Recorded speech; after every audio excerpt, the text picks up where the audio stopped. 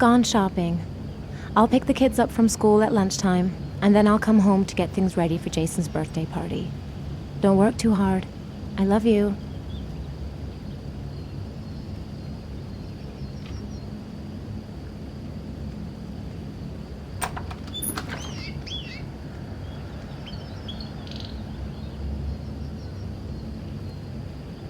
I better take a shower and get dressed before I go downstairs.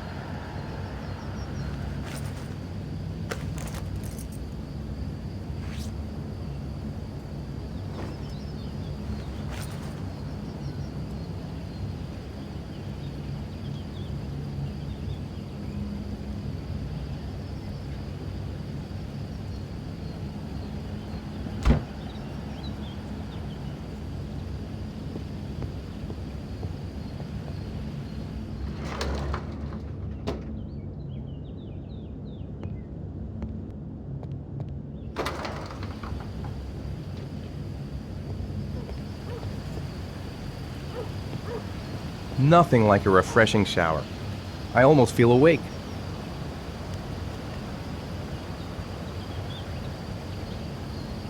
I've got some time before Grace and the kids get back. Better get some work done.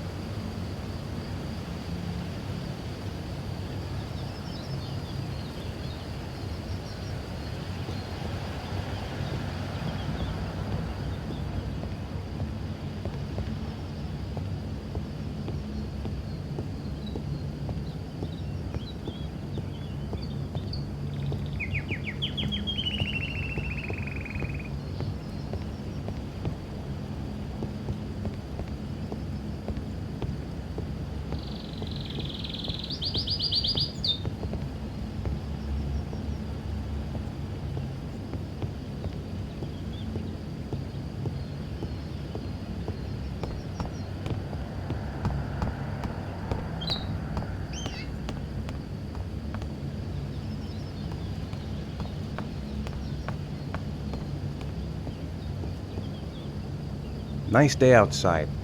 Maybe I could squeeze in a little garden time.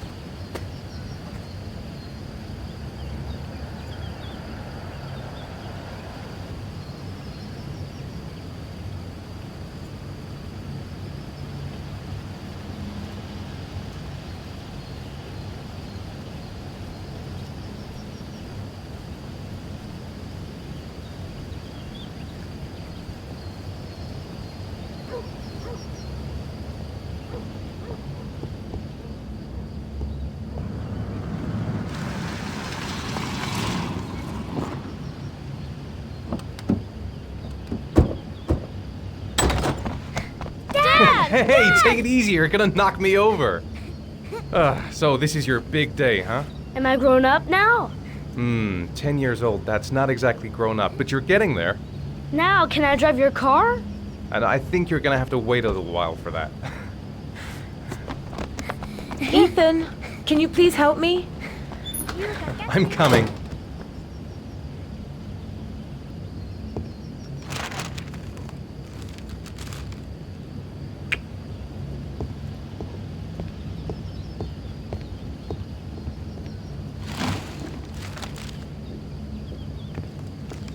They've been so excited since this morning. I could hardly keep them in line in the supermarket.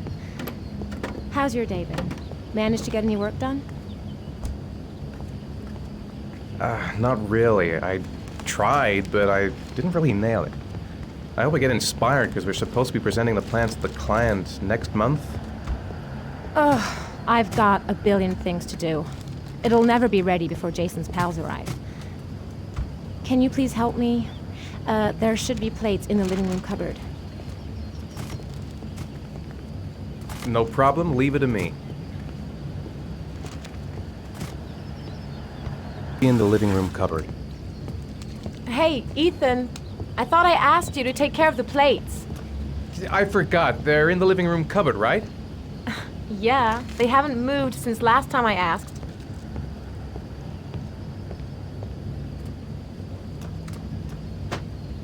That door is always sticking. Give it a big tug.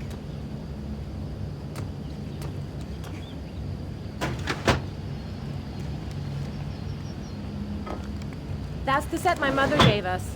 Be careful, okay? Don't worry, I wouldn't want to be responsible for a diplomatic incident with your mother. Hey, Ethan, you said you were going to be careful. I'm sorry, I'll be more gentle.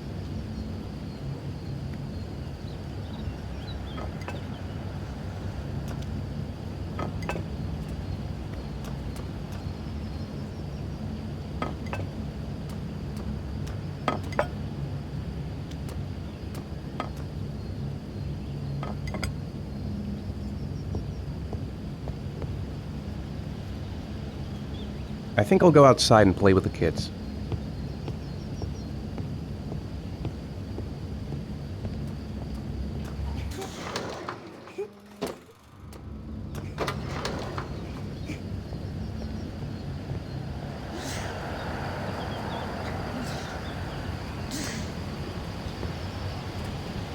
That's it, I'm free as a bird. Hey, 5 minutes, boys, okay? After that, we've got to eat because your friends are going to be here soon. Okay, we promise, Mom. Who wants to go first? Me first! No, me me first! Easy, fellas, you can both have a turn. Me first! All right, Jason, let's do the helicopter.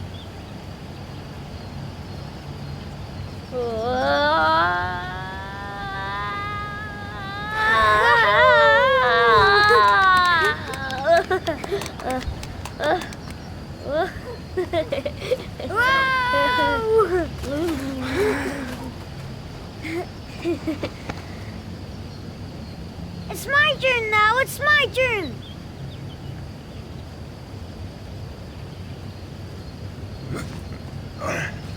Okay, Sean, get ready. Here we go.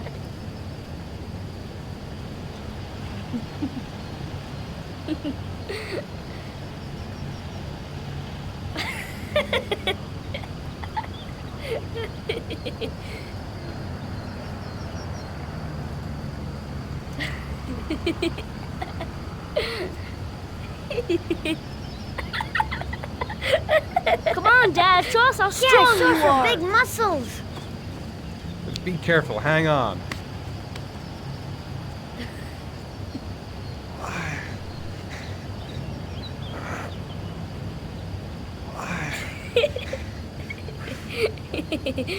Ah. Oh. Whew.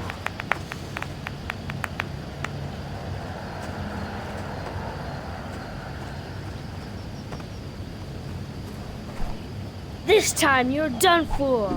You're gonna pay for all your crimes, evil one. Ha! Surrender, weakling. Say your prayers. Come on, Jason. Hoya! Give up. I am victorious. Watch out. Oh! Oh! Oh. Attack, attack. Whoa! Ah! Gonna pay for that. Come on! Oh, that's gonna leave a mark.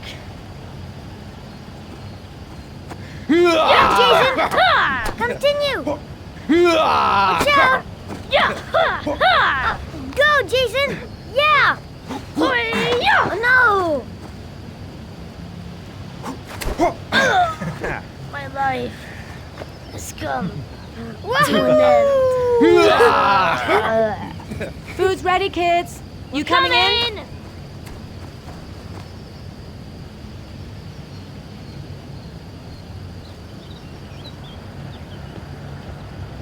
Sean? Lunch is ready. I'll go get him.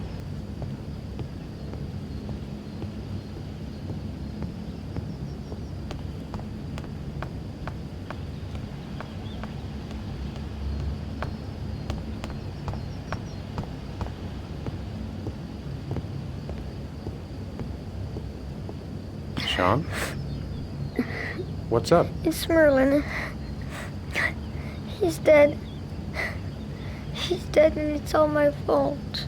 No, it's not, Sean. Of course it's not your fault. I'd give anything if he could come back to life. You know, Sean, there's some things which just have to happen. Even if you don't want them to. It's not fair, Dad. It's not fair. I know. I know.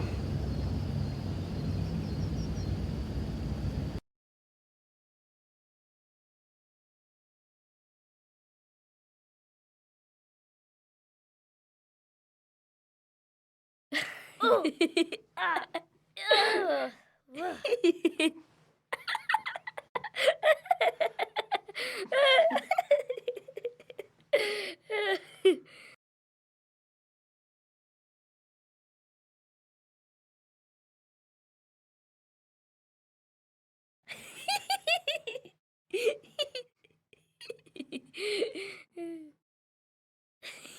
Oh, I'd like to have a quick look at some shoes for Sean. Can you watch Jason for a minute? I promise, we won't be long. Sure, no problem. We're not going anywhere, are we, Jason? Come on, honey.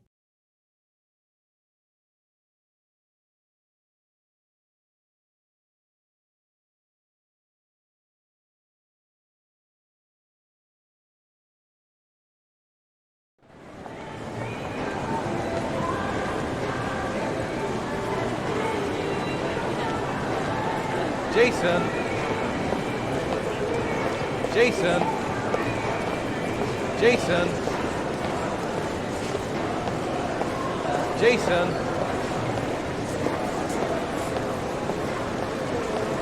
Jason!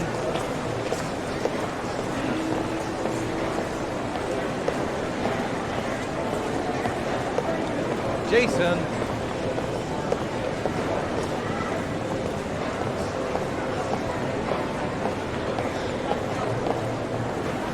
Jason, you really shouldn't wander off like that, you know? There's an awful lot of people in here. Please, Dad, can I have one? I would really love to have one. Please, Dad, come on. Okay, let's go buy a balloon. Great! Hey, champ! What's your name? Jason, Which balloon would you like, Jason? the red one. Here you go.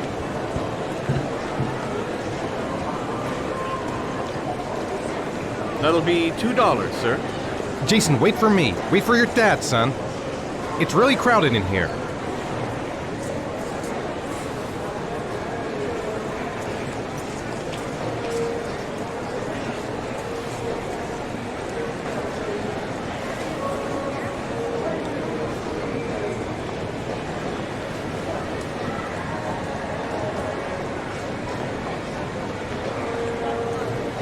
Keep the change.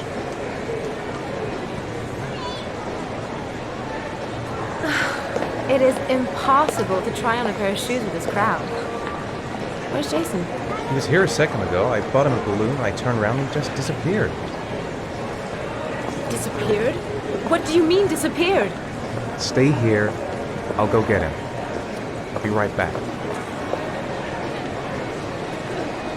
Jason!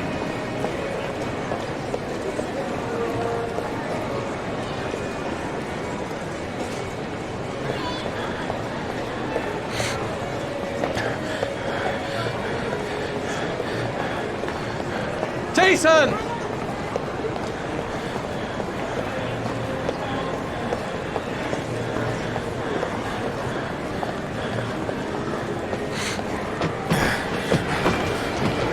Jason!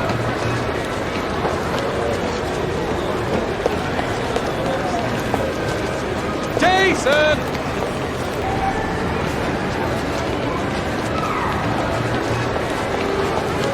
Whoa!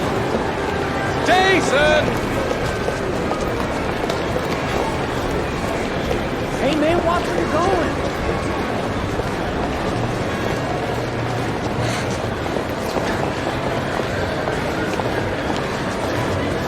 Watch where you're going!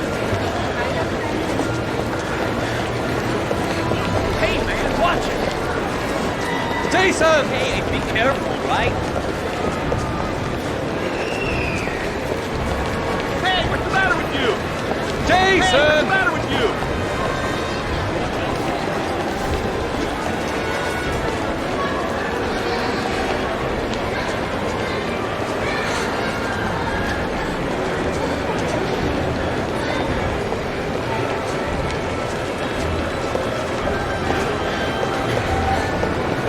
Hey Jason! man, watch where you're going!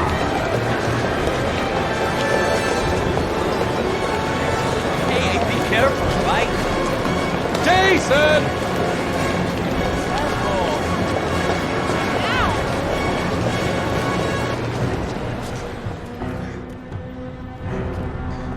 Shit.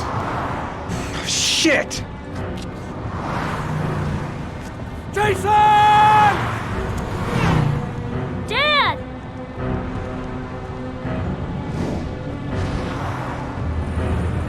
Jason!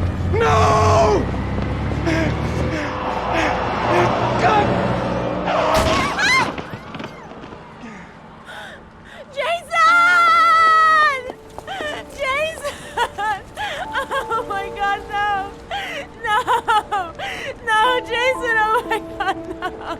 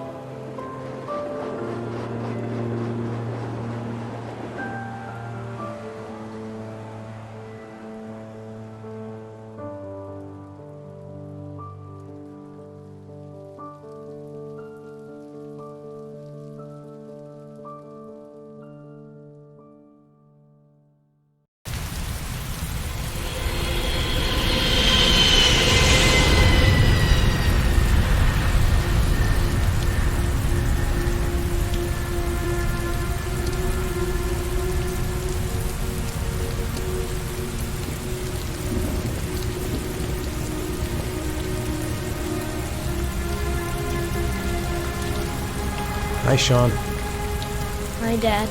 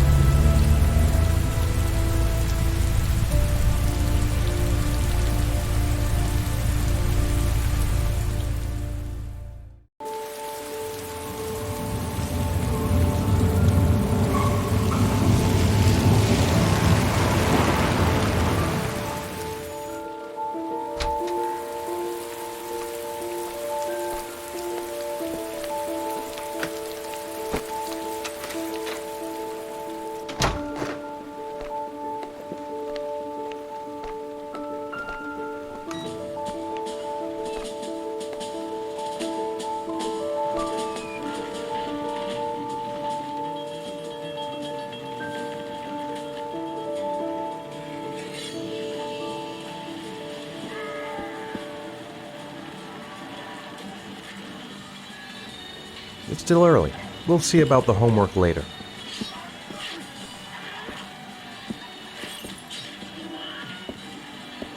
Grace has Sean this weekend. Seems like he can't wait to get back to his mother.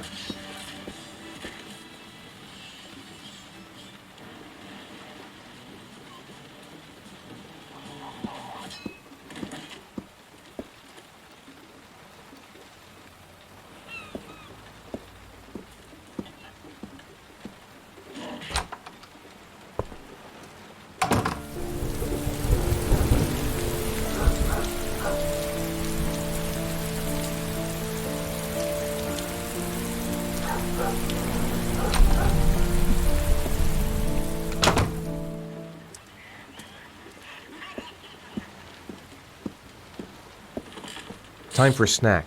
Maybe Sean is hungry.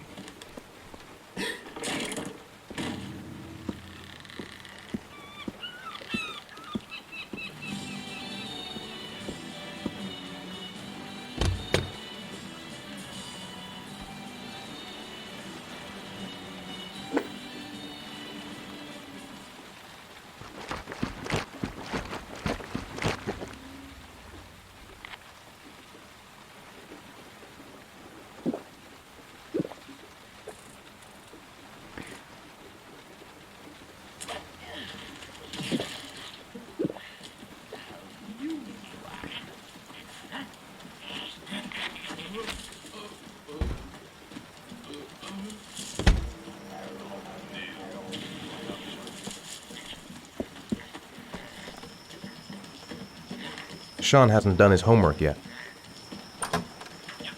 If Sean is hungry, he can find something for himself.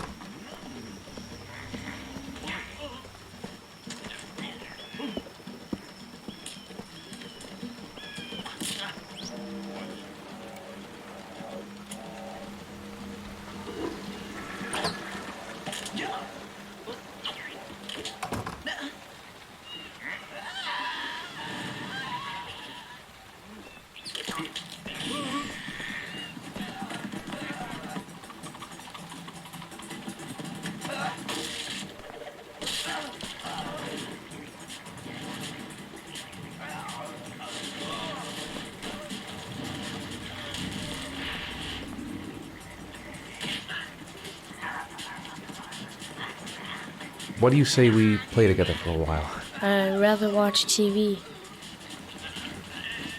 Sean, do you want to do your homework now? Please, Dad, let me watch TV a little while longer. We'll do it later, okay?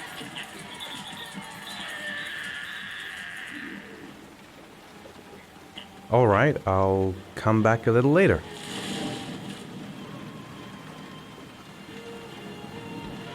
Do you want me to get your dinner? No thanks, I'm not hungry yet.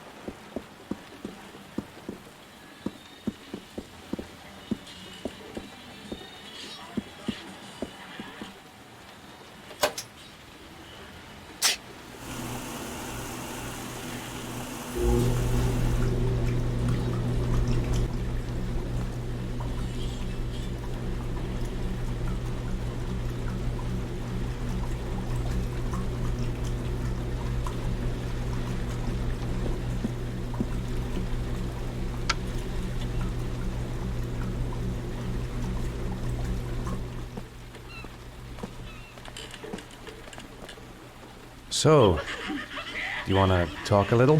Talk about what? I don't know, about you, your friends, how things are going. Nothing special.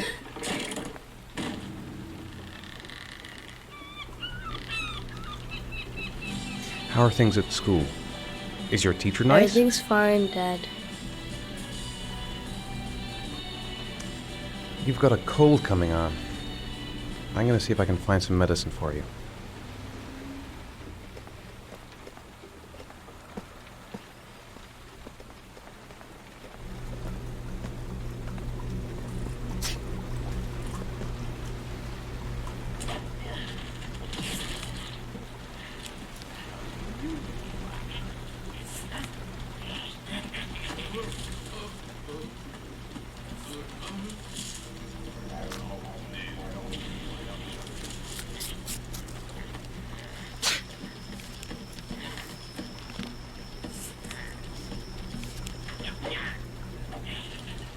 When the parents came home from church, all their children were gone.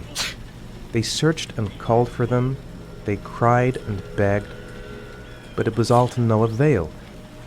The children have never been seen again.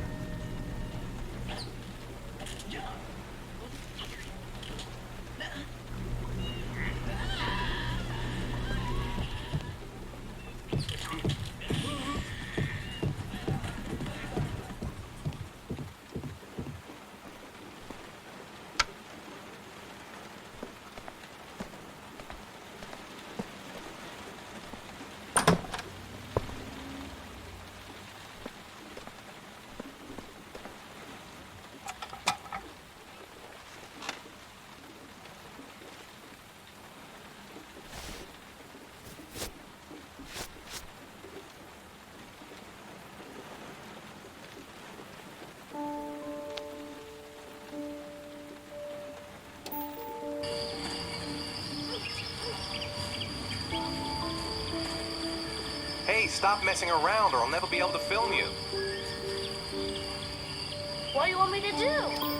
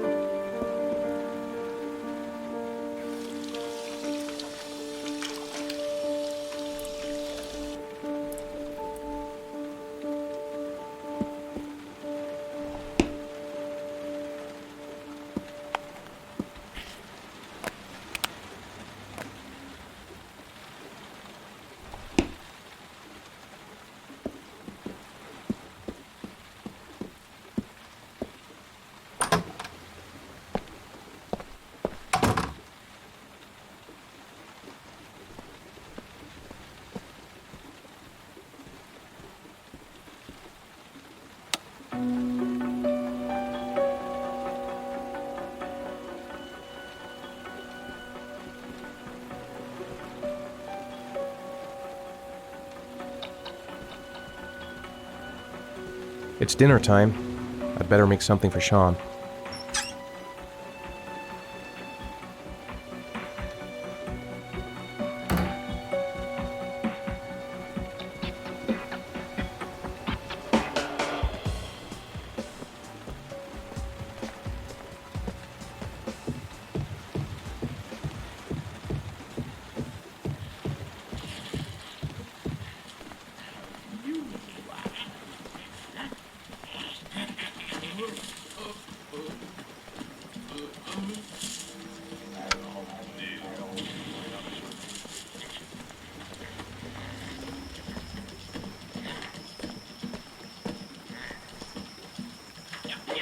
Here, take this. It'll make you feel better. Thanks, Dad.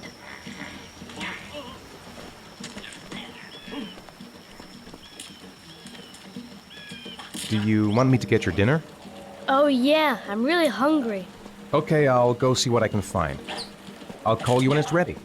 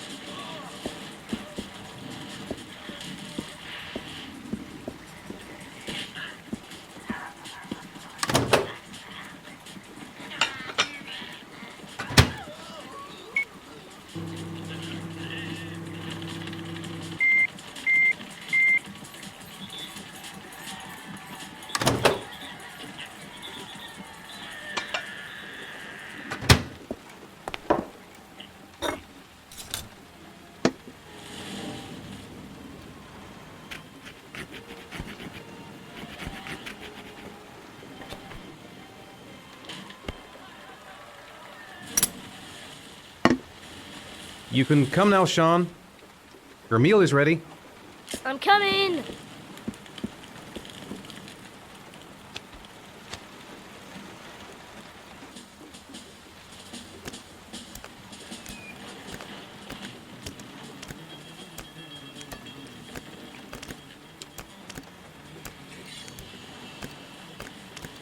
Hey, Dad, I didn't know you could juggle. I haven't tried it in a long time. Do you think you could teach me too? Sure. I'll show you if you like.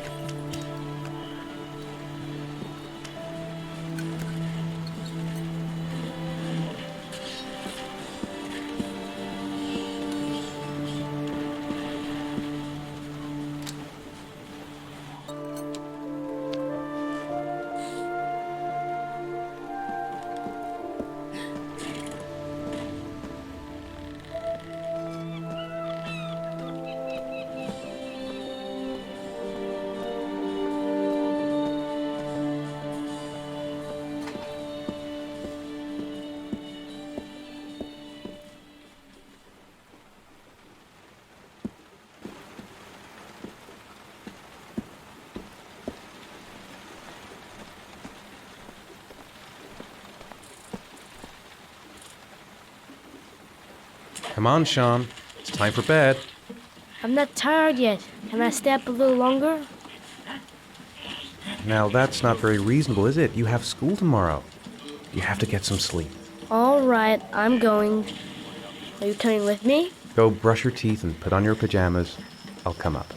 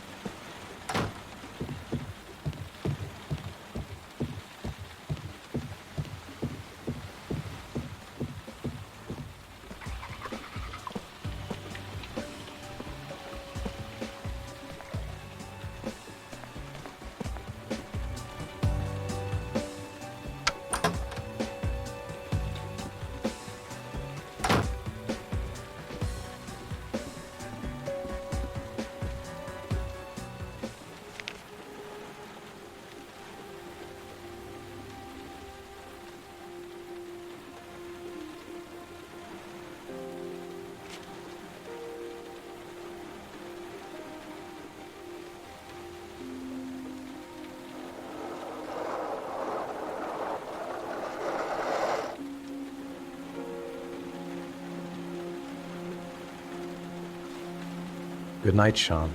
My teddy! I haven't got my teddy, Dad! You must have left it somewhere in the house. Do you have any idea where it could be? No, Dad.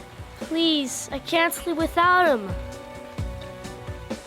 All right, I'll have a look around and see if I can find it, okay?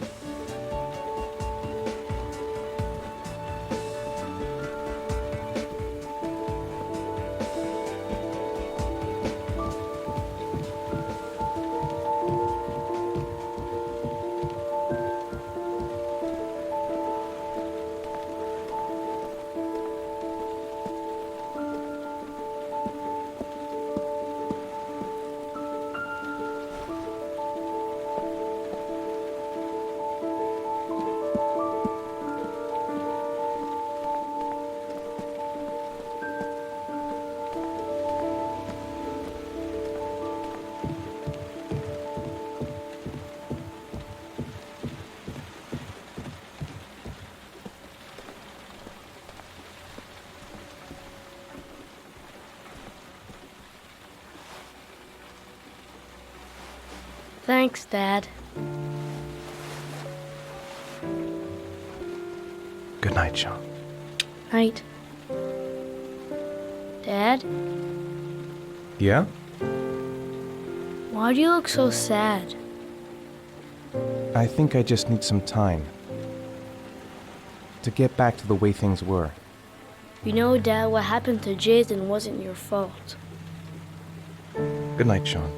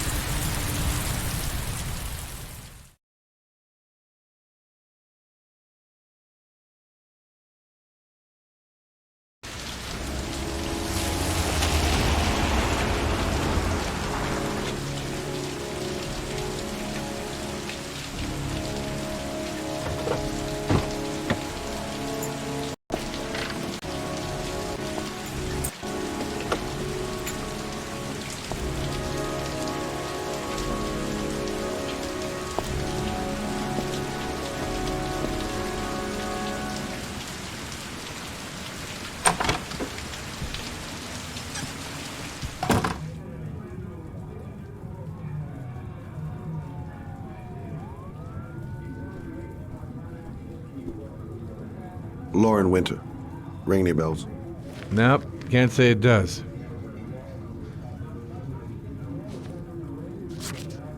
Oh, that Lauren Winter. 3rd floor, last door on the left at the end of the corridor.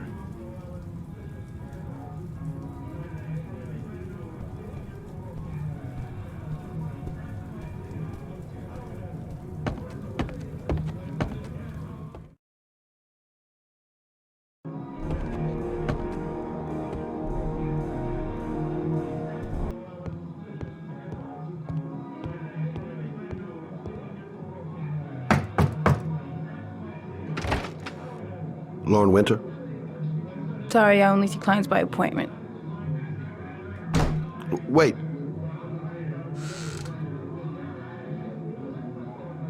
It's $50.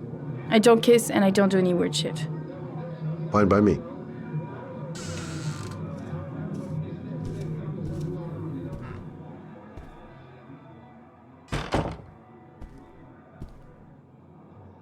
Put your money on the table. You got exactly 10 minutes. When the alarm rings, it's over, okay?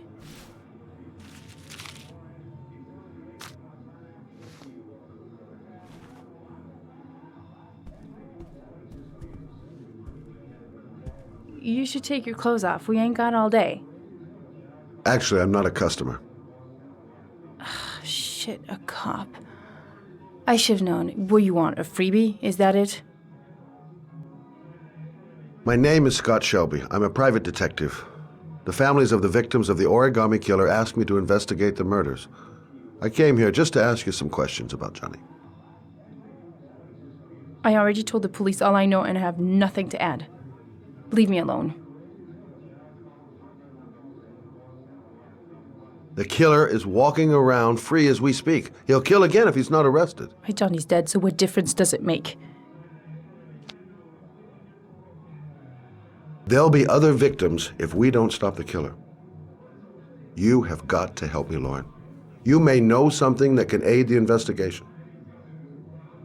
Help you? There's nothing you can do! My son's dead, do you hear me? He's dead!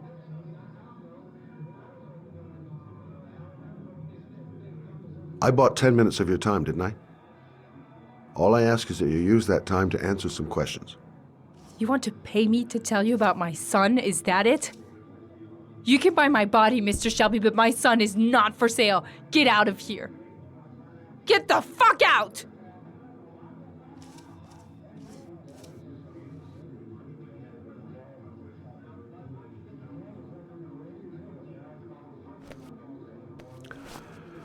Well, if you remember anything, the smallest detail, give me a call.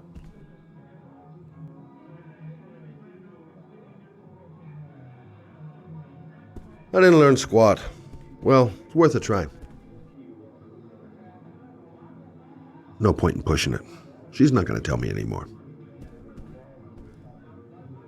I gotta get out of here.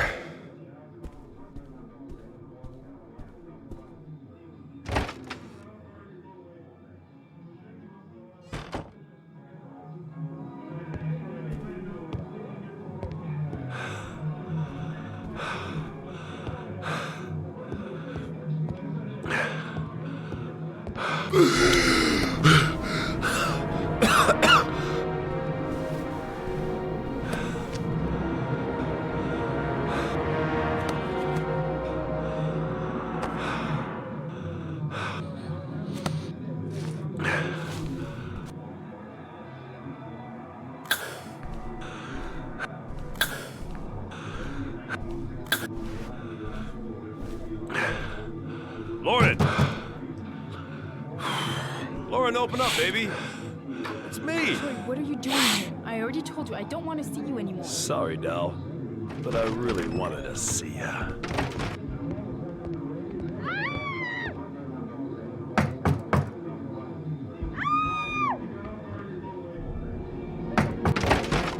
What do you want, asshole? Lauren, is everything all right? She's just swell. Now beat it, loser!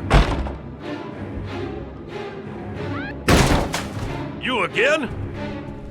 If you're looking for trouble, you found it. I'm gonna beat the shit out of you. Oh!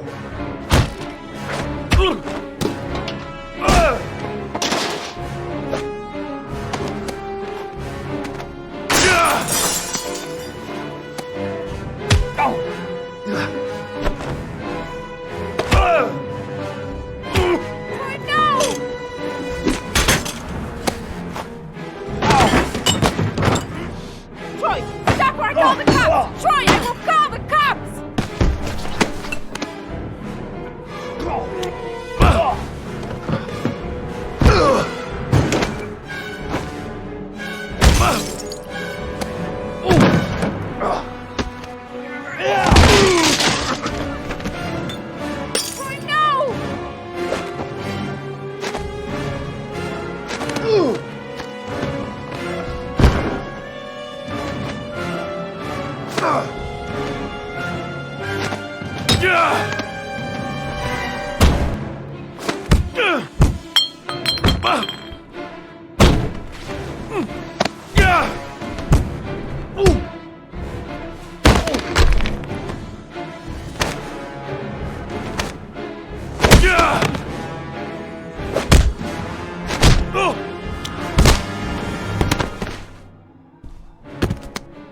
I'll see you again, asshole. Are you alright? Better than him, I guess. Who is he? An ex-client who thinks he owns me. He was getting violent, and I told him I didn't want to see him anymore.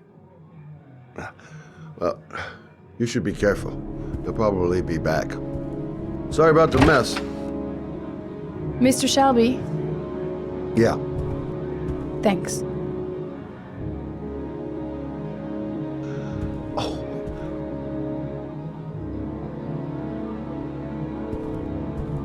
Oh, God. Oh. Oh.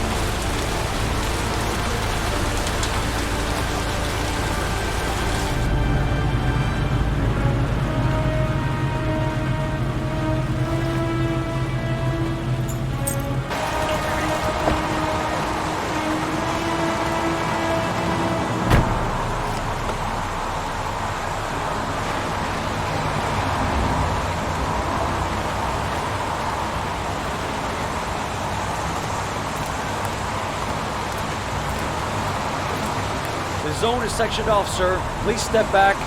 Agent Norman Jayden, FBI. You got a badge or something, Mr. Jayden? Yeah. Yeah, of course.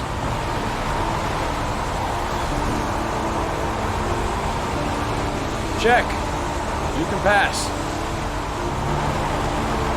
I'm looking for Lieutenant Blake. Is he around? I saw him arrive earlier. He's here somewhere. Thanks.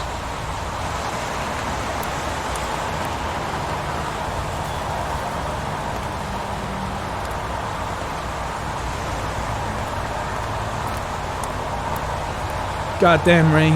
Hasn't stopped pouring since I arrived. I'm really gonna love it here.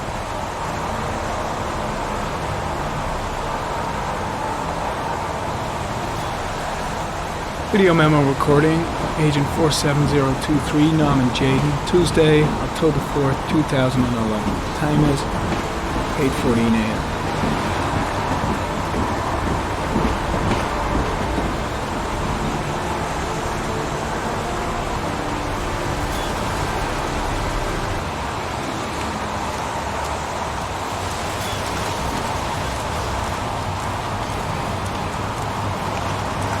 Gotta find Lieutenant Carter Blake.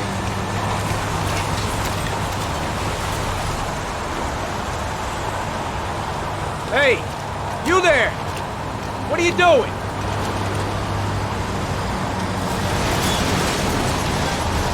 Lieutenant Blake? I'm Agent Norman Jayden from the FBI. I went by your office this morning. They told me to be here. Now, if you're looking for rain, dead bodies, and highways, you come to the right place. Mike, will you tell that asshole with the bulldozer to stop for 5 minutes? I can't hear myself think here. Right away, Lieutenant. Well, are you coming, Jayden? So, what happened? Some guy taking his dog for a piss found a body about 6 o'clock this morning. We don't know much more right now. Based on what we've seen, looks like the work of the Origami Killer. Any witnesses? None yet. Given the neighborhood, I'd be surprised if anybody saw anything. Any news on the coroner?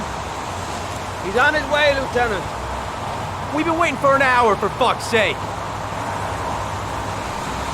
Has the body been identified? No, not yet. We should know more later today. There are a lot of people on the crime scene. Aren't you afraid your men might destroy some clues?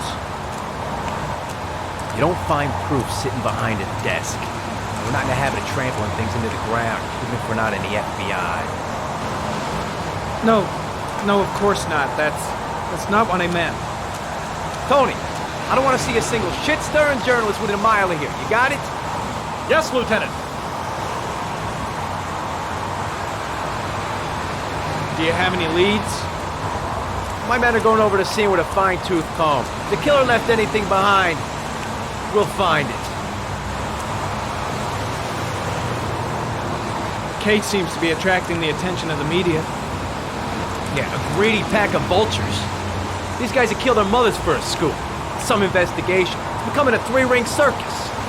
Listen, I'm a little busy here. Why don't we discuss all this a little later, back at the office? Oh, no problem. I understand. Do you mind if I have a look around? Be my guest. Hey, Jayden, you come and see me if you find anything, okay? We're on the same team now.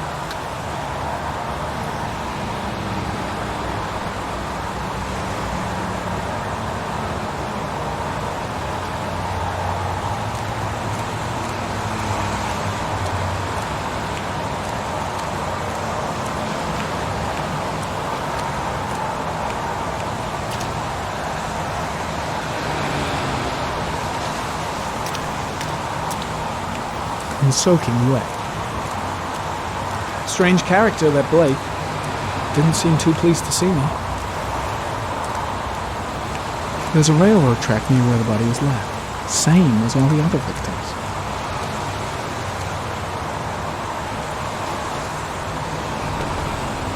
Harry, comment. The victim is lying on his back. No visible signs of violence.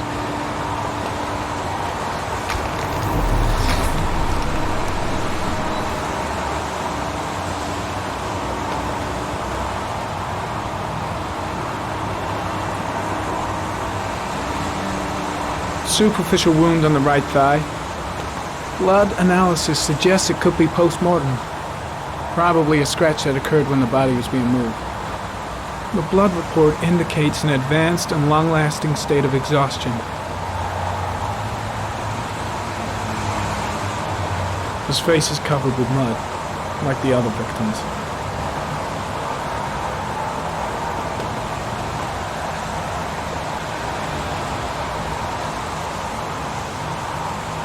A small origami figure in the right hand. Fingers were probably closed after the time of death.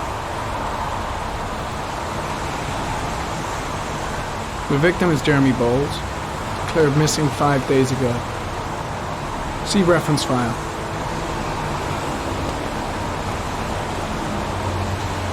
An orchid was placed on the victim's chest.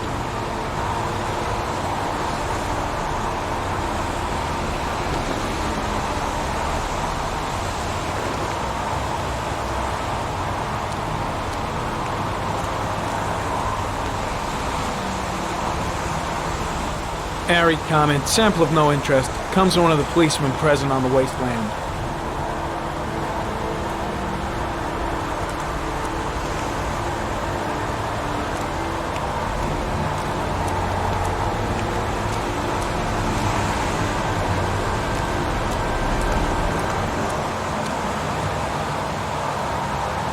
Harry, comment, orchid pollen detected. Probably from the flower left on the body.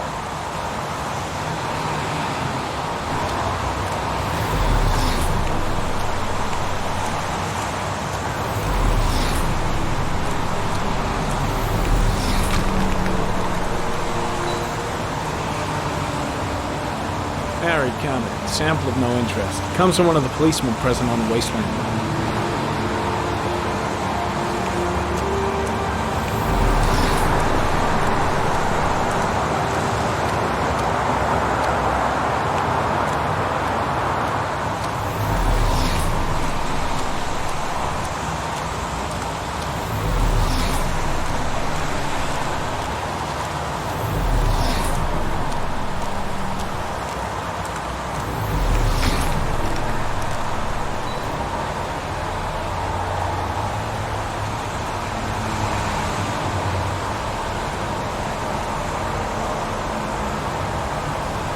Unrelated to the investigation. I'm heading back to the office. You staying? No, I've seen enough. I'm leaving too.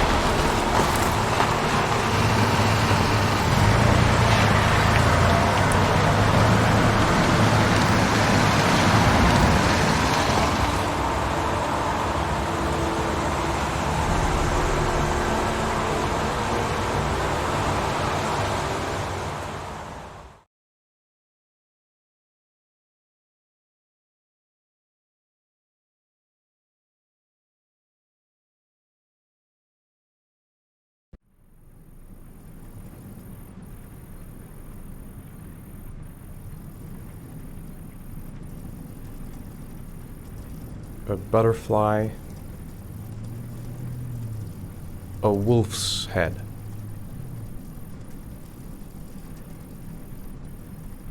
A crab.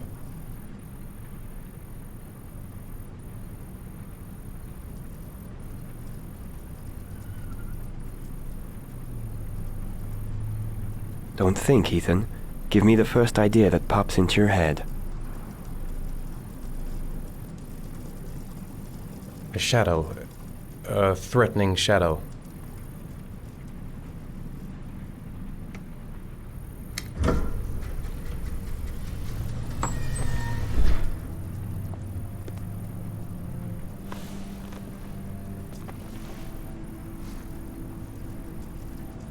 I have the results of your MRI scans. Everything seems to be normal. There is no physical damage from the accident. However, I am worried about your psychological condition. I know it's not easy, but you've got to start over, Ethan. You're not responsible for what happened. It's my fault Jason is dead. He'd still be alive if I'd been looking out for him. It was an accident. Accidents happen every day. You can't blame yourself forever for your son's death. How is Sean?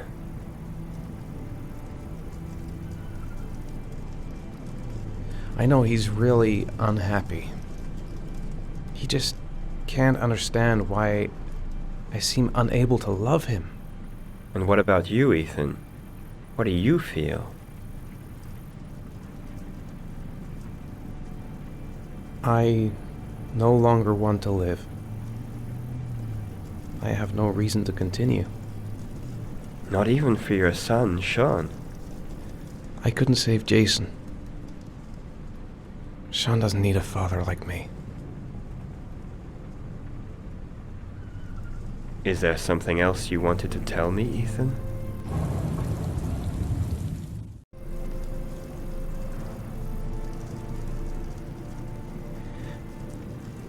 I sometimes have these blackouts. Times when I don't know what I'm doing. I recover consciousness sometime later, but I'm someplace else. And I have no idea how I got there. Do you think this could be related to the accident? You suffered a massive concussion and were in a coma for 6 months. We really don't know what effect a shock like that can have on the brain. That's the end of this session. We'll continue this conversation next week. You were lucky, Ethan. It's very rare to survive such a traumatic accident. I don't exactly feel lucky, Doctor.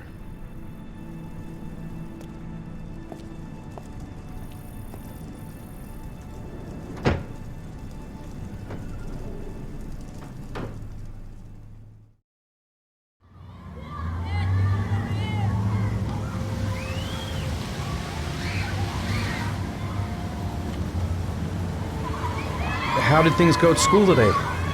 I was punished because I didn't do my homework.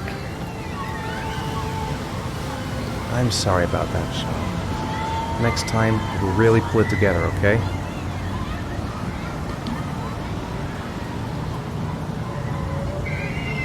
Is something the matter, Sean? No, I'm alright.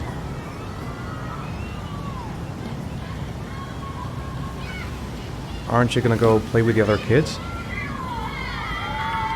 I don't feel like it. Do you want to eat something?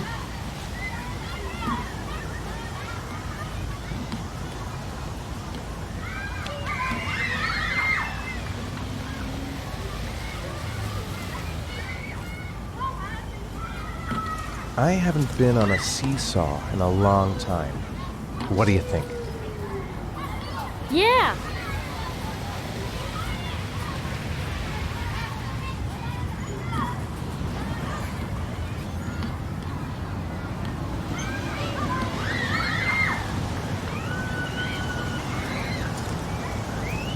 Come on, Dad, make me fly!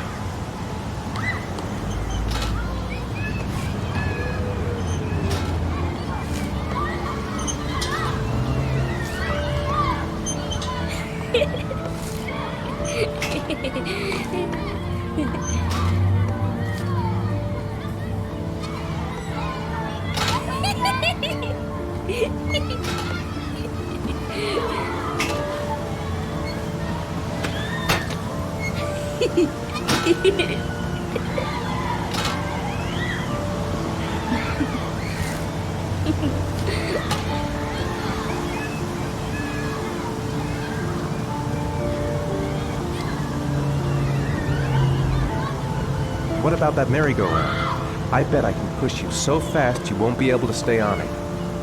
Great!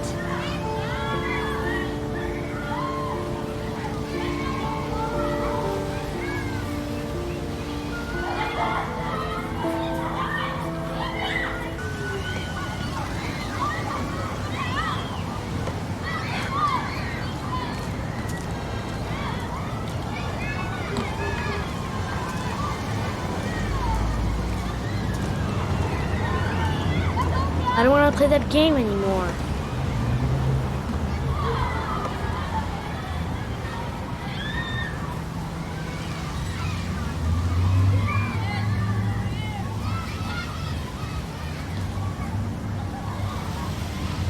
Crap, I should have done better than that.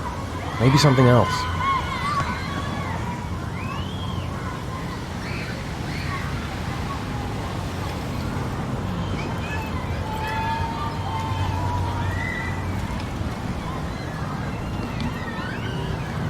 You want to go play on the swing? I'll push you. Okay.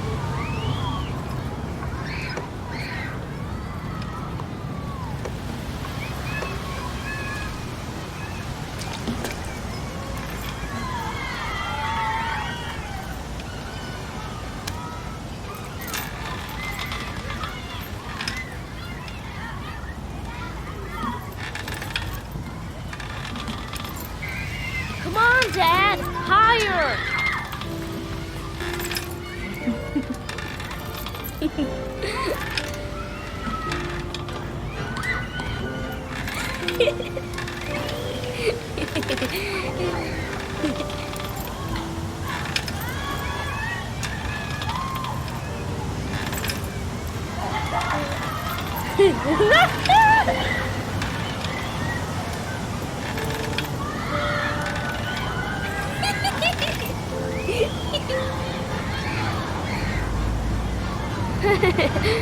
That was cool.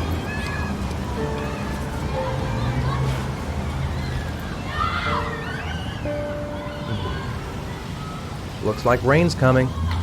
I think you better go. Okay.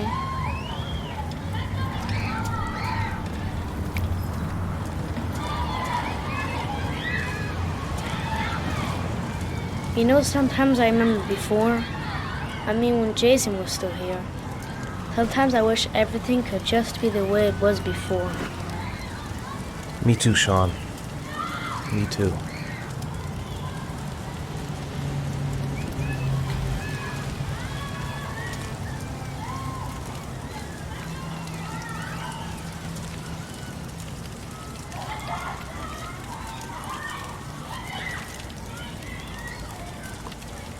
Come on, Dad, what are you doing? I'm coming.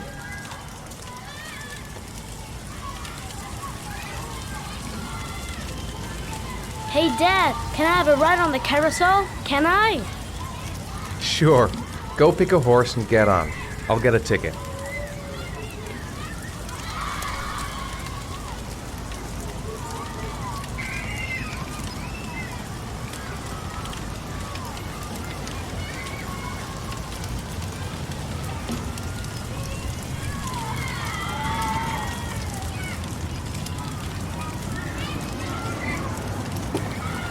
One, please. That's $1.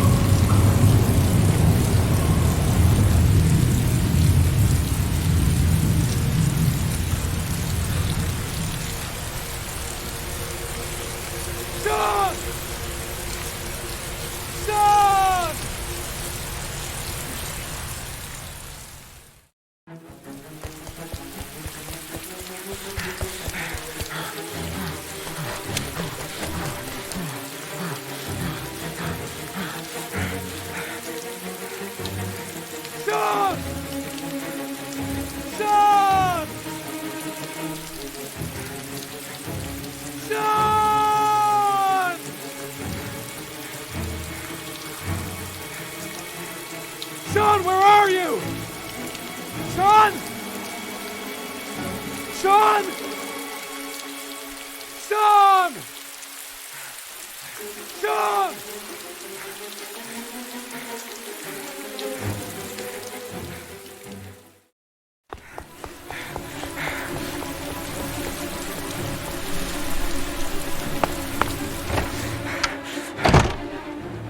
Sean!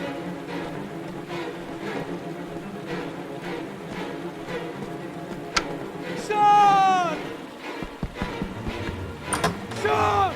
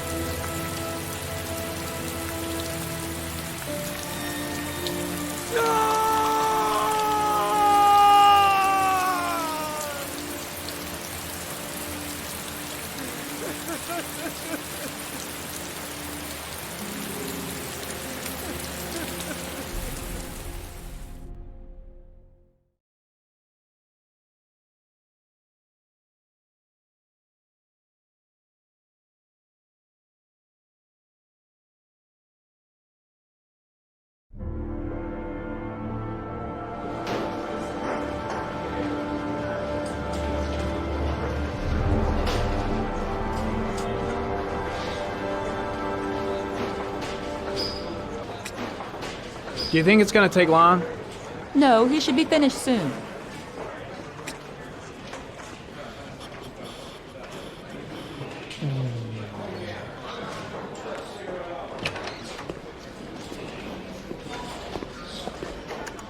I'm off, Charlene. I'll look at the reports later. Oh, cancel all appointments for this afternoon. Okay. Oh, Captain. Agent Norman Jayden from the FBI is here. Jayden, of course. We've been expecting you. I'm in a bit of a hurry. Do you mind tagging along? We can talk as we walk. Yeah, of course. I wanted to introduce myself before getting started, but perhaps there's a better time. No, now it's fine. I just have to get to the press conference. We have them every day now. Believe me, it's not always easy finding something to tell them. Fortunately, today we have some news. Have you met Lieutenant Blake yet? Yeah, we met this morning. He has his own methods, but he's a good cop. I'm sure you'll get on well together. Do you know how to tie a knot in a necktie? I guess. To be frank with you, I could have done without the FBI on this one, but the press are all over us. This Origami Killer case crept up on us, and it's fast becoming a national concern. There are hundreds of killers in this country, but what do you know? This guy is exotic. He leaves flowers and origami figures. Work that one out. Then the press get onto it, and we suddenly become the center of the universe. I'm here to arrest a serial killer. With all due respect, sir, the rest of it, it's none of my business. No, of course not. All I'm asking is that you make progress, and fast. The press want a perpetrator, and we're gonna have to serve him up on a silver platter. Not bad. Oh, go see Charlene. She'll show you to your office. Yeah, check in on the press conference if you're interested. It'll give you an idea of the political climate around here. Thank you, sir. Welcome to the club, Jayden.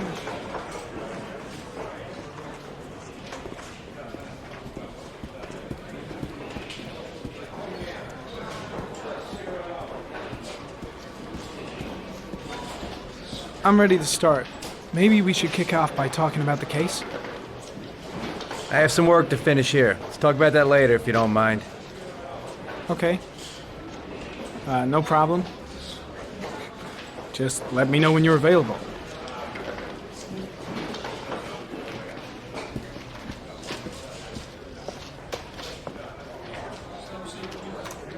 Nice watch. Oh, it's the present we offer to our new lieutenants.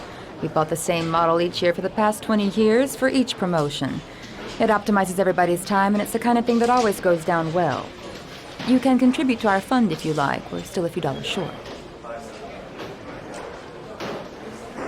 Congratulate Larry on my behalf. I'll be sure to do that, sir. Captain Perry said you could show me to my office? Yes, of course. Follow me.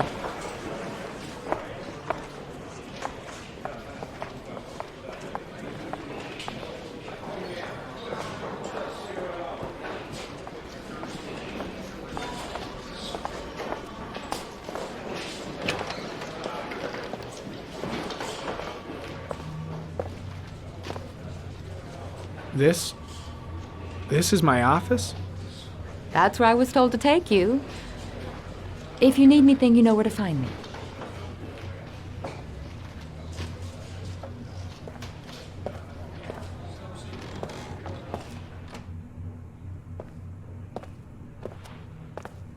Okay, time to work.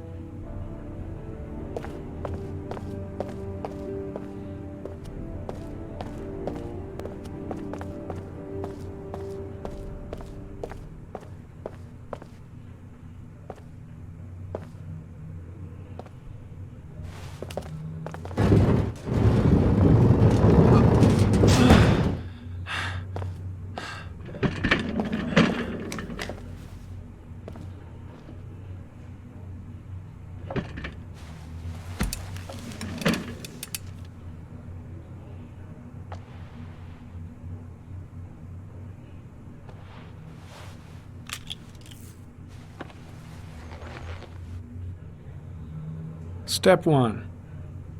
Change the office.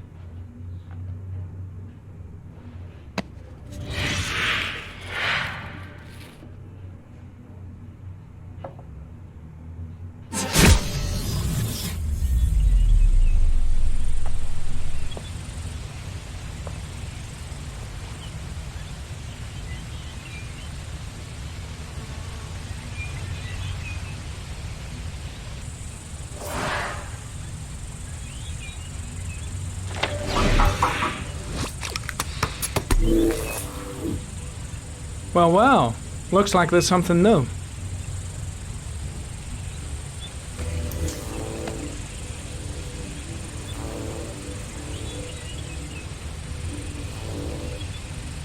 Harry, comment.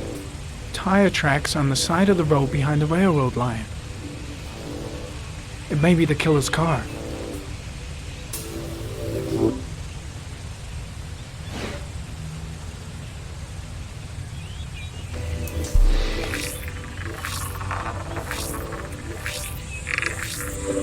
No prints or specific clues. Nothing much to go on.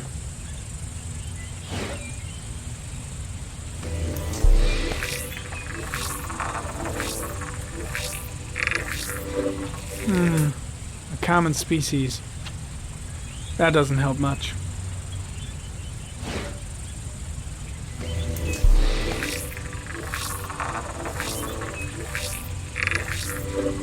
The killer's car is probably a Chevrolet Malibu 83.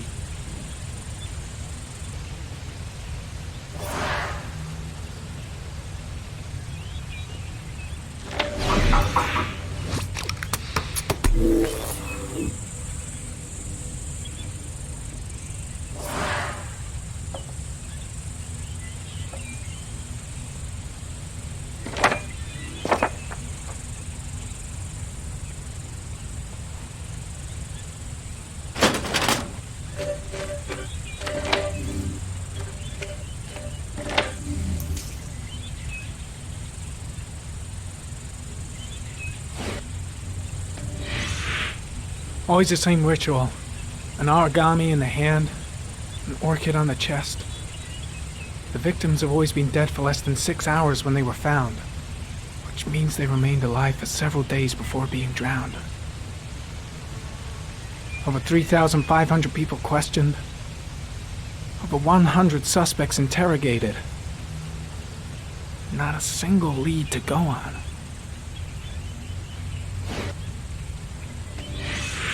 Eight victims in the last 3 years. All boys, aged between 9 and 13. No signs of violence. The victims disappear from public places in broad daylight. No one notices anything. Bodies are found 3 to 5 days later. Drowned in rainwater.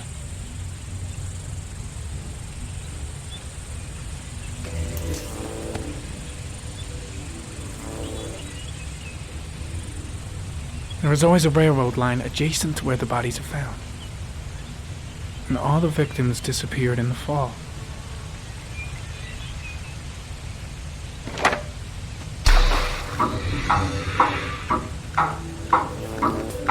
The killer has a large comfort zone. He gained confidence rapidly and moved away from his base. This won't make the geoprofiling any easier.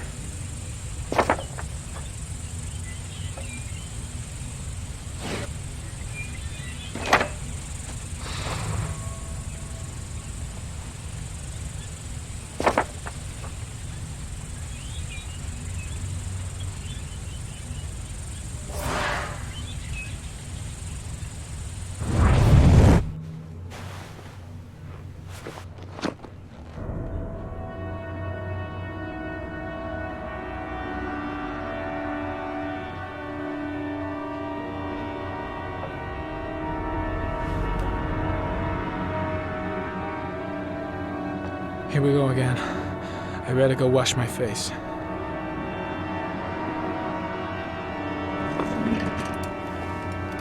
I need to take some. I'm gonna faint if I resist. That's all right. I know I can make it. I know I can make it.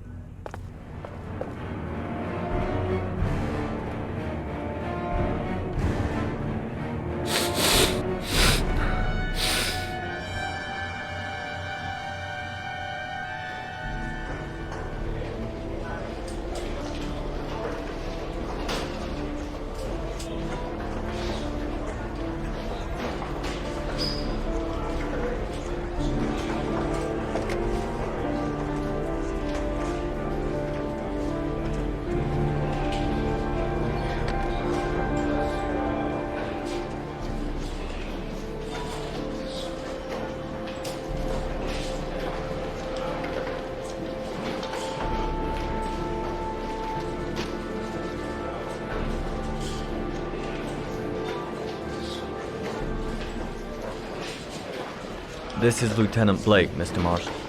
Could you please tell him what happened? It was this afternoon. I went to the park with my son, Sean.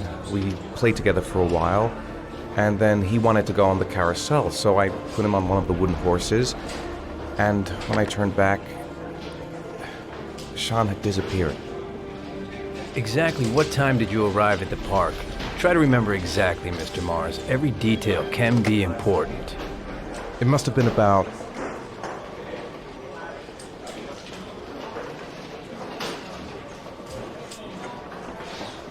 5:30, I think. I'm not really sure.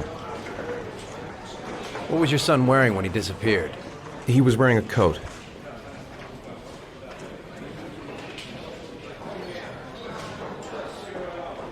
A brown coat. And a pair of pants.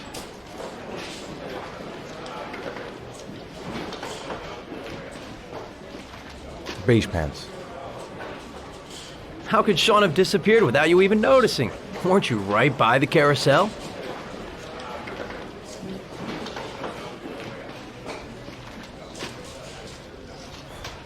I went for a short walk around the park, just for a few minutes.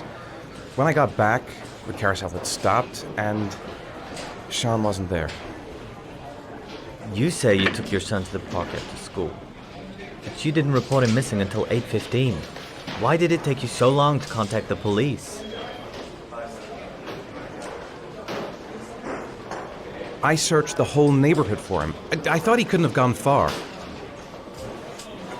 All right. That's all the questions I have for now. You're free to go, Mr. Mars. We'll continue to look for Sean overnight. We'll contact you if we have any more questions. Do you think the Origami Killer... Listen, your son's probably just run off and he'll turn up in a couple hours. But what if it is the Origami Killer? Well, then we have about 4 days to find him alive.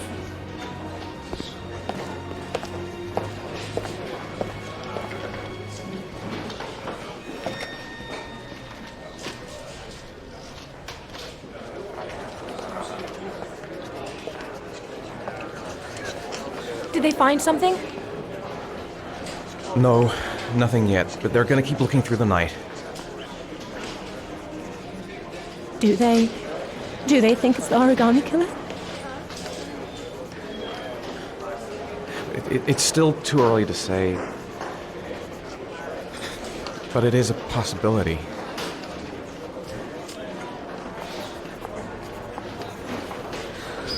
What happened, Ethan?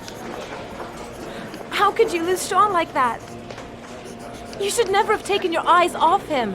I mean, for God's sake, how hard is it to keep your eye on a child in the park? Why did you leave him, Ethan? Why? Wasn't it enough losing Jason? I'm sorry. It's not what I meant to say.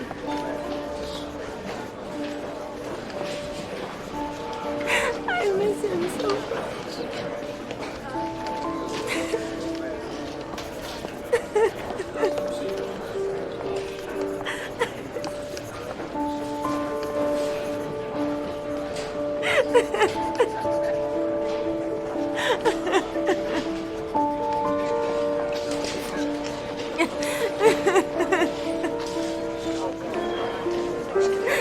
Good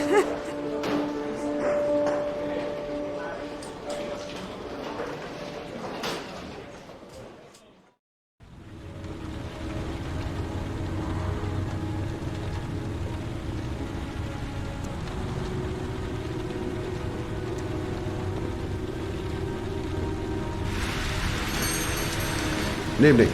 Good evening to you, sir. Can I help you, sir?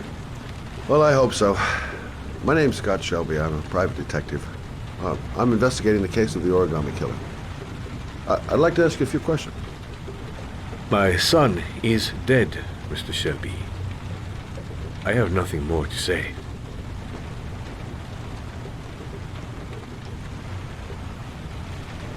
The killer has kidnapped another victim. A 10-year-old boy. Like your son, Risa. I have 4 days before we find his body on a deserted stretch of wasteland. No one did anything to save my son. Now, you would please to move along, sir. I also lost someone I loved. I know what you're feeling. Then you will understand that I do not wish to talk about it. Oh, do you sell inhalers? I'm all out, and at least I won't go away completely empty-handed. In the back of the store, to the right. Thanks.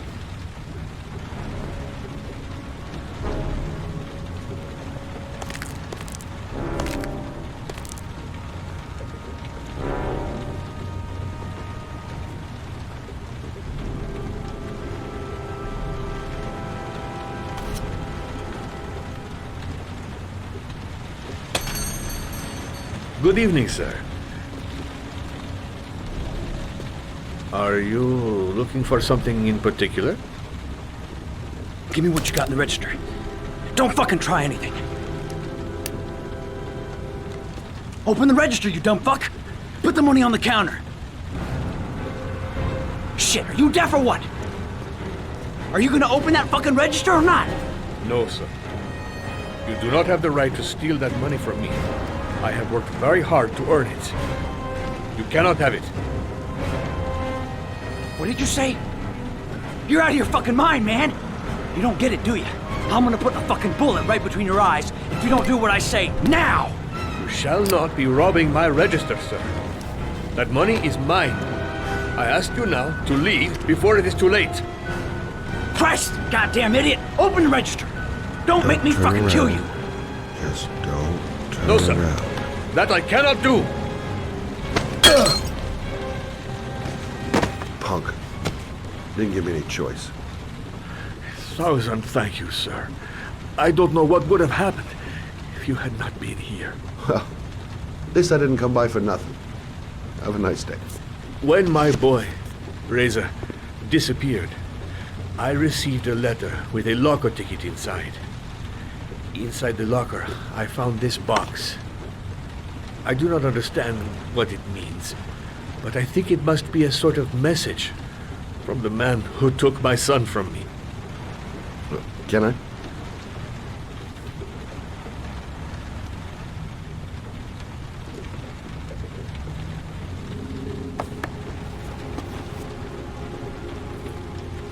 Please, take the box if it can be of any use to you at all. It did not help me to save Reza, but maybe it will help you find the other little boy.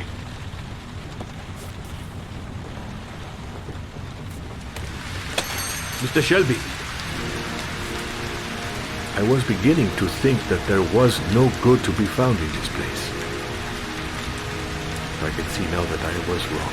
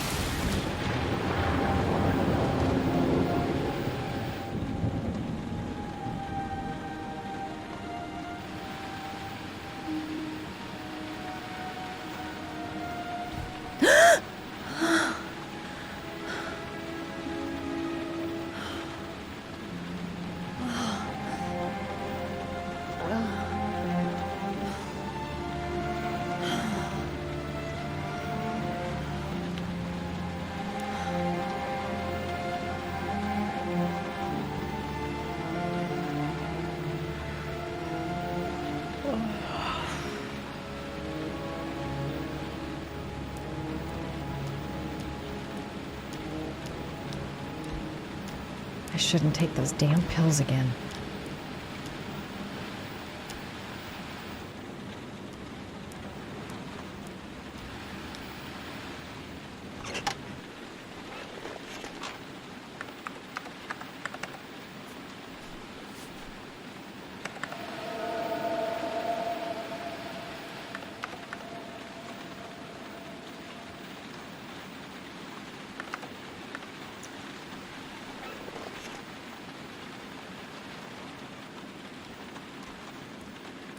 A hot shower.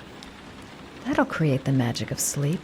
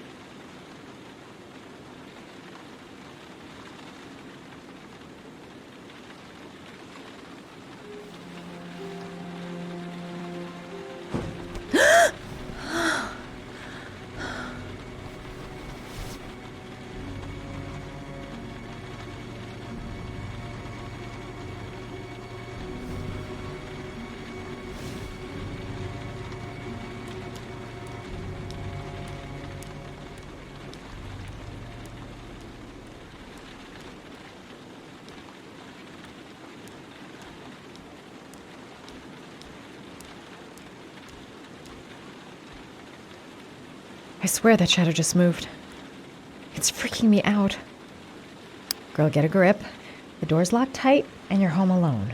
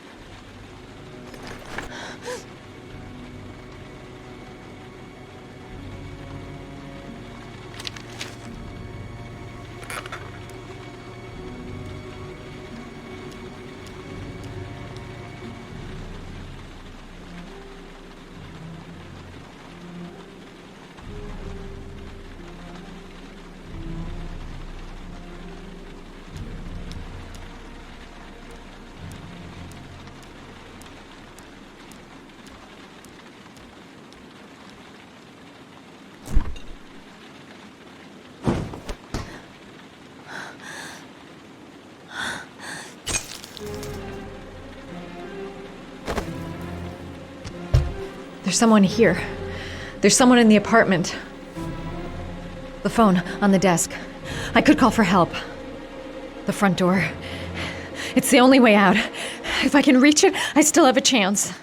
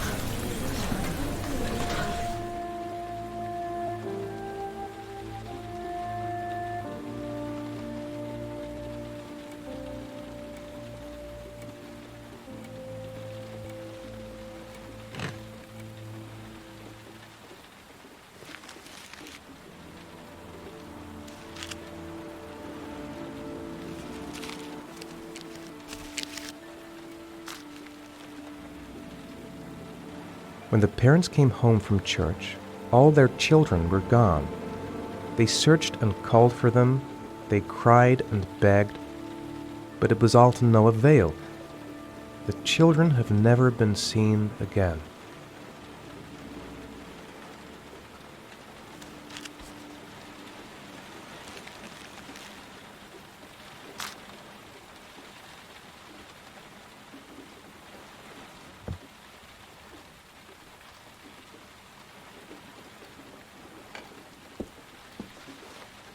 I have to get out of here and find out what this ticket is about.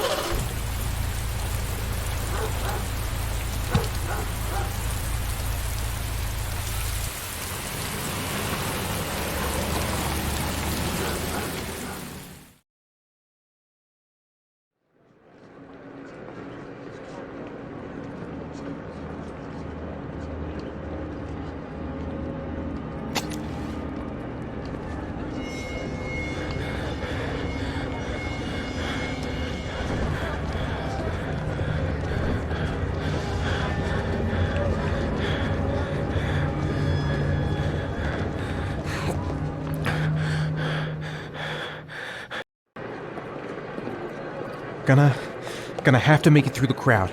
I can't take crowds. Just can't handle it. The luggage lock.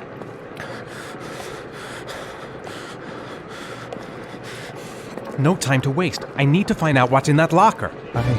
I can't make it. Too many people.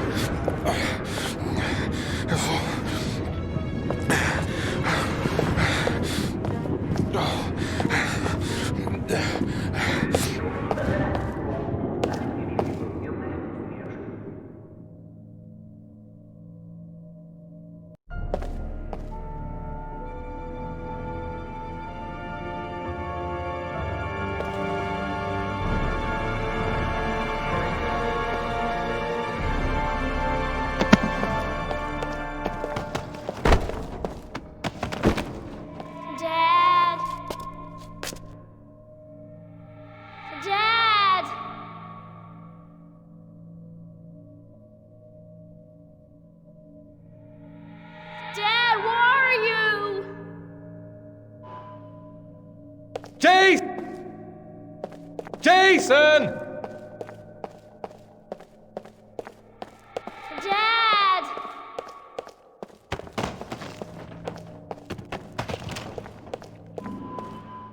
Jason! Jason!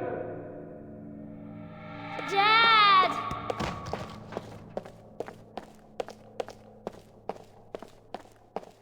Jason!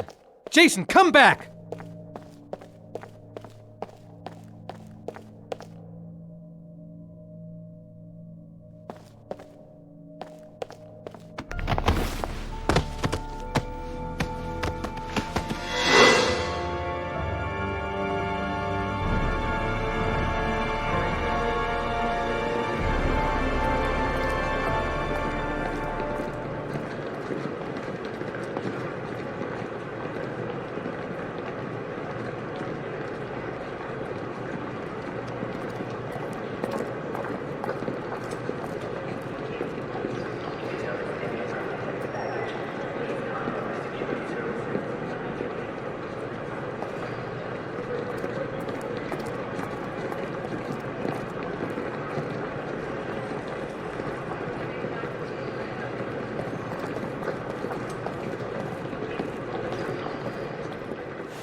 Line 18, box number 3.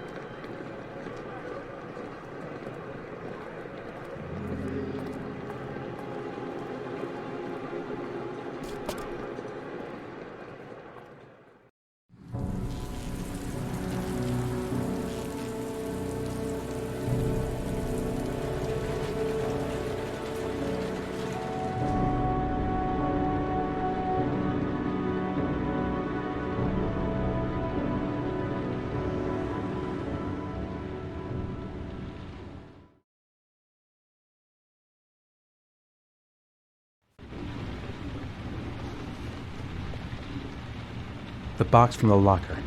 What am I going to find inside?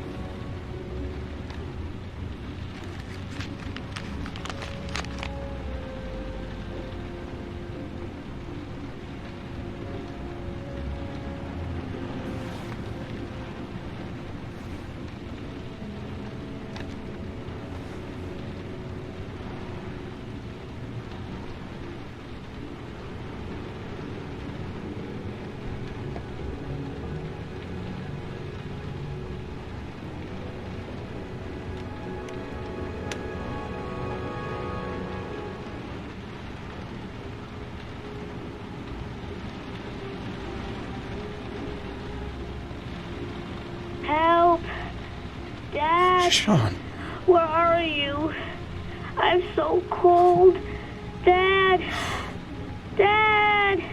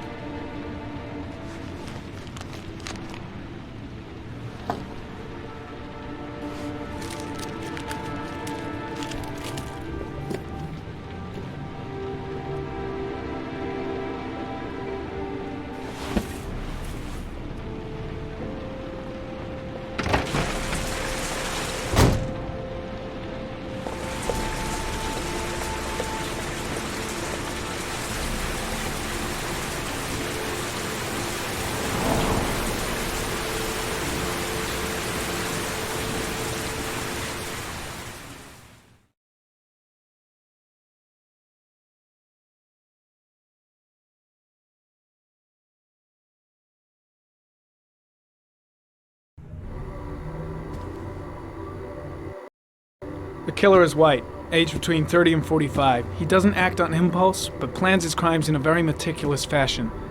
He doesn't have anything personal against the victims. That's why he covers their faces with mud, to make them anonymous. Why does he kill them if he doesn't have anything against them? For him, they're more of an image, a symbol. That's probably why he gives them an origami figure and an orchid as gifts to apologize for what he's done to them. Very interesting. And where does all that get us? The best way of tracking a predator is to be familiar with his behavior. That may be true in novels, but there's a child's life at stake here. Continue, Jayden. Then I studied the geographical distribution of the murders. Generally, a killer commits his first murder near to where he lives, so he has a safe place to flee to if any complications arise. The more confident he becomes, the further he roams from his base. By analyzing the locations where the victims disappeared, I was able to isolate a zone where the killer might live. And what size is this, zone? For the moment, about 10 square miles. Oh, great. Must be 10,000 people live in that sort of area. You gonna question them one by one? The more clues we get, the more we can reduce the zone. We can then cross-check it with our list of suspects and identify the killer. One detail attracted my attention. The interval between the time when a victim disappears and the time when the body is found ranges from 3 to 5 days. But the rainfall is always at 6 inches, give or take 10%. What on earth does that mean? All the victims were drowned in rainwater. The killer kills only in the fall when there is plenty of rain. It could be that he puts them in some sort of well or tank that is open to the skies and that fills up with rainwater. The more it rains, the less time the victim has to live. So what's next? There are 2 suspects whose psychological profile might fit and can be connected to the comfort zone. I'd like to question them. God damn it. We're wasting our time with this bullshit. The killer's out there somewhere, and we gotta get off our asses and find him. The killer is no ordinary murderer. He is intelligent, organized, and methodical. You won't find him by patrolling the streets. Tell me, Agent Jayden, did you get your vast experience on the job, or did you just fucking read about it in some school book? Your vast experience hasn't prevented 8 victims from being murdered. Fucking asshole! That's enough! You said it took 6 inches of rainfall before the victim died. How much time do we have left? If the weather forecasts are right, less than 72 hours.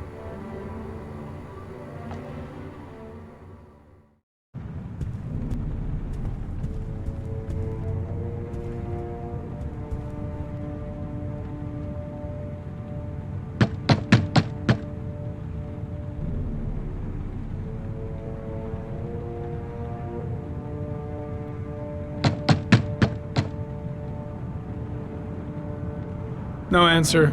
We waste our time coming here. Maybe we should have a little look inside anyway. There's nobody home.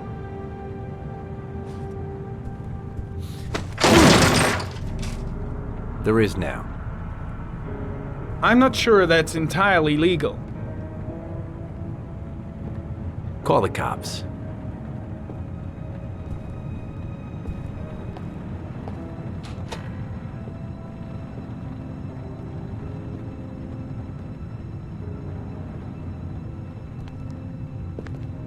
Looks like Nathaniel Williams is a pretty religious guy.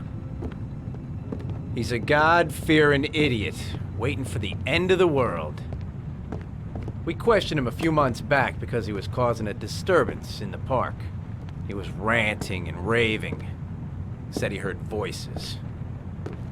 Had this idea in his sick little head that I was the Antichrist. I'd come to Earth to persecute him.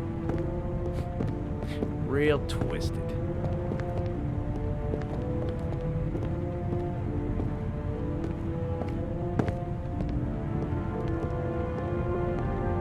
The walls are covered with writing. Quotations from the Bible.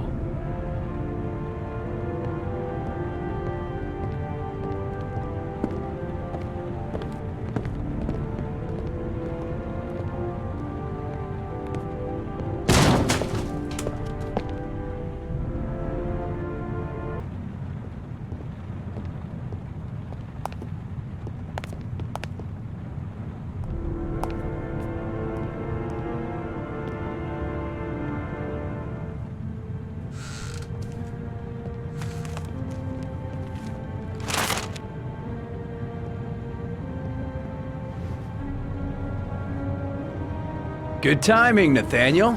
Just the man we're looking for. Angels and ministers of grace defend us. I'm Agent Norman Jayden, FBI. I'd like to ask you a few questions. As God is my witness, I haven't done anything. I'm innocent. Relax. Nobody's accusing you of anything. We just want to talk. Where do you work, Nathaniel? You have a job? My sole occupation is praying to the all-merciful Lord for the salvation of humanity. Why all the crucifixes? You afraid of something? The hour is nigh, and the wrath of God shall strike men down. I'm preparing for the end of the world. Nathaniel, do you remember where you were last Tuesday at 4:30 p.m.? Here? I was here. I was praying. All day. Was there anybody with you? No. No, I was alone. What about the voices, Nathaniel? Do you still hear the voices? We know who talks to you, don't we, Nathaniel? Or we both know who talks to you. Don't speak that name. What does he say to you, Nathaniel? I can't talk about it. You mustn't talk about it. He orders you to Better go just find stand new down prey, and leave doesn't Blake to it. He needs more and more. No! You mustn't mention him. You'll bring him here.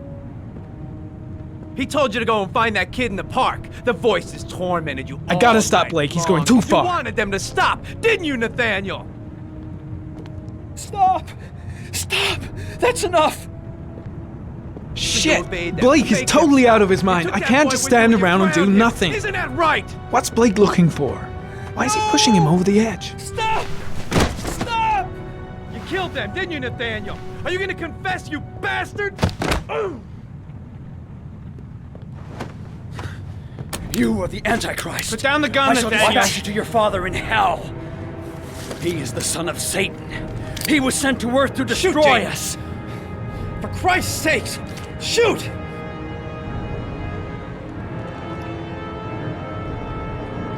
You're not gonna kill the Antichrist with a revolver, Nathaniel. He's much too powerful for that. Antichrist, my ass! Get that gun out of my face! Lieutenant Blake is gonna leave our planet right now and return to the realm of shadows. Creature of darkness, I do beseech you to return to the realm of shadows and leave our Nathaniel in peace. Demon, you shall regret confronting the emissary of the Lord. You shall know divine power. Keep calm. Everything is gonna be fine, Nathaniel. Christ all powerful, defend us in our battle with the forces of evil. Protect us from the cunning and wiles of the demon. May God Almighty manifest the power of his empire, and may divine power cast Satan and all the other spirits that prowl the world in search of souls into the darkest depths of hell. Now gently put the gun down on the floor.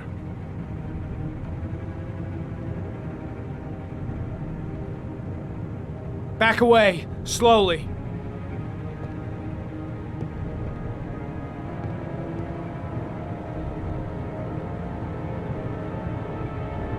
Now drop the gun. Drop it, Nathaniel.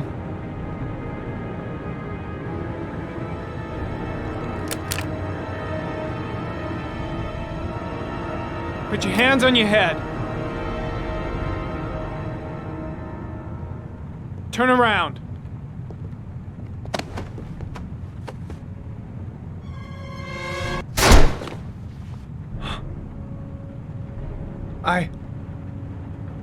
I shot him. Yep. Looks like you did. It was only a crucifix.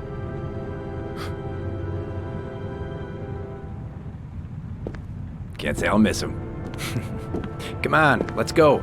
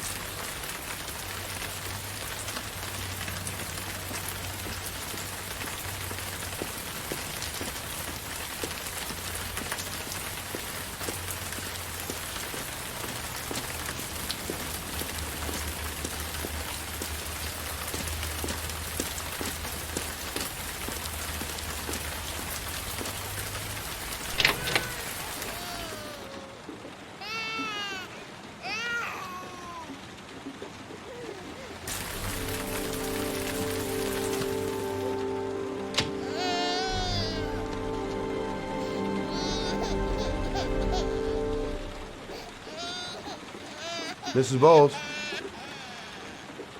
Anybody home?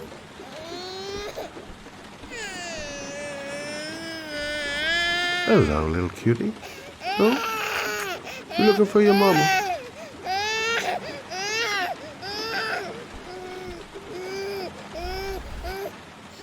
Oh, Jesus.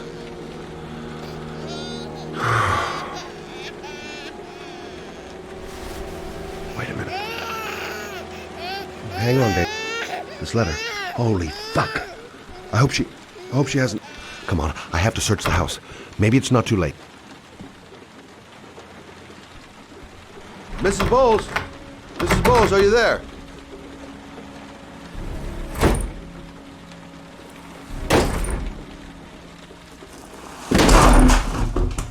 Oh, shit.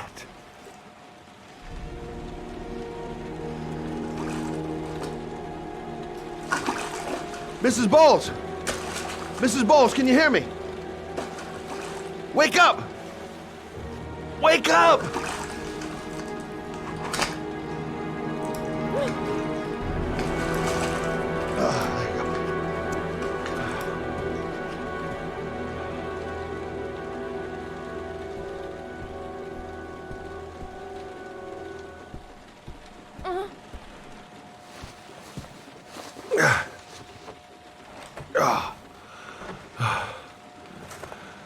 I'm gonna call an ambulance. No, I don't want to go to the hospital. Please. Okay. You got something around here I can dress this wound with? Yeah, I think so. Okay, don't move. I'll be right back.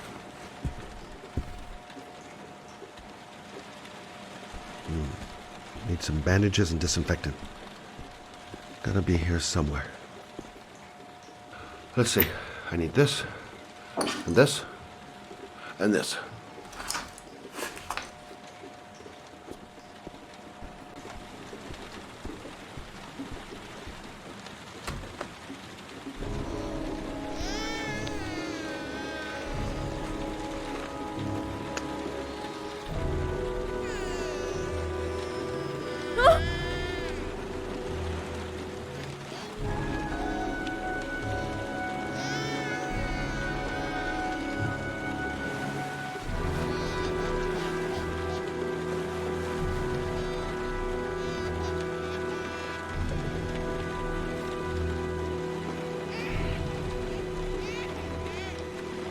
There, I done what I can. That should stop the bleeding. Well, luckily the wounds aren't too deep. Hey, how are you feeling? You okay? My baby. My baby needs me. Right. You stay there. I'll take care of the baby. Okay? Do you know what to do? With a baby, I mean. I'm a private eye. There's nothing I can't do. Her name is Emily. Gotcha.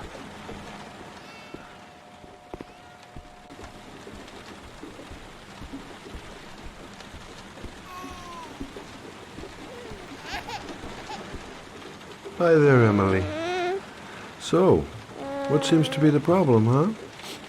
Oh! Going by the smell, I got a pretty good idea.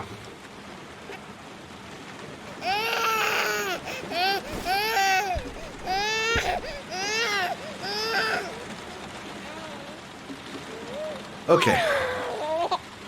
How do you do this again?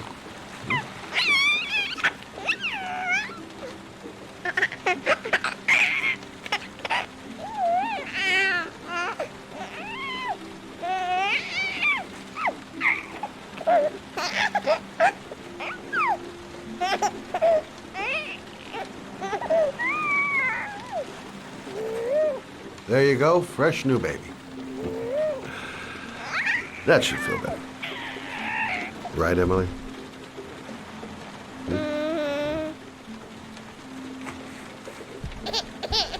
Hey, what's the matter? I thought we solved the problem.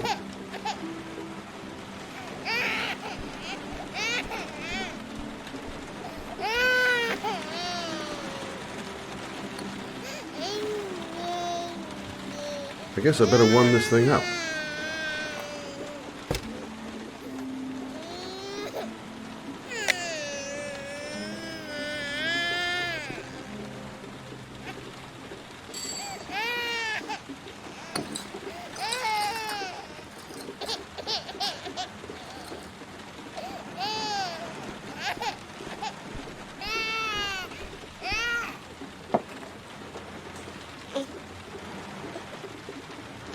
Oh, Emily, are you hungry?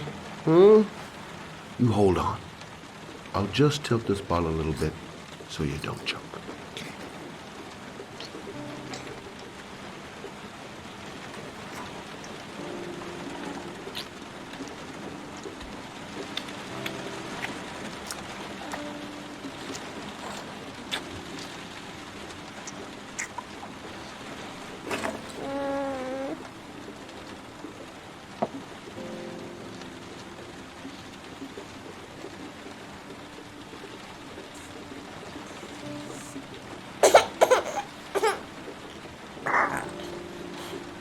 Oh, good job, Emily. You're feeling good now, right? Now, I'm gonna rock you very gently so you can have a nice little snooze. Okay? All right.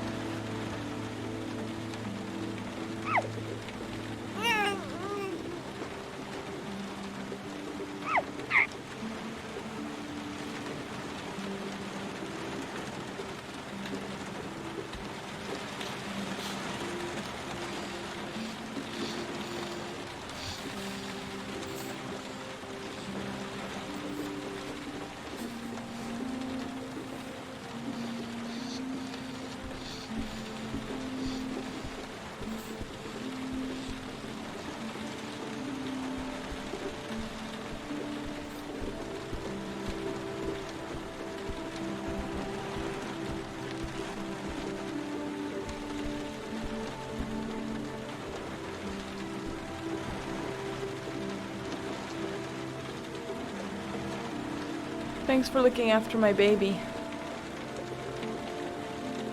I didn't want to leave her.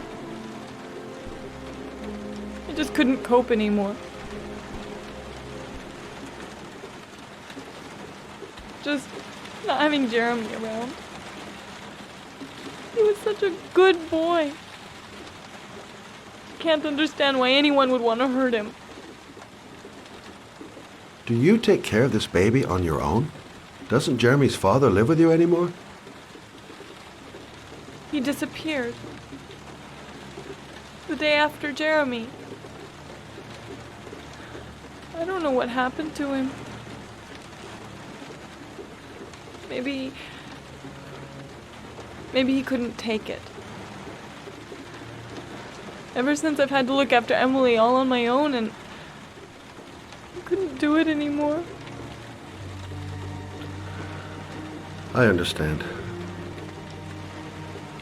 Did your husband say anything before he disappeared? Did he leave a note or something? No. He left the house without a word, and there was just the cell phone. A cell phone? Yeah, I found a cell phone in his dresser. I'm sure it wasn't his. I'd never seen it before. I tried to turn it on, but it didn't work. Do you still have it? Yeah, it's in a drawer in the living room. You can have it if you'd like. I'm sure it's of more use to you than to me. Do you have any family or anybody to help you? Yeah. My mother. I didn't want to ask her for anything. We don't really get along. But I guess I'm out of options. Well, look after yourself. And Emily. I will. I promise.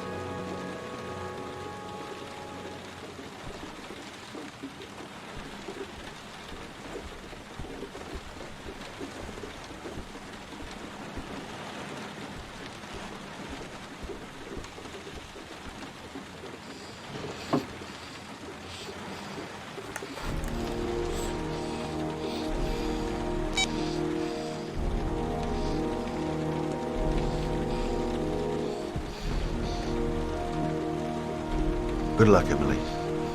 You take care of your mama.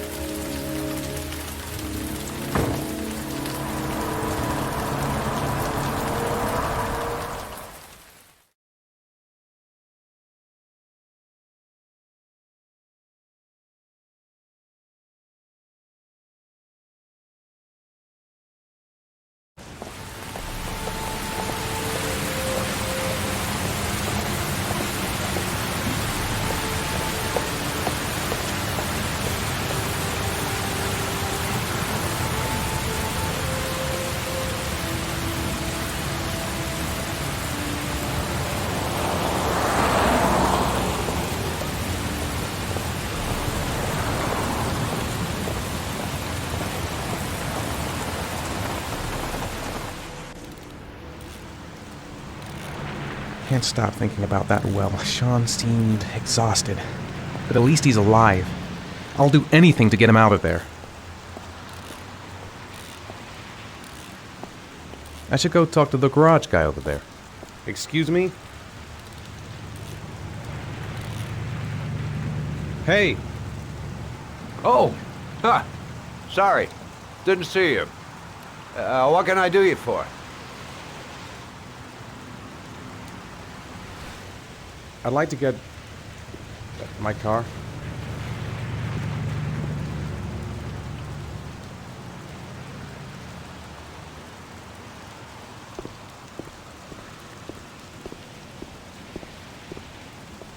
Hey, you're a pretty patient guy, you are. That car's been there for 2 years. We took it out for a drive every month and checked the tires and batteries, just like you said. Here, it's the 3rd floor down. The service Thanks. elevator is at the far end of the garage. Ah, you have yourself a good one, Chief. Car's been here for 2 years. What does that mean?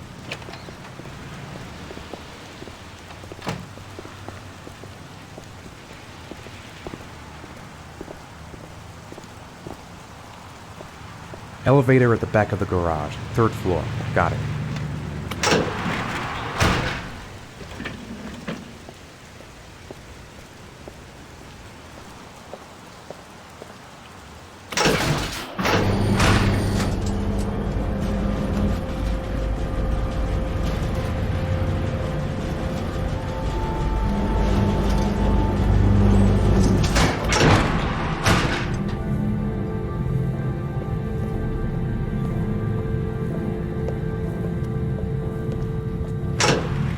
Dozens of cars, but which one am I looking for?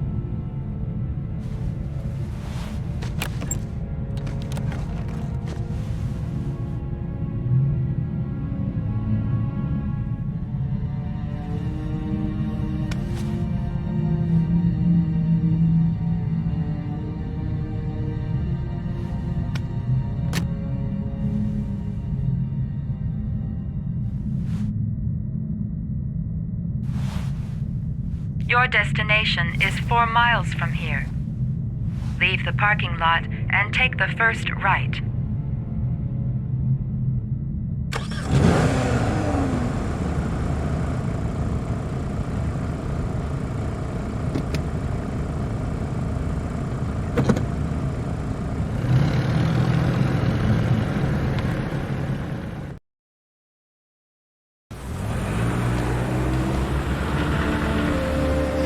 a left at the next intersection.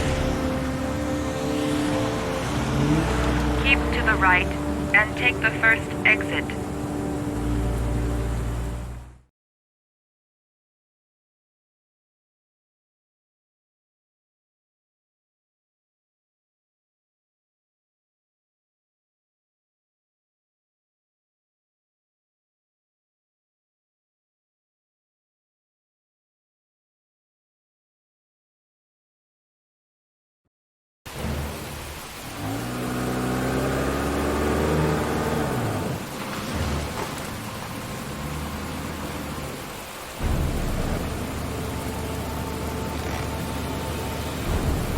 You have reached your destination. Are you ready to show your courage in order to save your son? Listen carefully. Take the highway and drive against the traffic for 5 miles. If you haven't reached your destination in 5 minutes, you will have failed. I can do it. I'd do anything to save my son. If I succeed, I'll get more letters for the hangar. It's my only lead. No turning back now.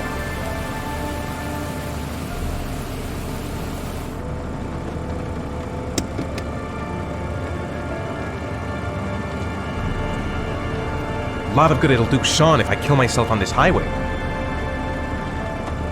I've got to do it, for Sean's sake. I have no choice.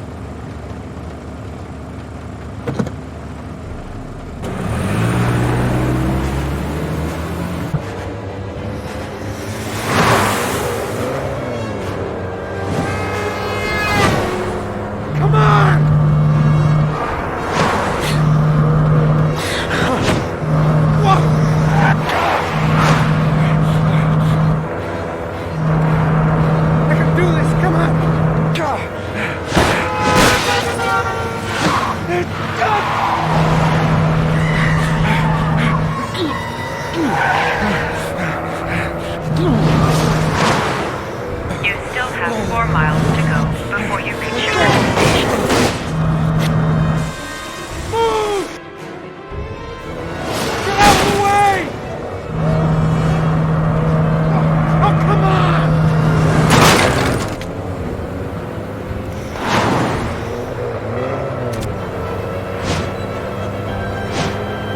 You still have 3 miles to go before you reach your destination.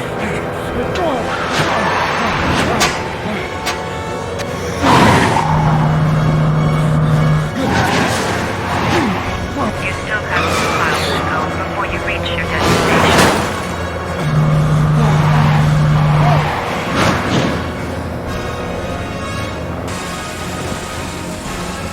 Come on! Move out of the goddamn way! Move out of the way! Come on!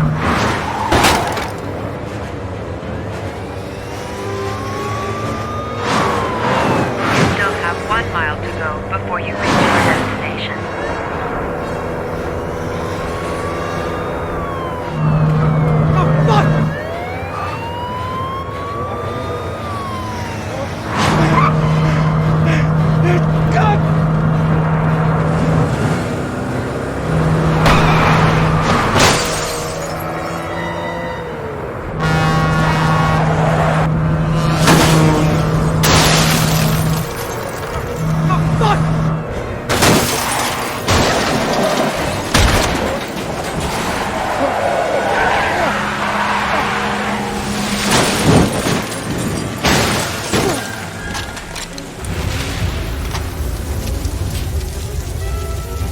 Destination reached. Please press the screen. Destination reached. Please press the screen. Destination reached. Please press the screen. Destination reached. Your reward is in the glove compartment. The key is inside the GPS. Your reward is in the glove compartment. The key is inside the GPS. Your reward is in the glove compartment. I'm alive. The key is inside the GPS. Your reward is in the glove compartment. The key is inside the GPS. Your reward is in the glove compartment. blow up at any second. Get out, fast!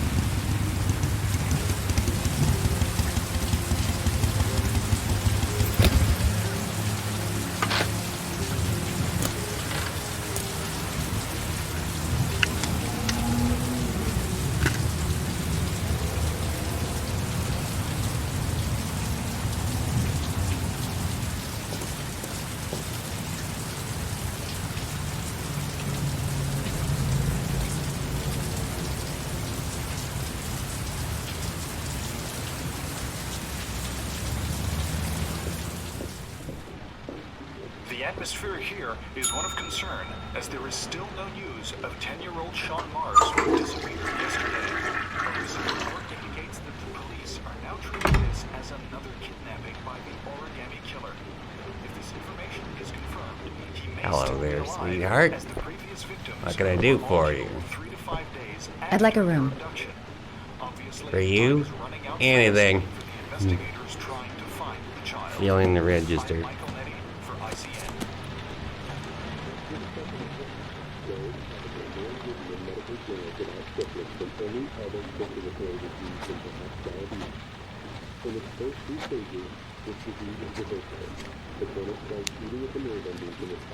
Madison Paige, 27, single. How long will you be staying with us, Ms. Paige? I don't know yet.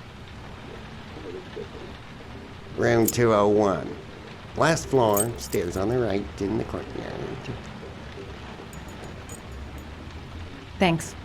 The pleasure was all mine. That's for sure.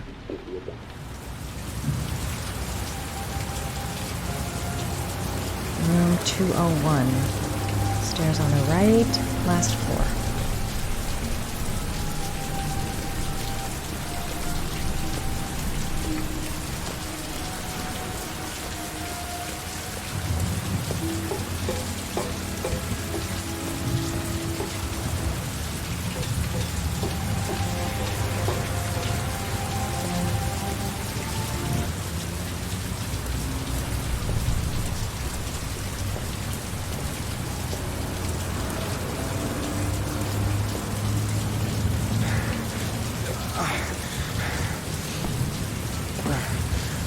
Sir?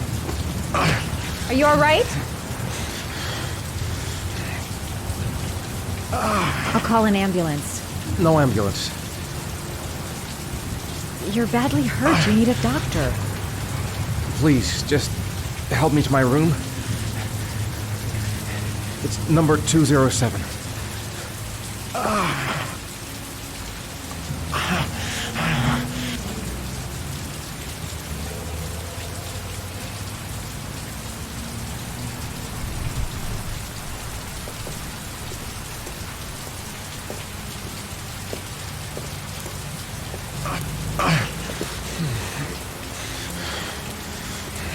Have you got the key?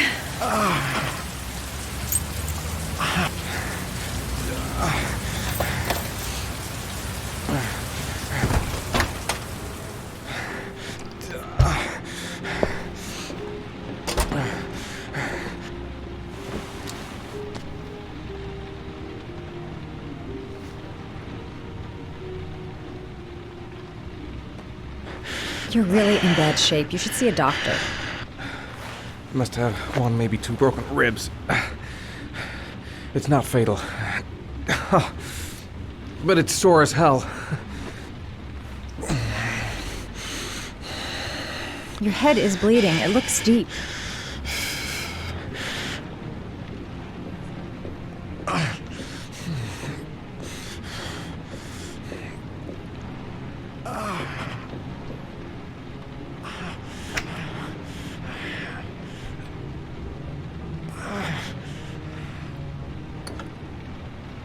I should disinfect his cuts.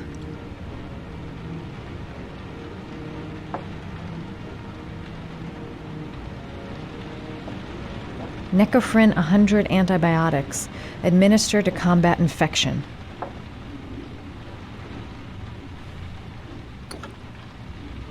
I should disinfect his cuts.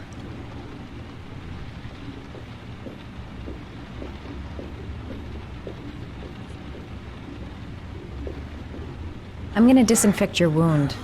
This might hurt a little.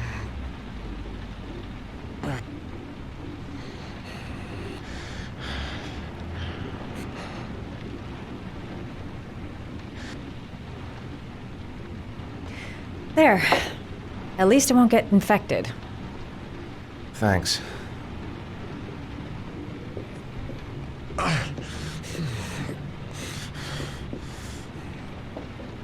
Necophren 100 antibiotics, administered to combat infection.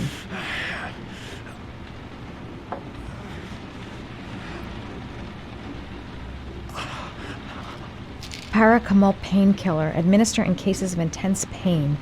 Do not take more than one pill every 24 hours. Here, take this.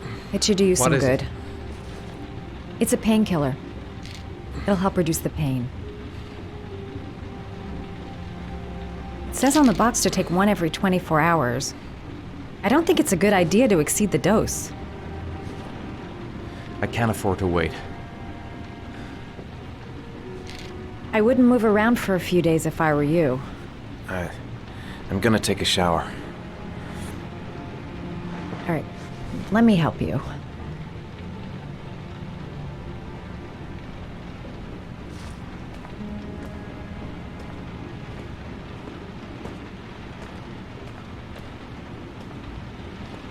I'll wait here until you come out. Let me know if you need anything.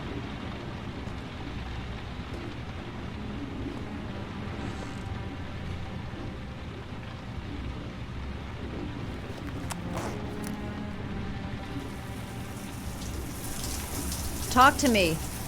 That way I'll know if you pass out. What's your name? Madison. Are you staying in the hotel? No, I live in town. I suffer from chronic insomnia. I seem to only be able to sleep in motels. Don't ask me why. Whenever I get too exhausted, I come and spend a night here. I'm just passing through. And what else do you do, Madison? Apart from fixing up strangers. I'm a photographer. I take pictures of furniture for fashionable design magazines. And you? I'm an architect.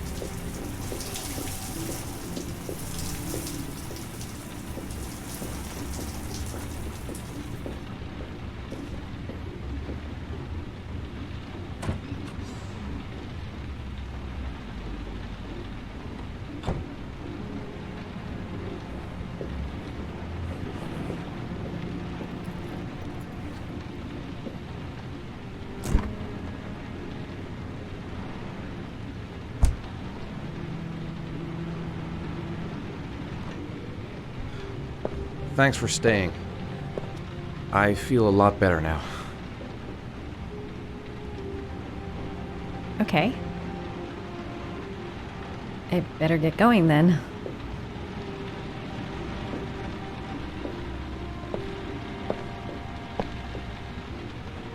By the way, you never told me your name.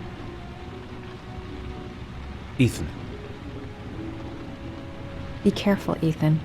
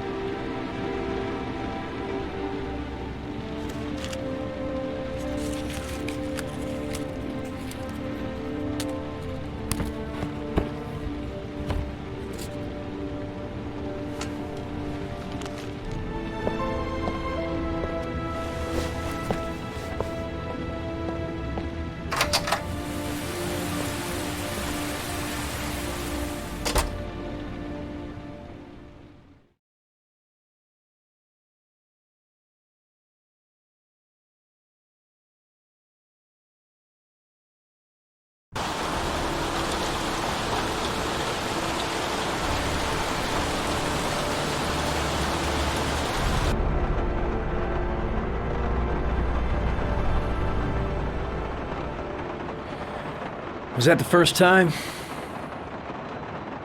Sorry? First time you killed somebody?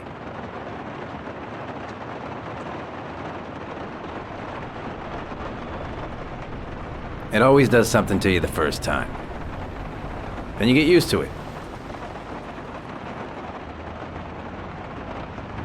If you hadn't acted like that with a guy, it wouldn't have happened. So back off!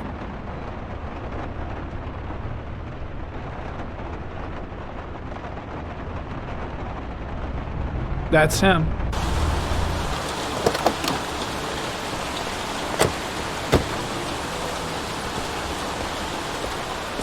Miroslav Korda?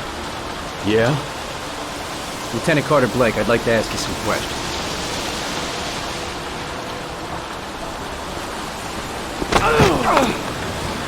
Shit, don't just stand there, he's gonna get away! Ah! Hey man, watch it, dude!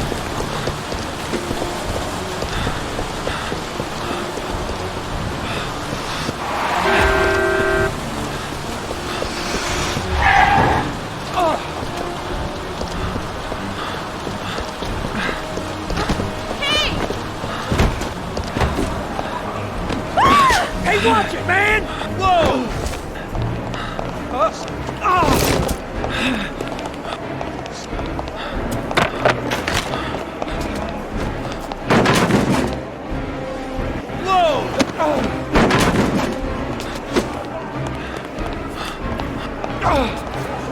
Hey man, watch it!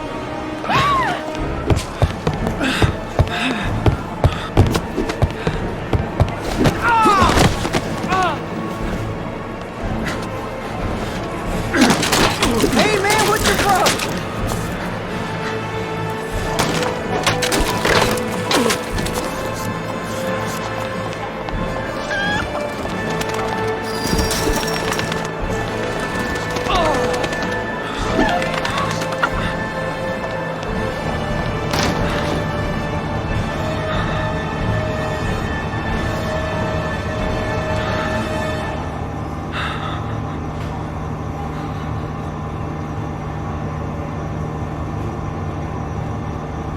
Where the fuck is Blake? No way he's escaping. I'm gonna get that bastard.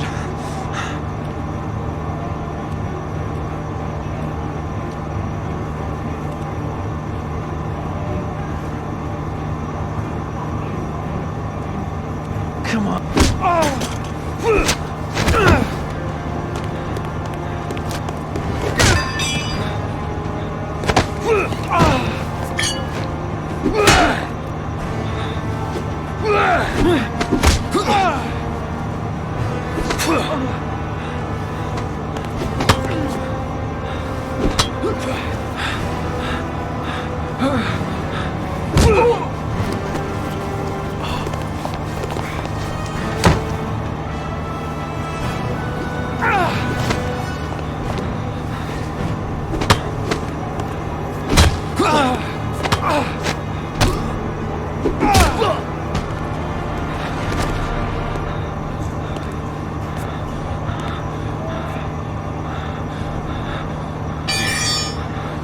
This time it looks like we got our Origami Killer.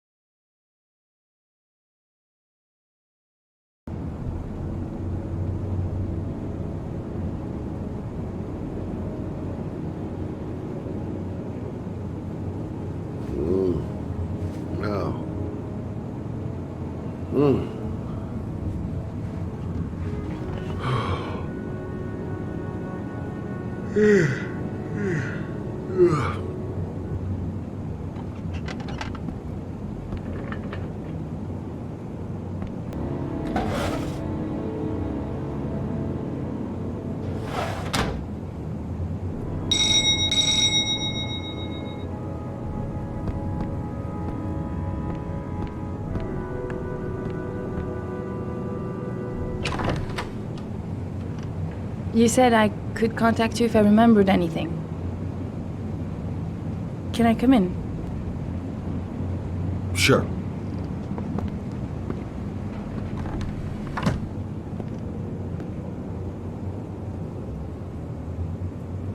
You want a drink? Yes, glass of water, please. Take a seat, I'll get it.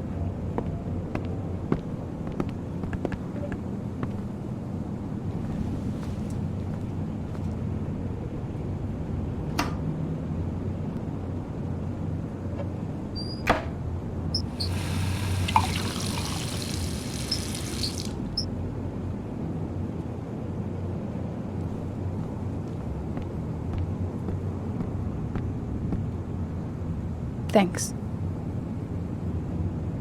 Didn't really expect to see her again. Wonder what she wants.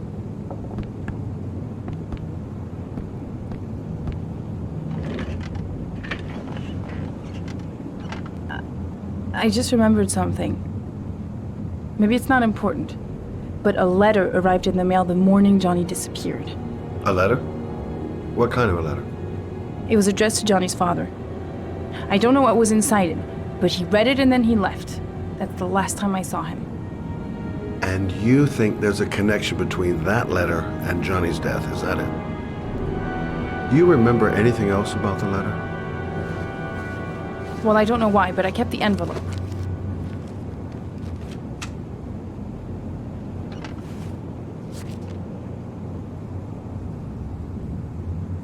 Nothing particular.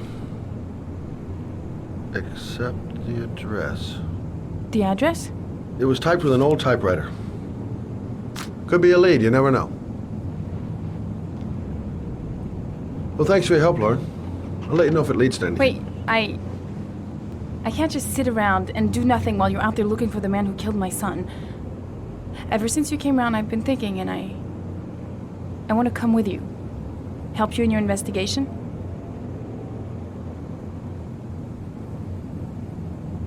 I'm sorry, Lauren, but that is out of the question.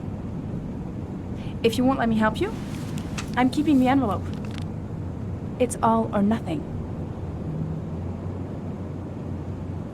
Listen, an investigation like this is dangerous, and I don't have time to play the bodyguard. How many clues have you got, Mr. Shelby? This envelope. Maybe you're only linked to the killer. I understand. It was a stupid idea. Sorry for wasting your time, Mr. Shelby. Wait. You're really something special, Lauren. I'll give you that. I'm just a mother. A mother who wants to find out who killed her son. Are we partners?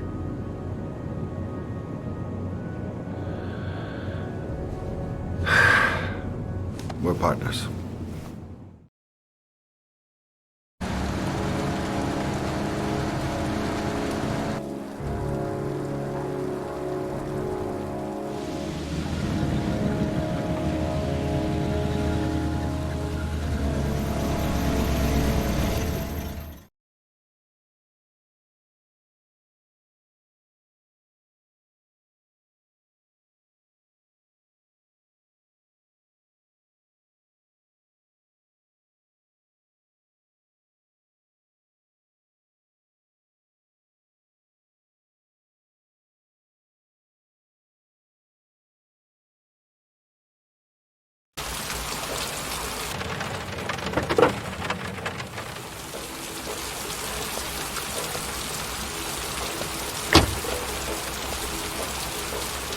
Maybe you better stay in the car. We're partners, remember? Wherever you go, I go.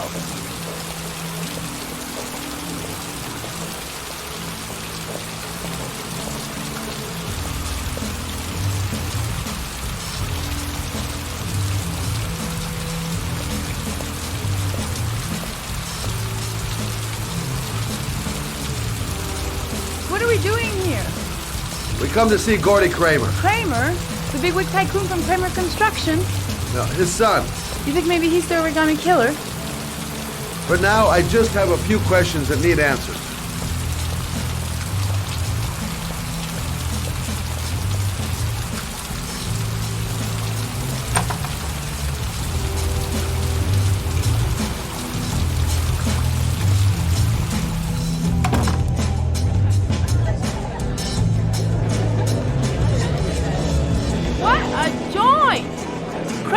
Be loaded. What'd you think he paid for all this shiny crap? We'll discuss Kramer's decor another time. Are we gonna be here long?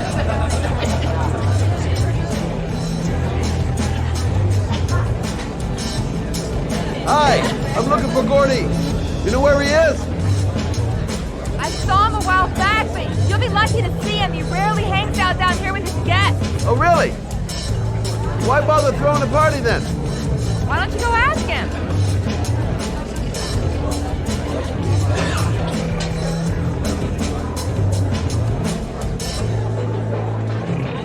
I'm a private detective. I'd like to speak to Gordy Kramer. Gordy hasn't seen anyone. Meet it.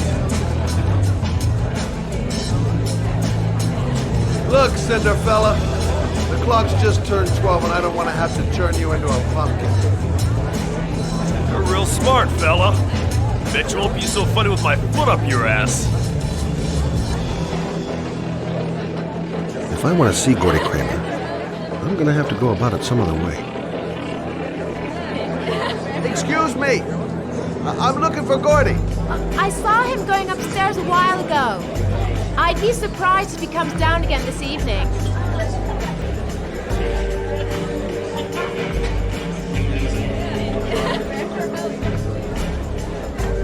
Whoa! You see that guy over there? Do you know what he said about you? What'd he say? The bastard!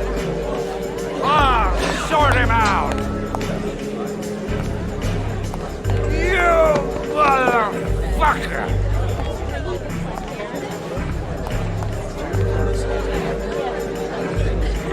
Were you talking about my mother, you big monkey in a cheap suit?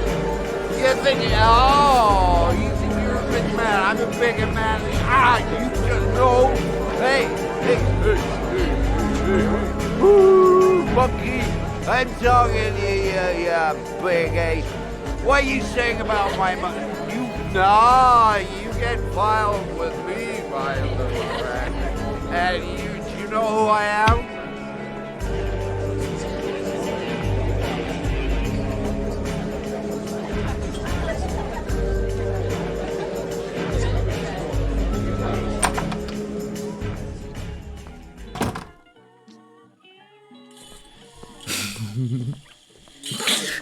Mr. Kramer? Shh! This is the best part.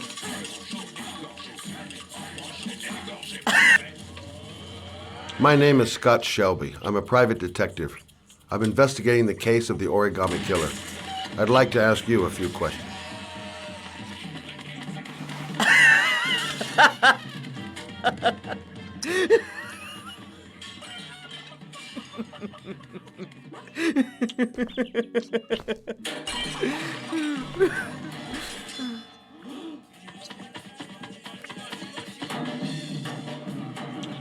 I'd like to know exactly what happened to little Joseph Brown.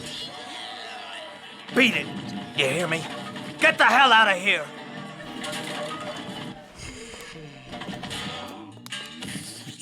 What do you want? A witness saw little Joseph Brown get in the back of your limousine. That was the last time anybody ever saw it. Now, I know you've been arrested and interrogated until your father made a little phone call and the file was closed. I'd like to hear your version of the facts. The kid was lost. I just offered to drive him home. The police arrived, I explained the misunderstanding, and I was released. End of story. Nothing to get excited about, right?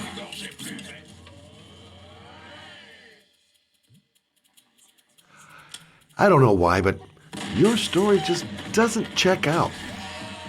You're giving me the crap now. Tell me something I can't believe.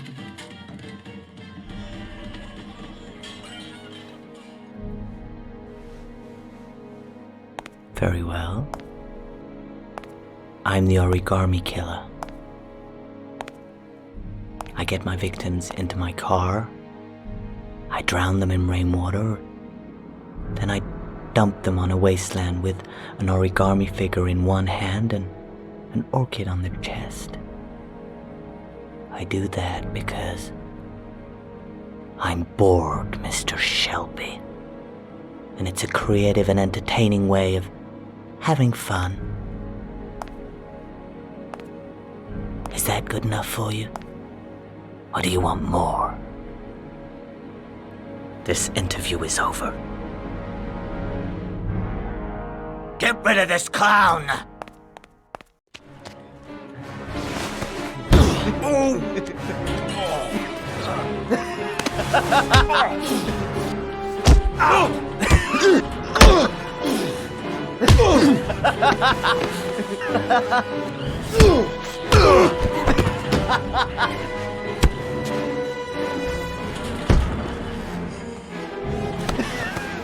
Yeah!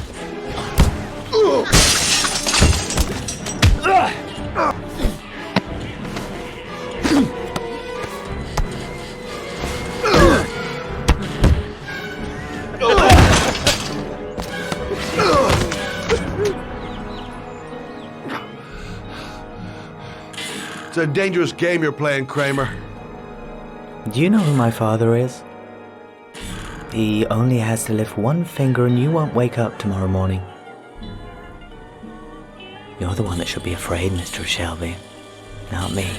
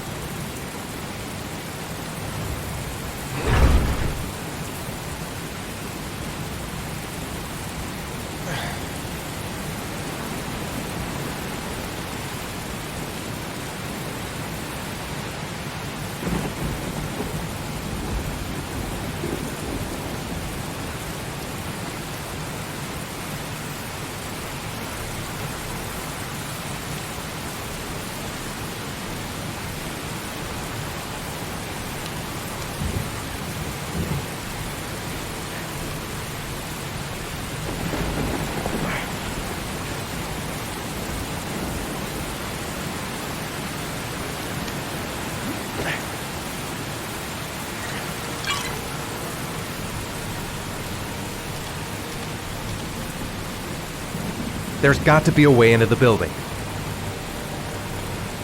This is the old Pico power station. I thought it was abandoned.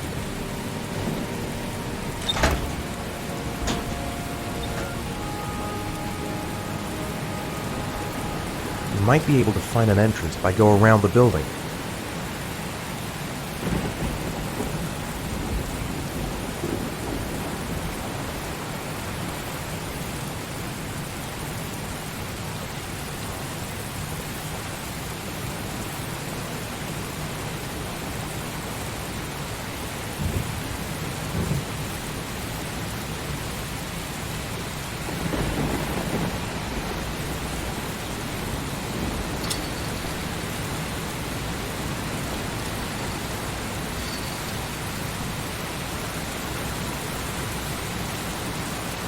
It might be a trap. I'd better be careful.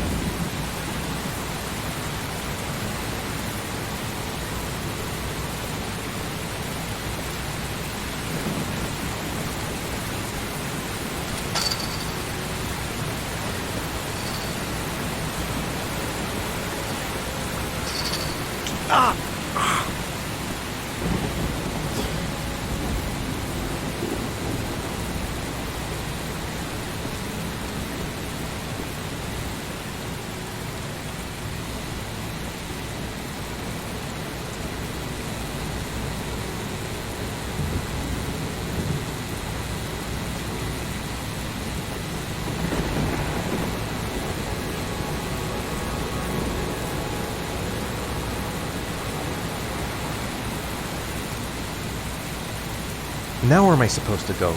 There must be a clue or something. A butterfly on the door. That's where I need to get to.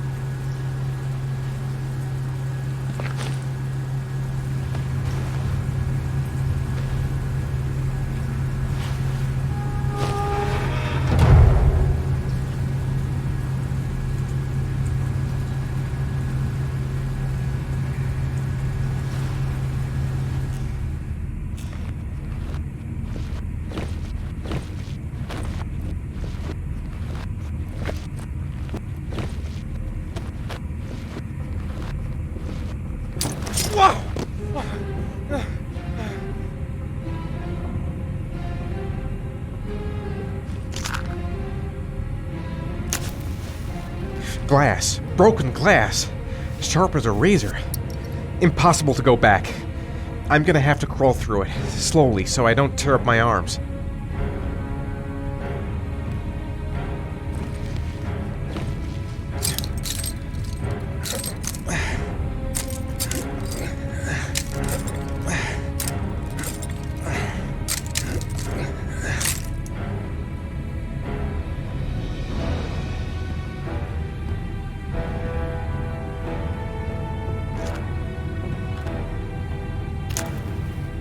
The match flame. It indicates where the fresh air comes from. All I have to do is follow the wind.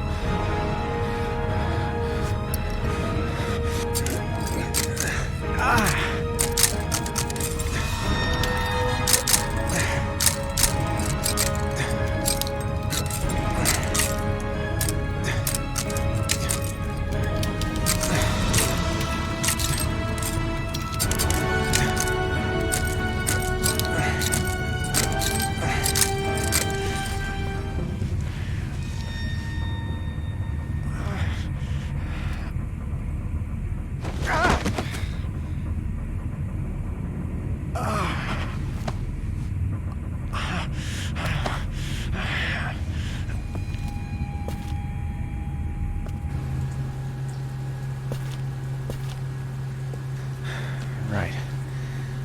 I guess I don't really have any choice.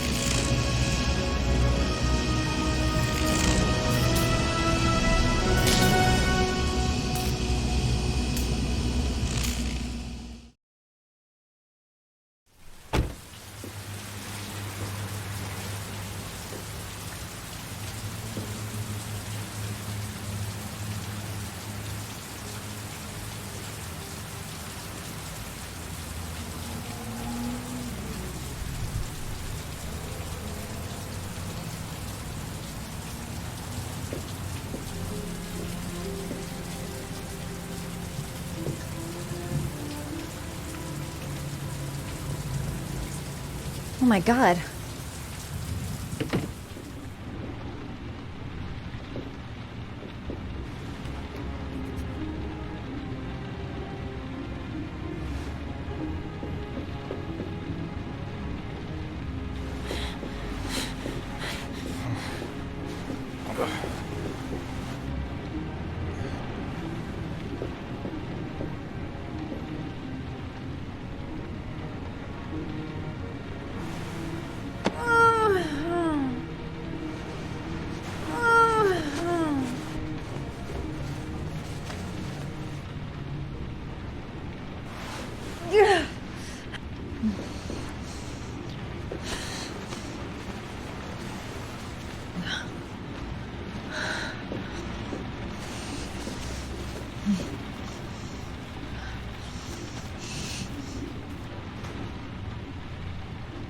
Ethan. Ethan, can you hear me?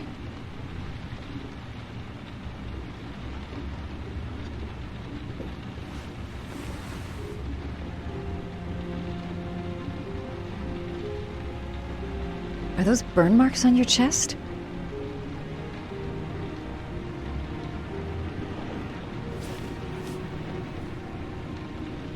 You've got a hell of a fever.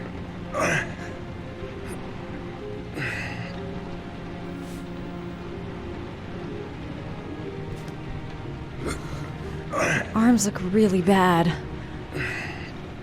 I need to disinfect your wounds.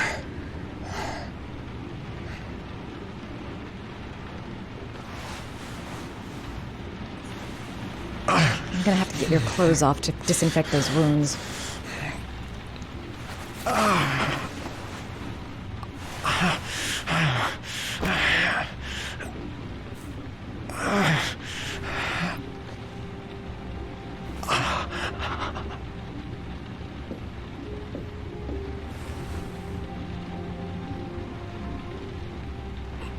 Those are serious burns.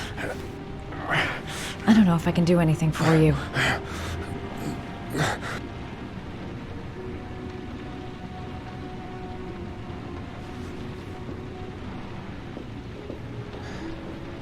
He's burning up. He's running a fever.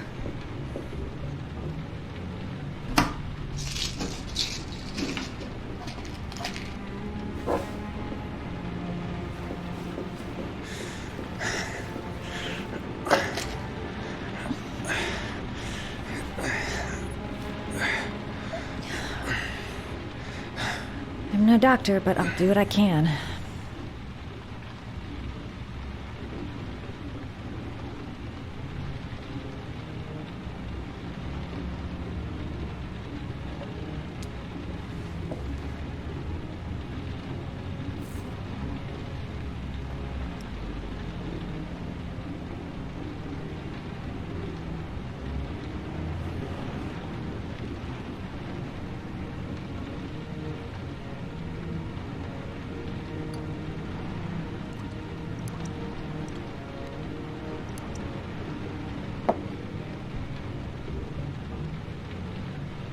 Crap. That's disinfectant. Not terribly good for burns.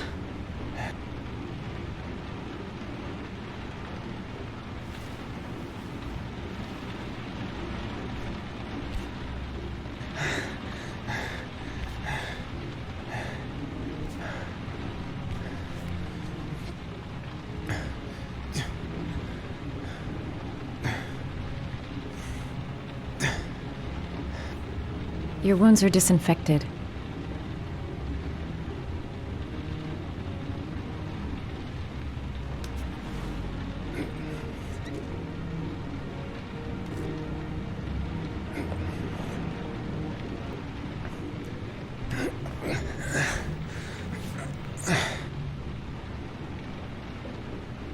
That should ease the pain.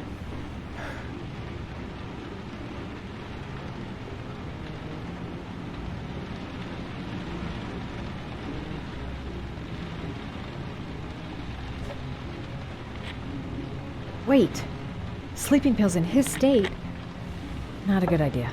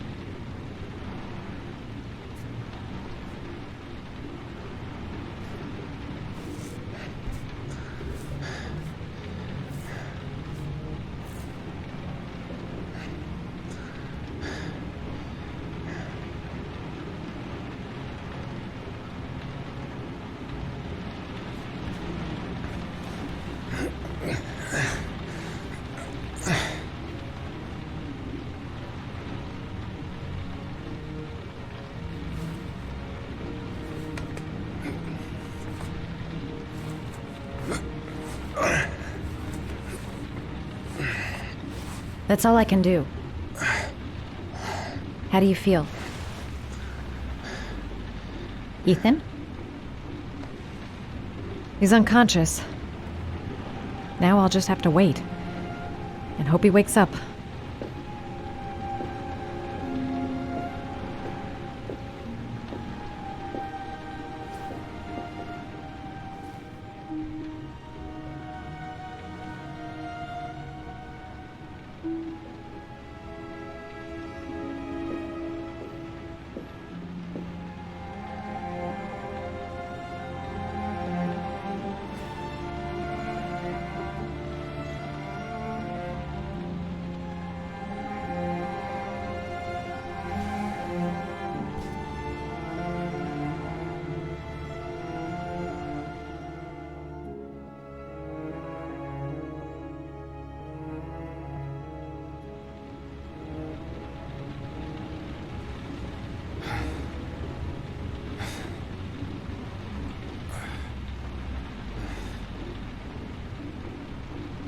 How do you feel?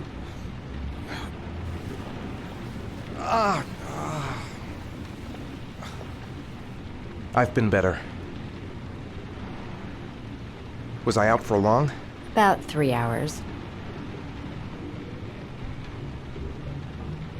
Why the guardian angel act? You don't even know me.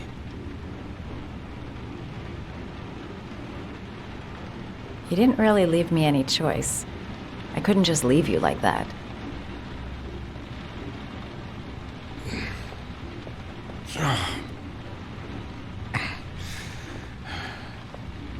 You said you were here because you're an insomniac?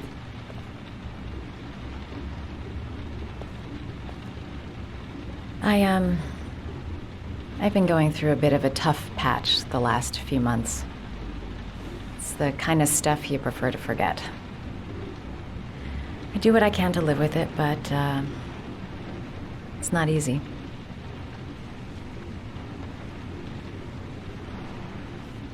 You got some kind of a problem? Bigger than you can possibly imagine. I'm sorry. I shouldn't be asking you questions. I mean, after all, we hardly know each other. You have no reason to trust me. Listen, I'm truly grateful for your help, but for your own sake, I think it's better if you don't ask any questions.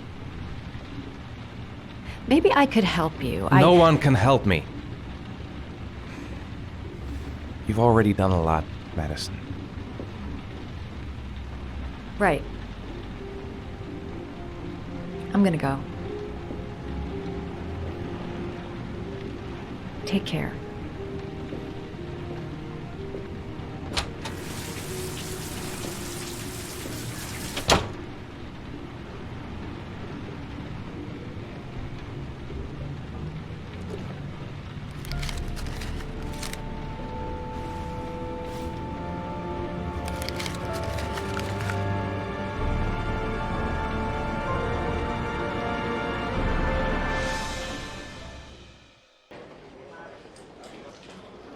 I didn't do it. I swear I didn't do it.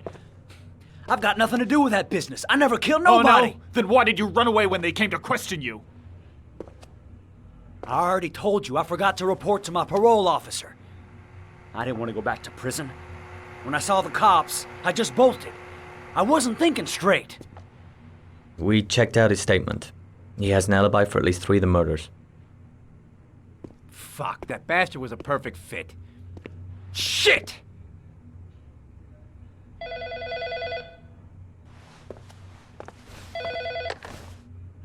Ash? Okay. Sean Moss's mother's here. She'd like to speak with you.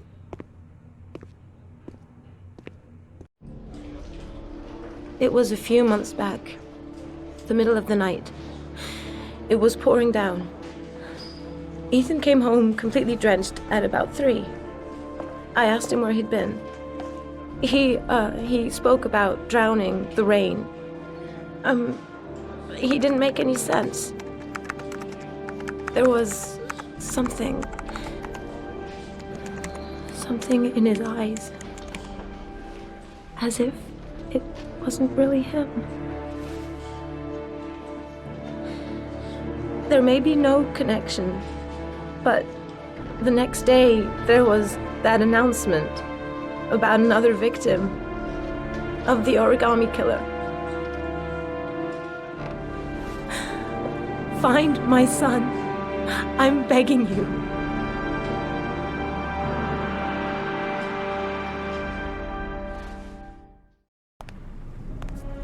I'm Police Lieutenant Carter Blake, and this is Agent Norman Jayden of the FBI. According to our information, Ethan Mars is one of your patients. We'd like to ask you a few questions about him. I'm sorry, that's impossible. I beg your pardon? I'm bound by an oath of secrecy. Under no circumstances may I discuss my patients. My job is to find Sean Mars alive, and I don't give a damn about any bullshit oath. I know you don't want to protect a murderer. If you know anything, you must tell us, Doctor. I'm sorry, I can't help you. And now I must ask you to leave. You need to cooperate. For your own sake. Doctor, a child's life's at stake. You may know something that could help us save him. Are you threatening me? I'm just giving you some free advice, Doc. I suggest you take it. Blake, that's enough. Let's get out of here. I am going to call the police and make a complaint about your behavior. Doctor, you are really pushing my buttons. The only thing I'm interested in is saving that kid's life. So, you're gonna be a good boy and tell me what I want to know, or I am really gonna lose my temper. Blake, let stop go that of me. Immediately. You have no right.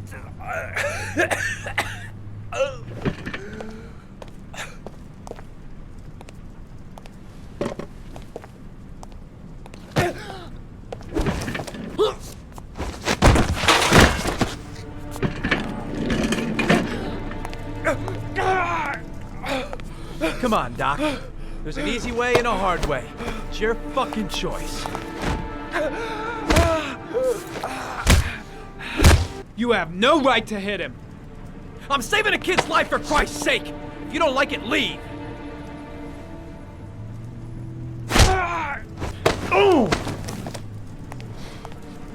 What's up with you, Norm? Huh? You getting cold feet? You don't like to get your hands dirty, huh? I thought you wanted to save that kid. I want to save Sean Mars just as much as you do, but that doesn't give me the freedom to do what the hell I like, so you're gonna stop this shit right now!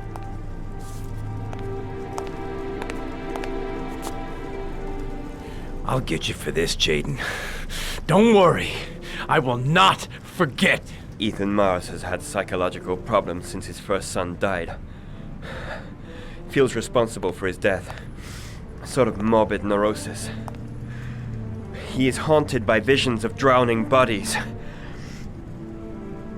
A few weeks ago, after one of our usual sessions, I found this on the floor. It must have fallen out of his pocket.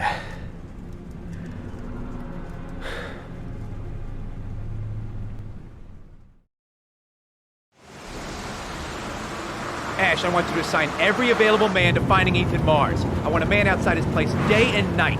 Notify all agencies to start looking for him. I want you to keep an eye on the train stations, the airports, the bus terminals. I want every cop in the city on his ass, so that if he moves, we know about it. Yes, Ethan Mars is the Origami Killer.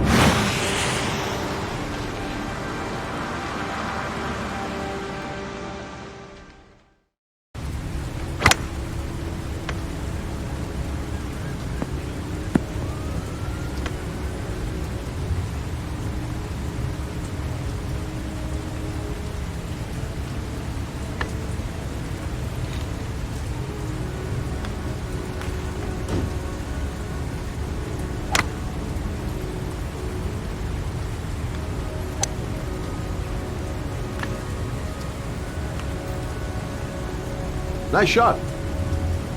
Thank you. Please come in, Mr. Shelby. Would you care for a coffee?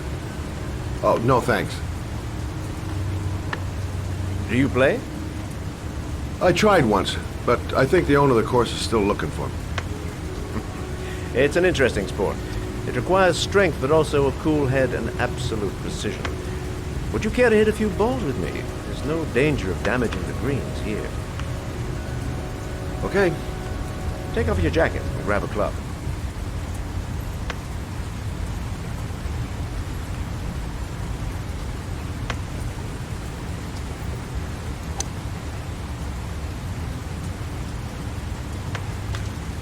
The balls are in that basket.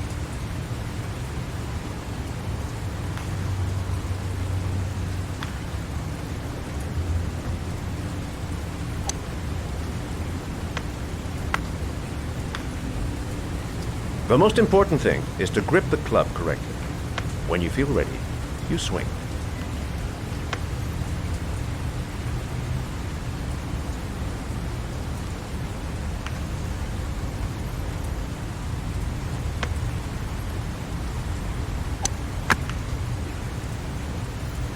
Well, it's only your first ball. You should try to strike it a little harder next time.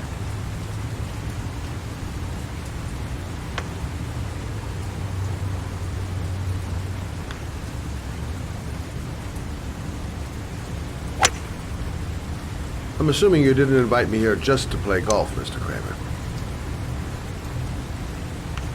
I hear you've been asking questions about my son. That's right.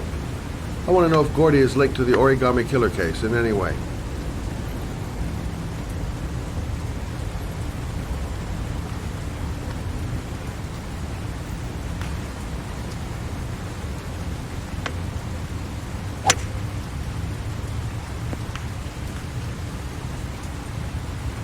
My son had nothing to do with that sordid case.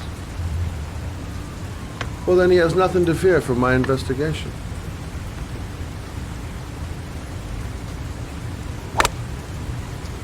You have no business investigating my son. I told you, he had nothing to do with it.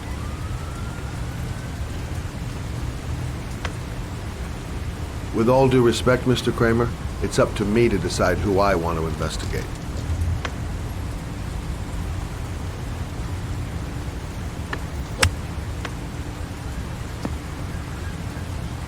I'm an influential man, Mr. Shelby, and I pay very well for loyalty. Are you trying to buy me? Let's just say I'm trying to show you where your interest lies. How much do you want to leave my son alone? I think you misunderstood me. I don't play that game. Don't go near my son, Mr. Shelby. If you do, you'll regret it. Have a nice day, Mr. Kramer.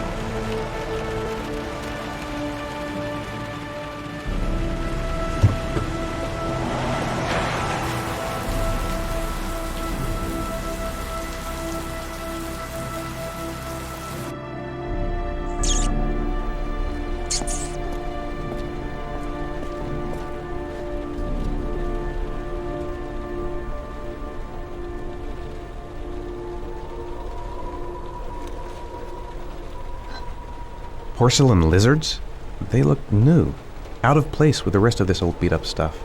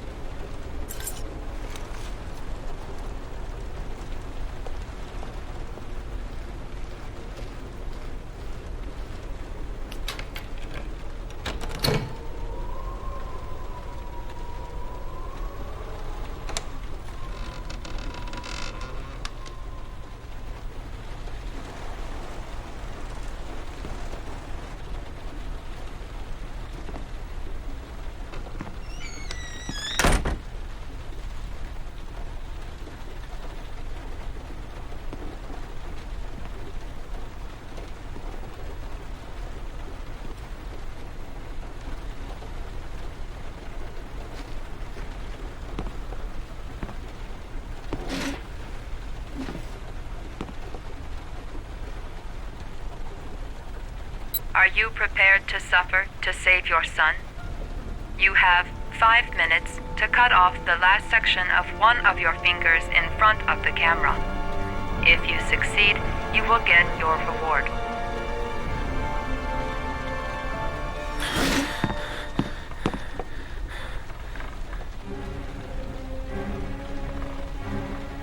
I have to go through with it. I have no choice, for Sean's sake.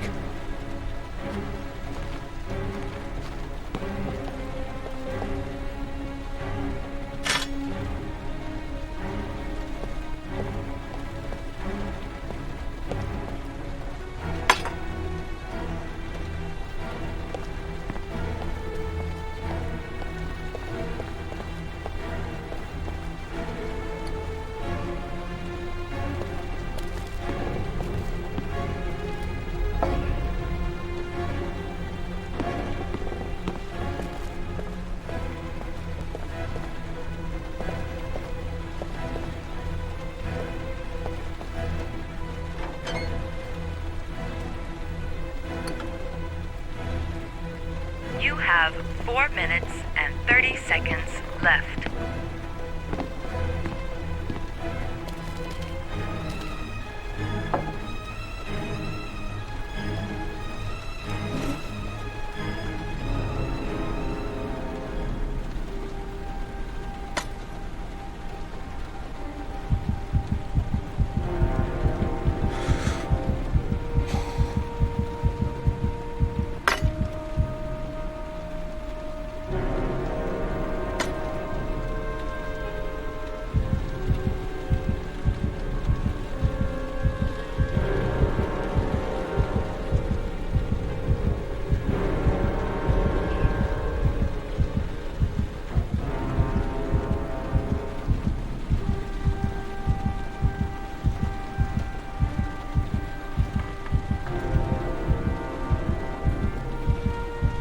You have 4 minutes left.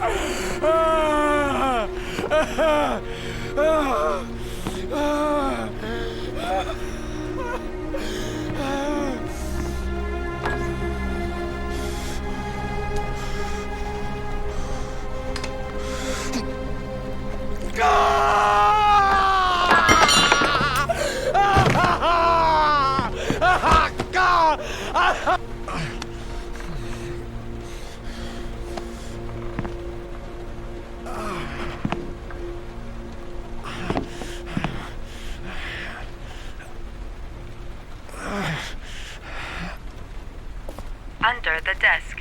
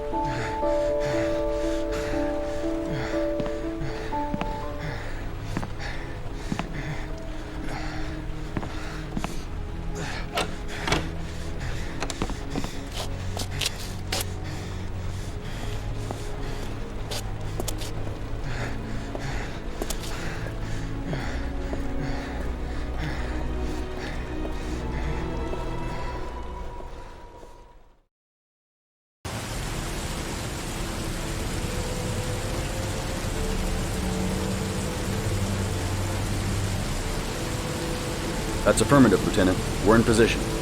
Perfect. Nobody moves until I give the signal. Is that clear? We nail him as soon as he sets foot outside. Right, Lieutenant.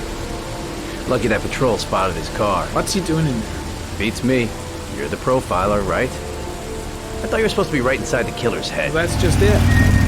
What I know of Ethan Mars doesn't match the killer's psychological profile. I know what the jury's gonna choose between your theories and concrete proof.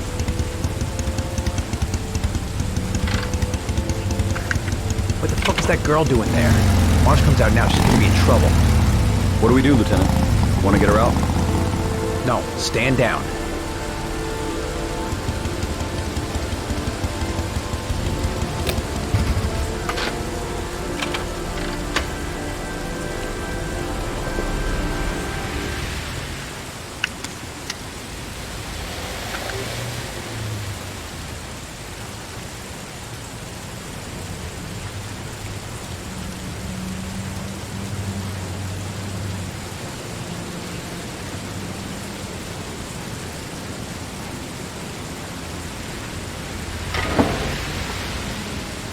She's going inside. She lives there. Well, it's just as well. We don't want anyone hanging around if Mars comes out. Ethan, what happened? The police. They're out there. I think they're here to arrest you. We've got to find another way out. Shit. What's he up to in there? Wait for a go on my word.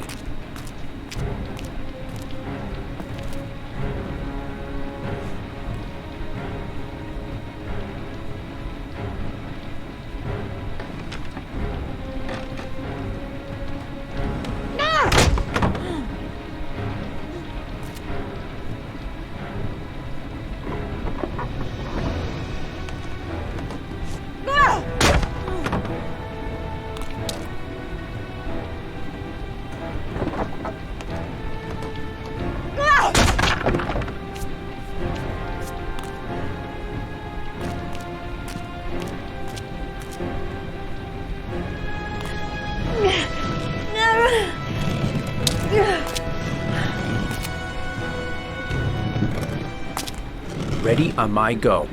Stay here, Jayden. Out of the question. I'm coming with you. 2 men at the door, hold your positions. It's a go.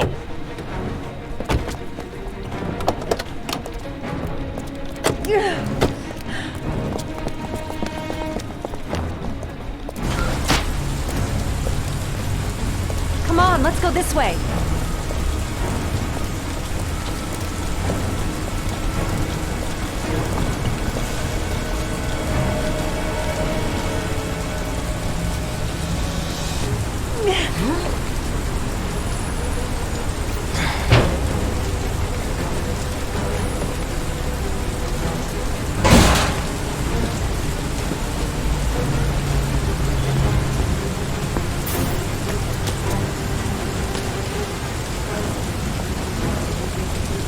Hey, you, don't move! I'll shoot! Come on, quick! I can't. Hands in the air! Lieutenant, there's a man and a woman exiting the alley. A woman? Shit! It's that girl who went in! Everybody downstairs! They're in the alley! Follow them!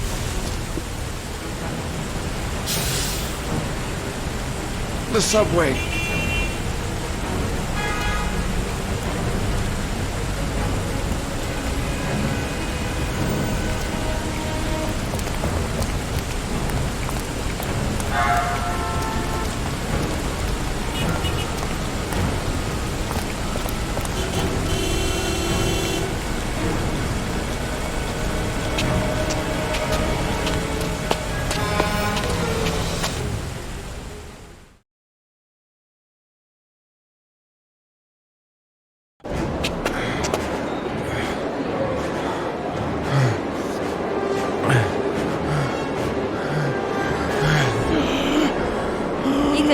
Ethan, what's the matter? We've got to keep going. Ethan! Ethan, they're coming!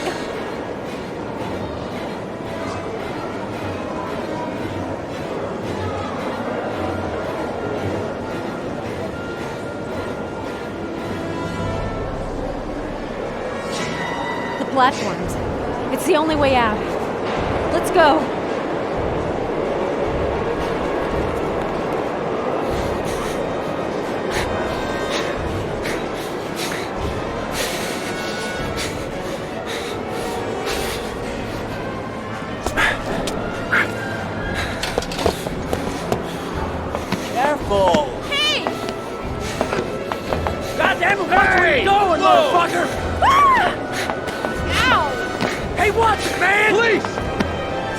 I'll shoot!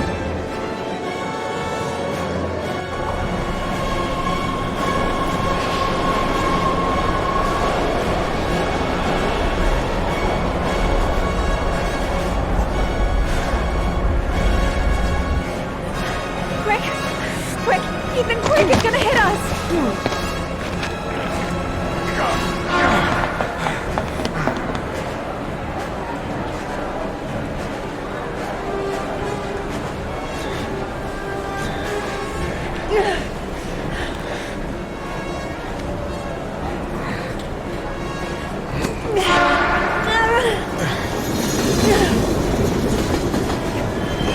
We've got to get on that train, Ethan. It's our only chance.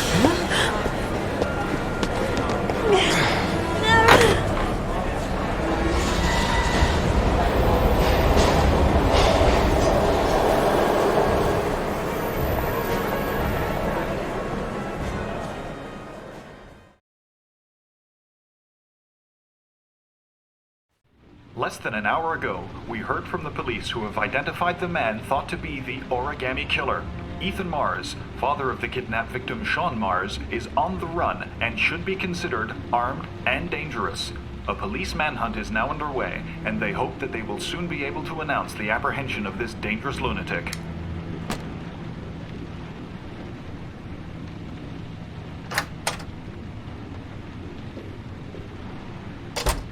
I brought some food. I didn't know what you liked, so I brought some of everything. I hope that's okay. Any cops? No, I think we lost them. The guy at the desk, though, he gives me the creeps. I don't trust him. You're all over the news reports, Ethan. Every cop in the country will be hunting you. They say you're the Origami Killer. Is it true? Are you the killer, Ethan?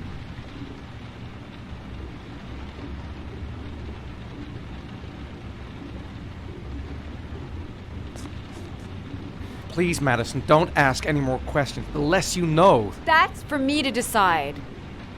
What have they got on you, Ethan? What have you done?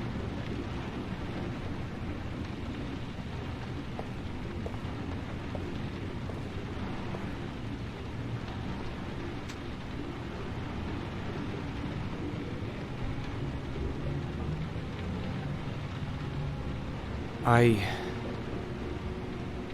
sometimes have these blackouts. Times where I don't know what I'm doing. As if I'm someone completely different. The only thing I remember afterwards is the bodies. The bodies in the water. Why are you hurt, Ethan? Why were you in that apartment? I think my other self is testing me, testing my love for Sean. He wants to know if I love my son enough to save him. That means there's some part of me that knows where Sean is.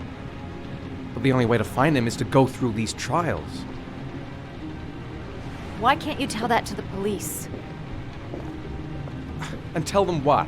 That I'm a schizophrenic who drowned his victims and has kidnapped his own son? They'd never let me go, and I have to stay free to save Sean. I have no choice. I'm his only chance.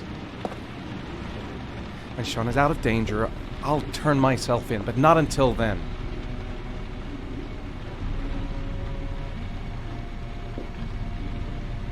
You can't keep going like this. You're destroying yourself, Ethan. Finding Sean is the only thing that matters. There has to be another way. You don't understand. Time is running out. Sean will be dead in a few hours. I have no choice.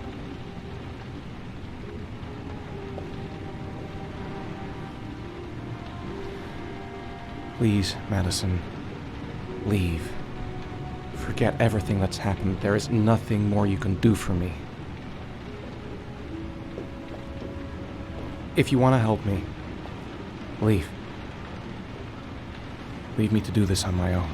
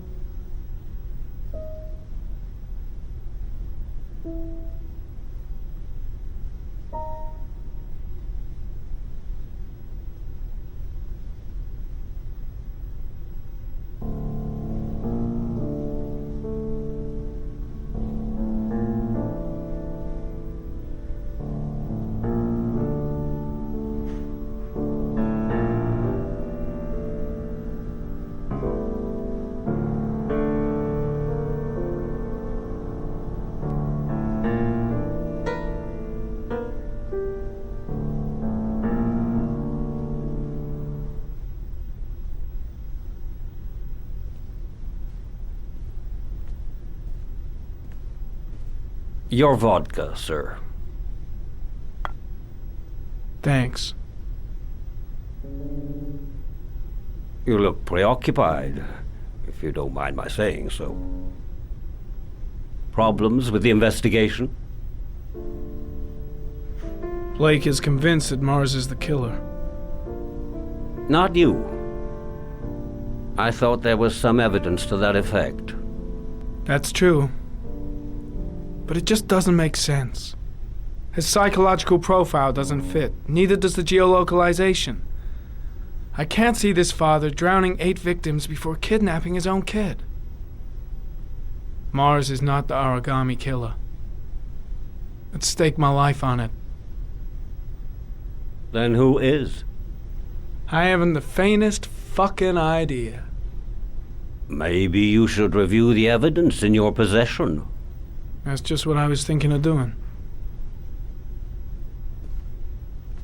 Oh, one last thing, sir.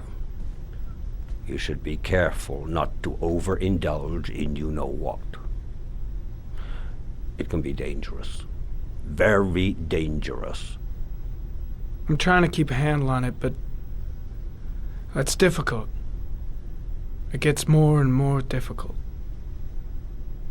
It'll end up killing you if you're not careful. That would be most unfortunate, sir.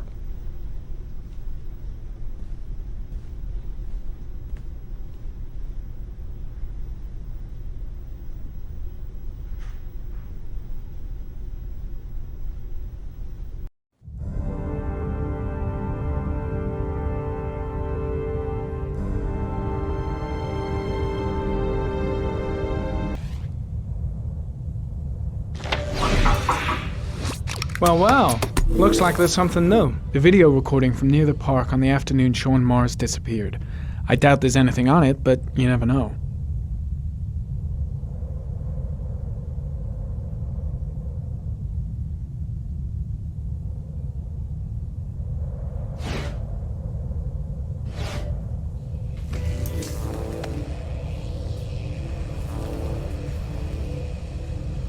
A Chevrolet model corresponding to the tire prints passed at 16:02 heading for the park, when in the opposite direction at 16:37. That could fit the time that Sean Mars disappeared. Could it be the killer's car?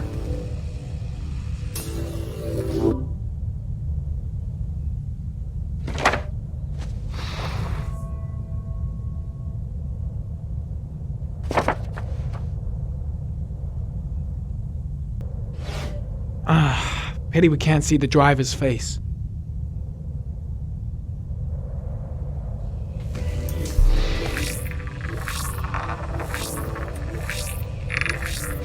The car was stolen.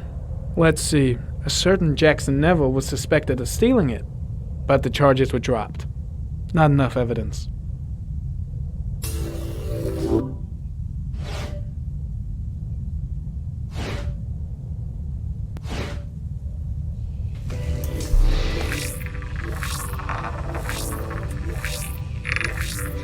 Jackson Neville, aka Mad Jack, involved in several cases of buying and selling stolen vehicles. Considered to be very dangerous. This guy might have provided the killer with a car. It's a pretty slim lead, but it's all I have right now.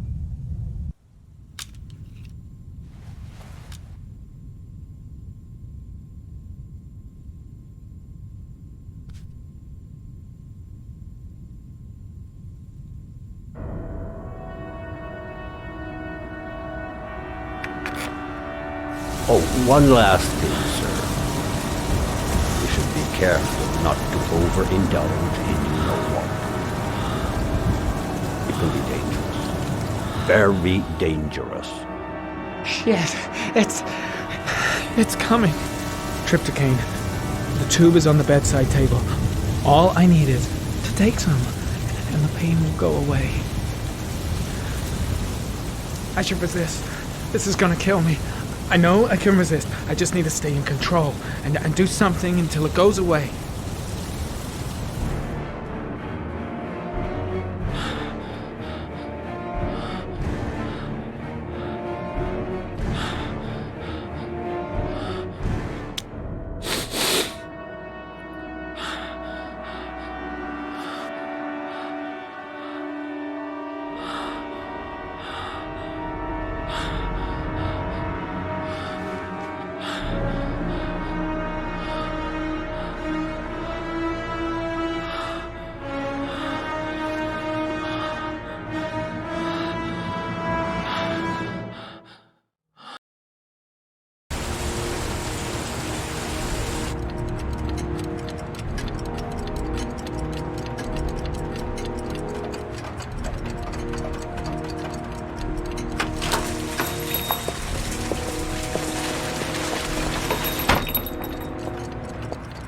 Nothing much changed here.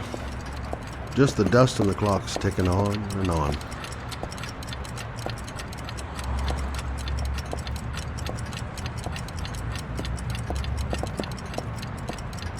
Manfred!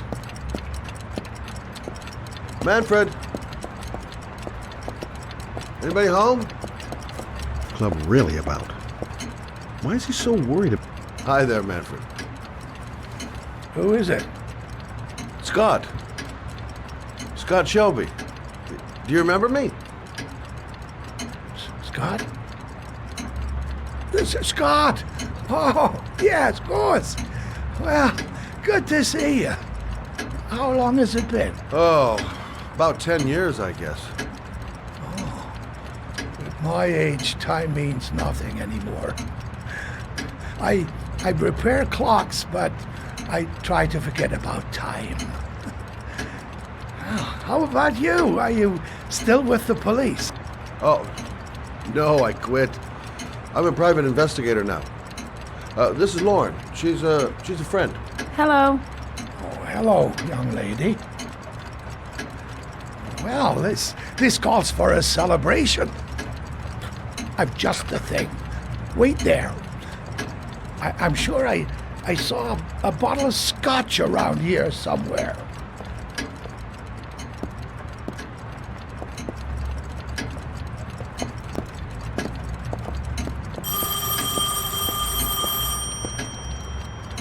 Do an old man a favor, would you, Scott? Tell them to call back this afternoon.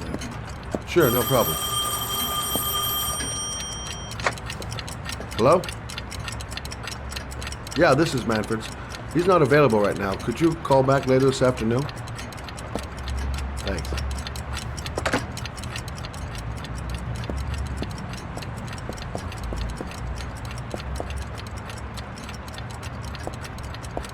Nice to see Manfred again.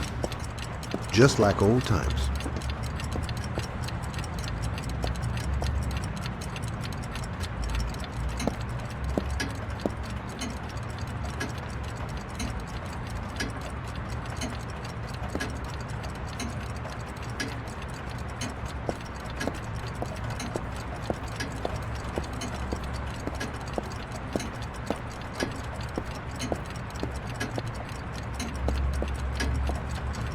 Well, to old friends.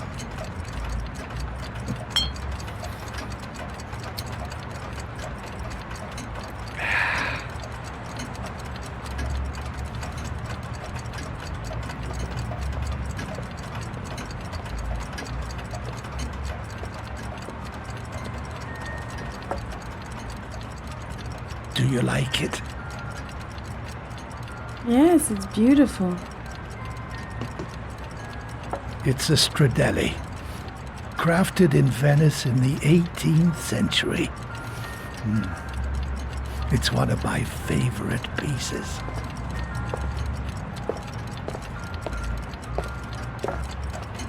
Tell me, Scott, what brings you back after all these years? I'd like you to have a look at an envelope. I thought maybe you could tell me about the typewriter that was used to type the address on it. Oh, let's have a look. Now, could you pass me the magnifying glass from behind the counter, Oh, sure, please? I'll get it. My eyes are beginning to fail me.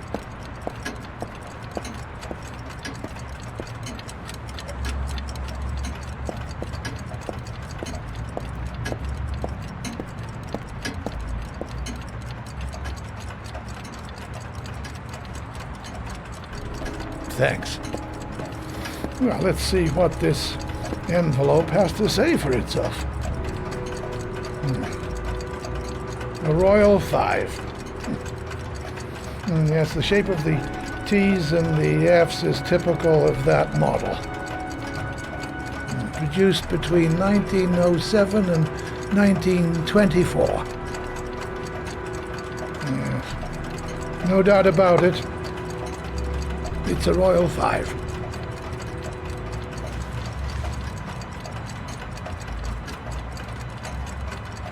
These typewriters, are they rare? No, they're fairly common. I'd say many folks have one gathering dust in an attic or in their cellar. Do you keep a record of all your clients? Oh, yes, indeed. At least the ones who pay. Any chance I could get a peek at that? Yes, of course. I keep my account books in the office. If you're not in a hurry, I have a list of all the clients who ever bought a Royal 5 or had one repaired. Yeah, that would really help us out. Delighted to help. Give me 2 minutes, and I'll be right back with the list.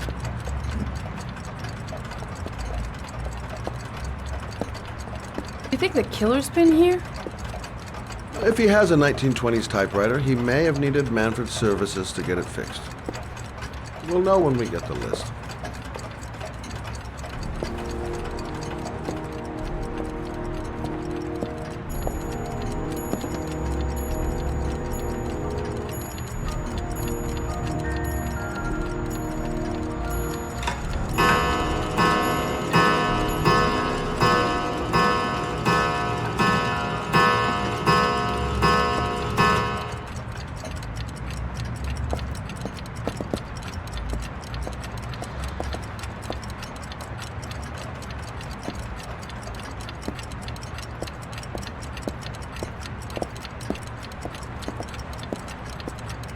It's been a while since Manfred went into his office. I should take a look.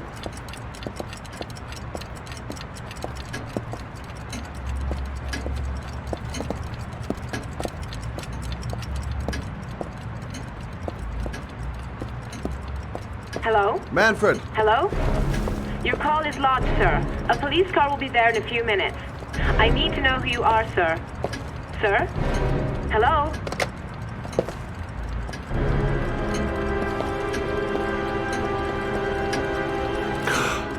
Oh my God! He's dead. Oh, God.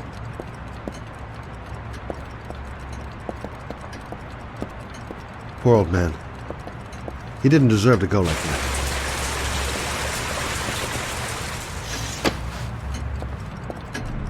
Scott? Oh my God. What are you doing? I'm calling the police. The killer has already called the police. I think he wants us to be his scapegoats. We gotta get the hell out of here. What do you mean? We have nothing to do with his death. We were just here when it happened. Look, we're running out of time to find Sean Mars. The last thing we need is 24 hours in a police station explaining this whole thing. Well, so what do we do?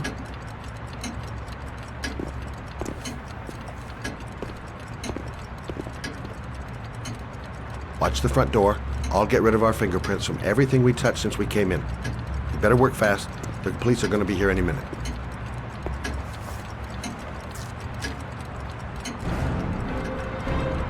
What are you doing, Lord? If someone comes in, we're gonna be in trouble. These are Manfred's account books. He must have been looking for owners of Royals when he was killed. Forget it. We gotta get out of here fast.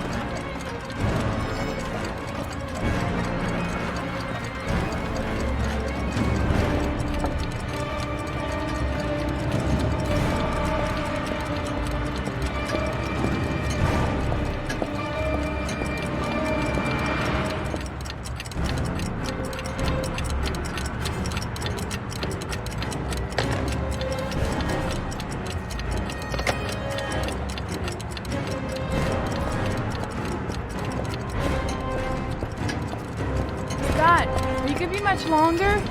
The police will be here any second. I'm almost finished. I'm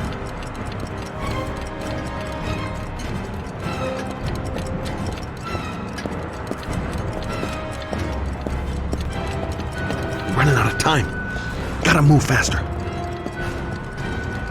That's it. We're done. You get all the prints?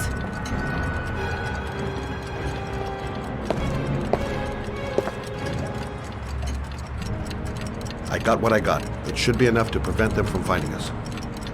Come on, let's go.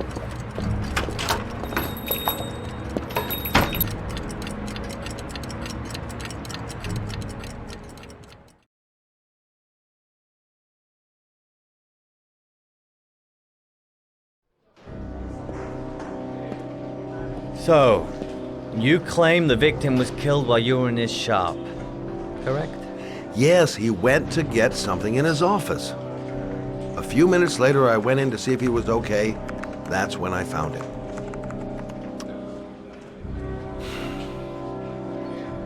You should have called the police immediately, Mr. Shelby. Would have saved us dragging your ass down here. Listen, we had nothing to do with his murder. We were only there by coincidence. I just wanted to spare myself a few hours declaring I didn't see anything to a police officer. PI or not, Mr. Shelby, don't leave town. And if you end up next door to any more dead bodies, remember to call us. Okay?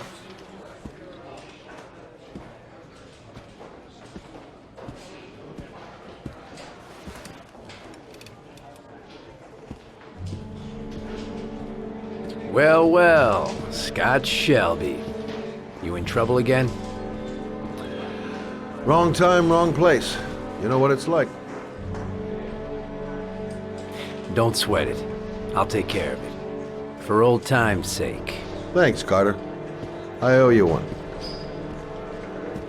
Are you on to anything at the moment? Well, I got some ideas. Nothing concrete.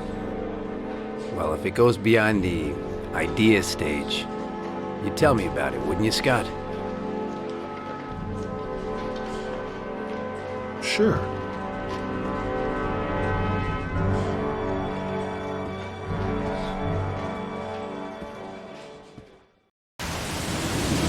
Where are we going? I'm taking you home. This is getting way too dangerous. No way. We're partners, remember? We had a deal.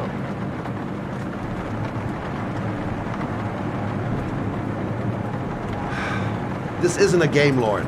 Manfred was murdered because he knew the identity of the killer. He was 10 feet away, for Christ's sake. No. I can't take a chance on the killer getting that close to you again. I'm not a child. I know what I have to do. I've got to find my son's killer. You're not going to stop me.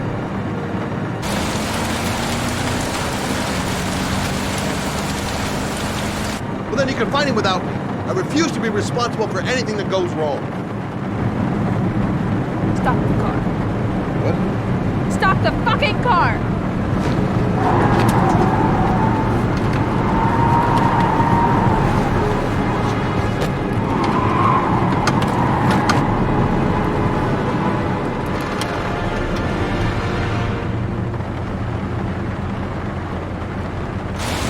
You're not gonna help me find the bastard who killed my Johnny. I'll do it on my own.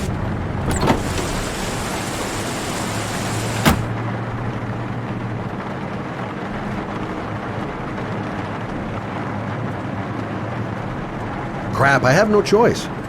I guess I'm doing this to protect her.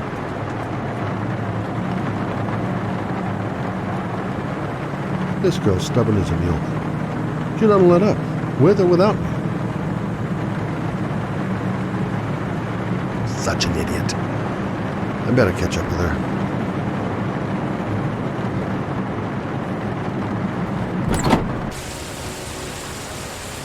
Laura!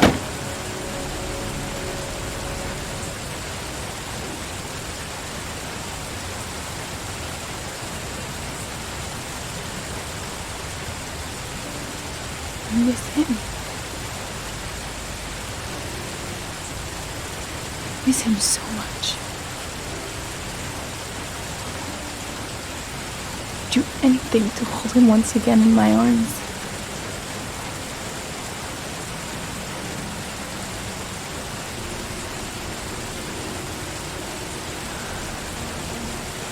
I'm sorry. I shouldn't have talked to you like that. It's just that I wouldn't want to see you get hurt.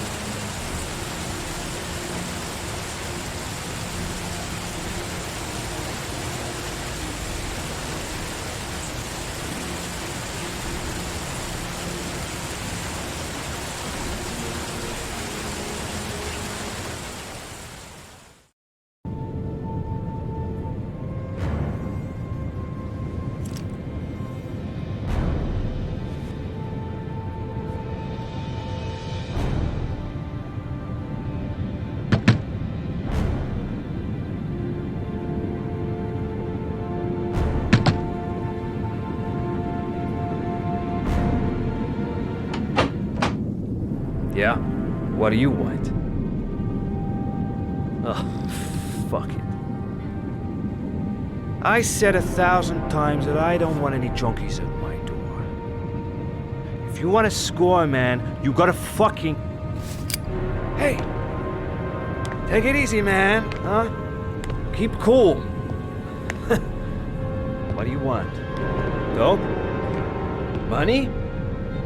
Tell me what you need. Sure we can make a deal, huh? God, I'm gonna blow your brains out, you son of a bitch! You think you can come into my house and steal my dope? You're gonna be shooting up in hell, motherfucker! Come on, man. Will you stop fucking moving?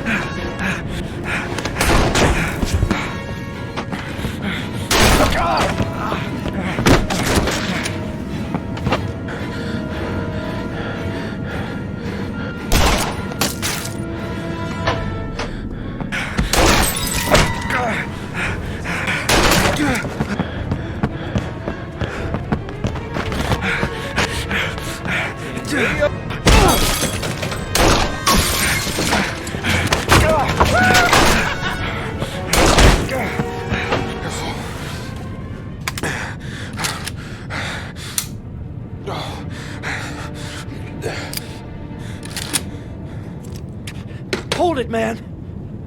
I give you whatever you want. Got dope? I got cash? You want some dope? Please. Please don't kill me, man. I got children. These my girls, see? This one's Sarah. And a little one. That's Cindy. Please, man. I want to see them again. Please. Please don't shoot.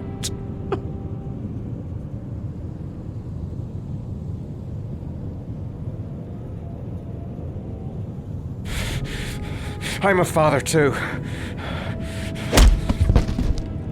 But I'm no killer.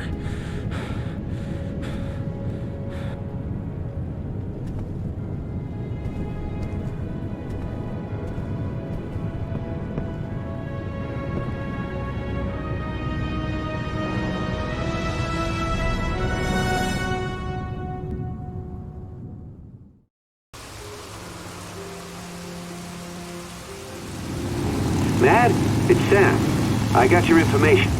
The owner of the apartment in Marble Street is a Dr. Adrian Baker. He's a struck-off surgeon. He used to sell drugs to junkies on the quad. He made some cash and bought up some cheap-ass apartments, including the one in Marble Street. Of course, he got caught. He did a few months in prison and was struck off the medical register. Interesting. Thanks for the information, Sam. I owe you one. Hey, Mad. Be careful, okay? I'm on it. Talk to you later.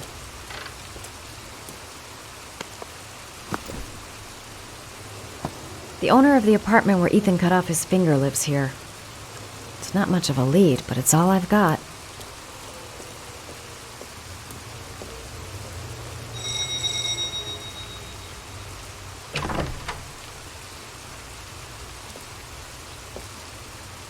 Hi.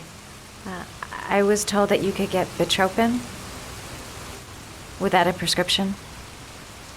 Sorry, you were misinformed. Goodbye. Hold on. I really need your help here. I can pay. Well, why didn't you say so? Please come in.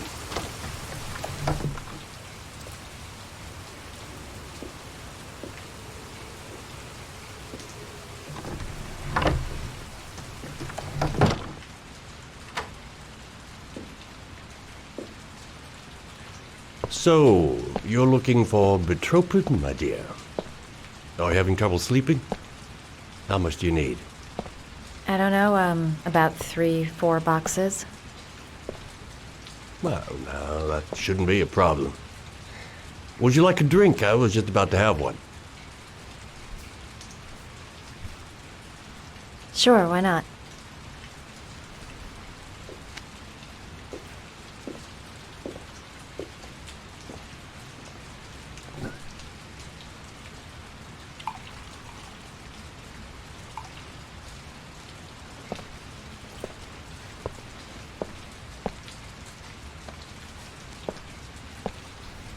I haven't seen you around here before. Who told you about me?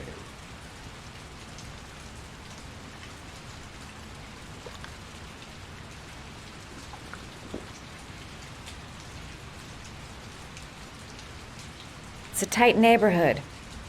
People talk. Do you have many clients? A few. I help to ease their anxiety. Am I handsome enough, thin enough, hardworking enough? I reassure those who find the system too difficult. I'm like a safety valve that keeps society from imploding.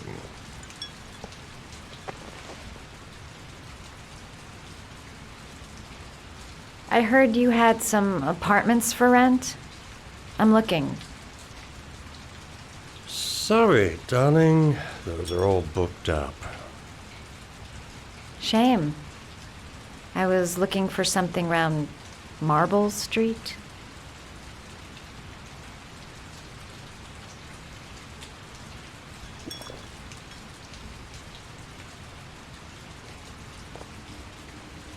Having some trouble? Didn't your mother ever warn you about accepting gifts from strangers?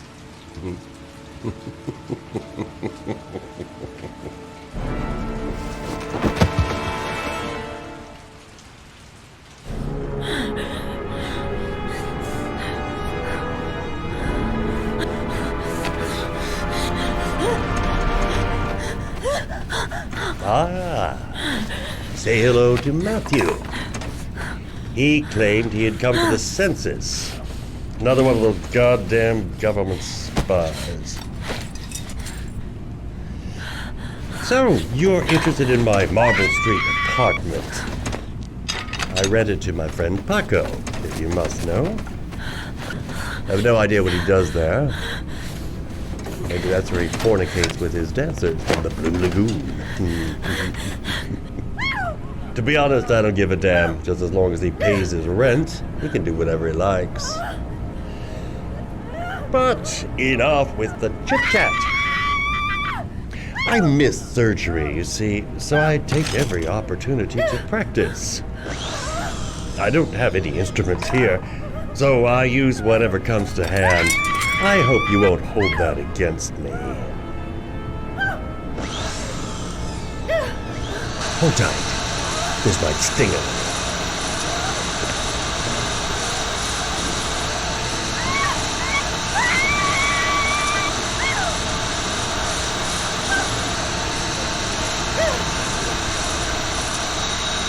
Have you ever noticed, as soon as you start to do a little housework, someone always comes calling? I'll get rid of our visitor and be right back. Don't move. I won't be long.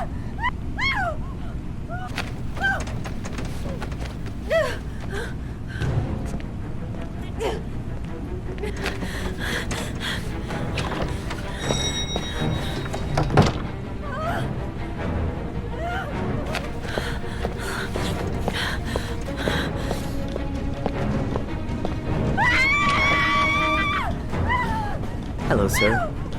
I've come to bring you the word of the Lord in the form of these magnificent Bibles, which I will gladly leave with you in return for a contribution of only $5. No thanks, I'm not interested. Come now, brother. I cannot believe the word of the Lord is of no interest to you. We, his humble flock, should walk in his steps, for St. John has said. Thanks a lot, but I don't need it.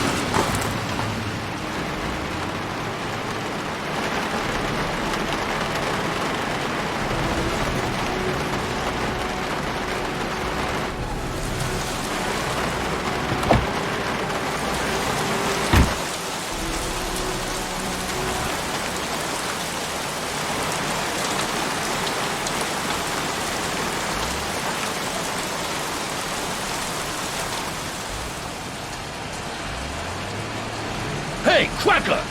What you doing in there? Norman Jayden, FBI. Can we talk for a minute? Yeah? I'm looking for the owner of a blue Chevrolet Malibu 83. I don't give a damn how the car got here, or whether you stole it or not. I just want to know who bought it from you. Sorry, man. Don't ring a bell. I got a real bad memory for names. Perhaps I can help you to remember. If we find out that you sold the car to the man we're looking for, you're looking at some pretty solid time inside, Jackie boy. You trying to scare me with your big talk? I never saw your damn car. Now take a walk.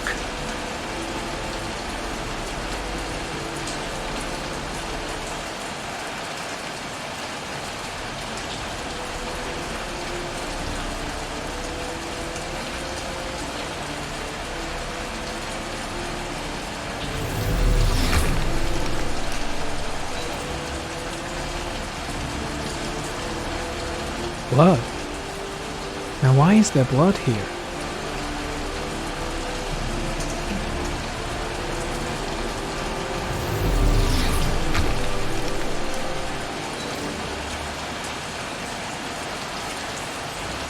The blood tracks lead to the acid bath.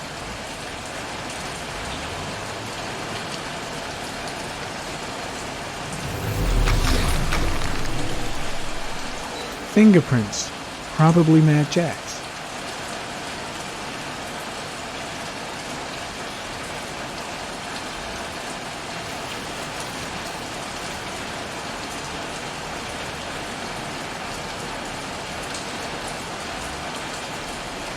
Size 10, most likely a visitor.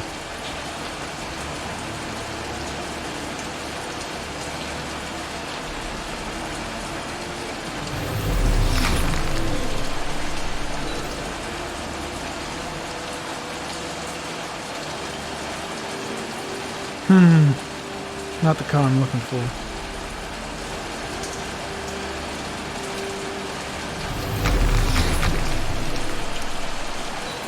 Harry, comment. Traces of orchid pollen in the air inside the garage.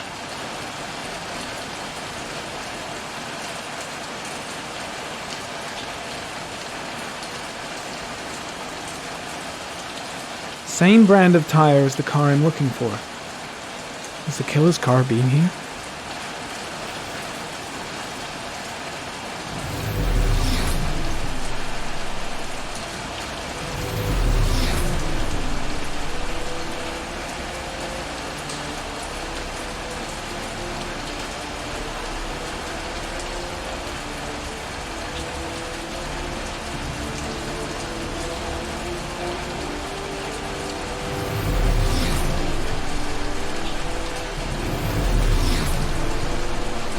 Few traces of blue paint, same tire tracks, no doubt about it.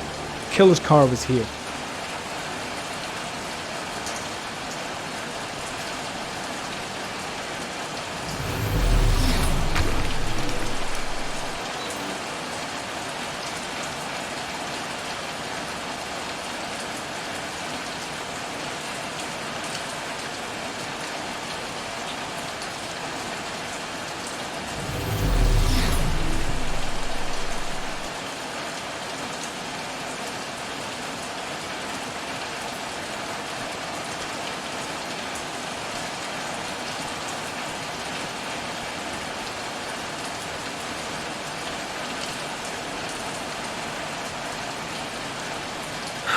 Damn!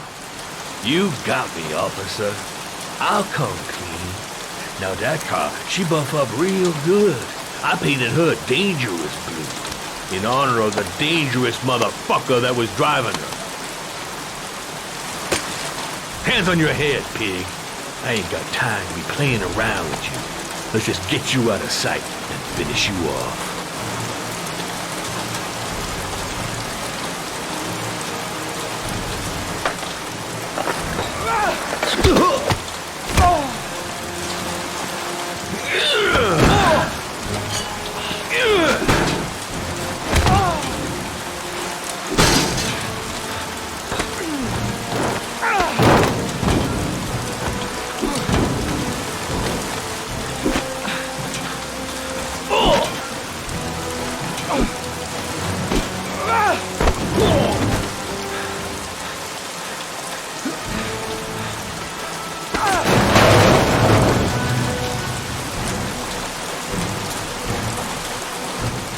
Enough fucking around. You're gonna tell me about the man with the blue car. Go fuck yourself in the ass.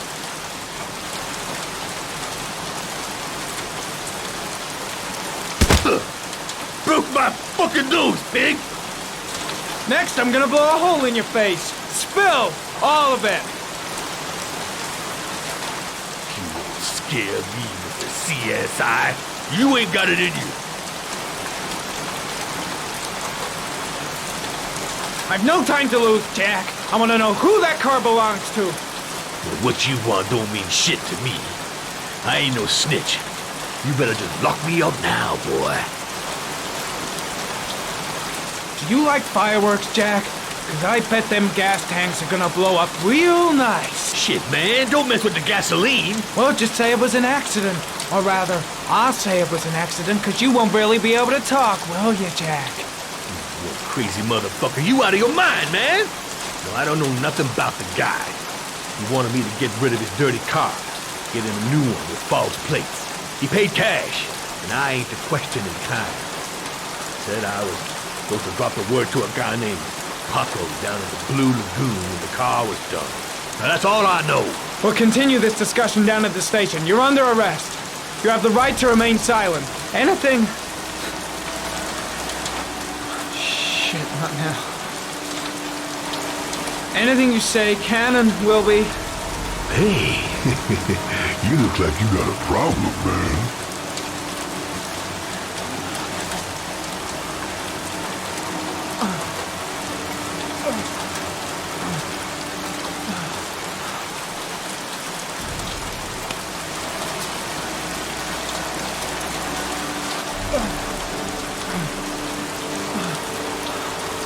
Turn around.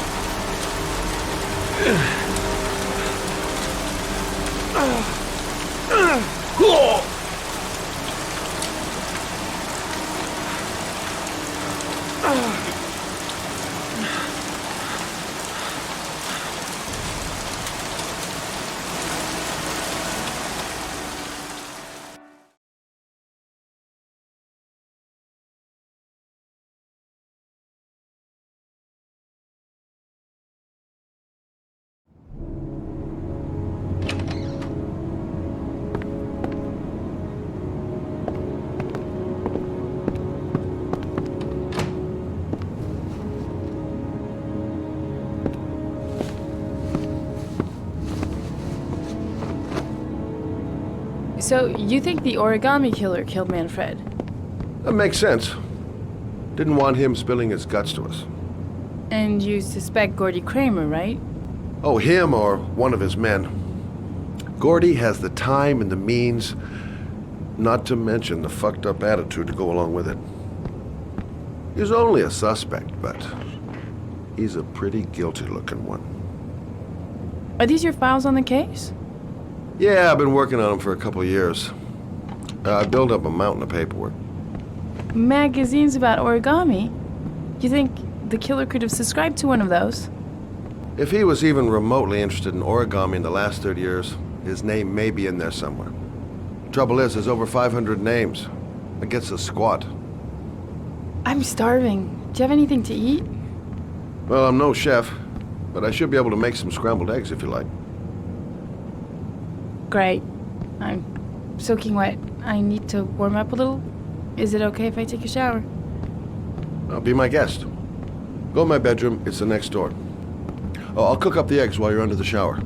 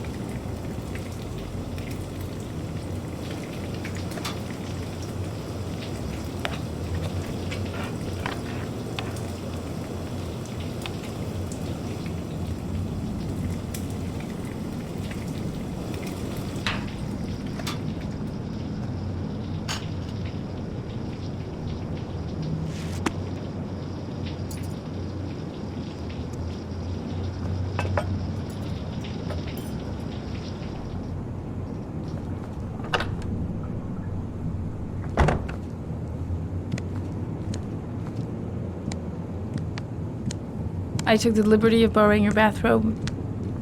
Looks better on you.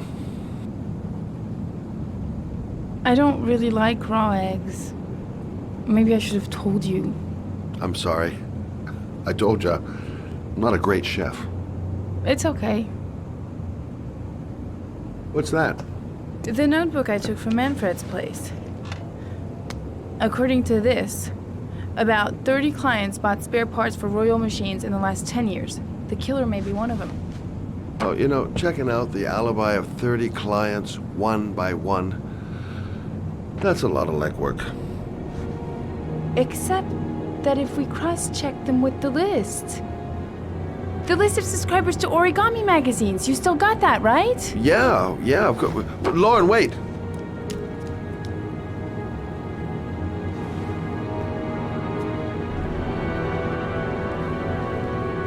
If the killer really used a Royal typewriter and if he subscribed to an Origami magazine, his name should be on both lists.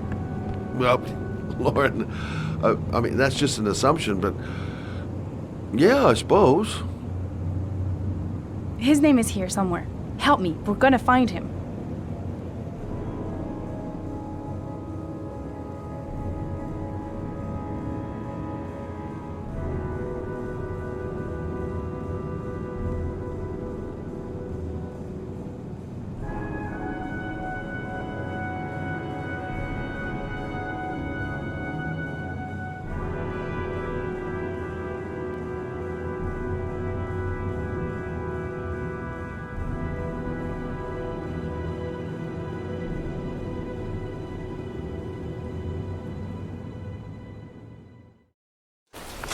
The only guy whose name is on both lists died when he was 10. What are you gonna do now? Dig up his coffin, make sure he's dead? I know it doesn't make any sense. Unless the killer was only using his name. But why use the name of a kid who died 30 years ago? Well, that's what we came to find out. The name is John Shepard. It should be on a grave around here somewhere. You never give up, do you?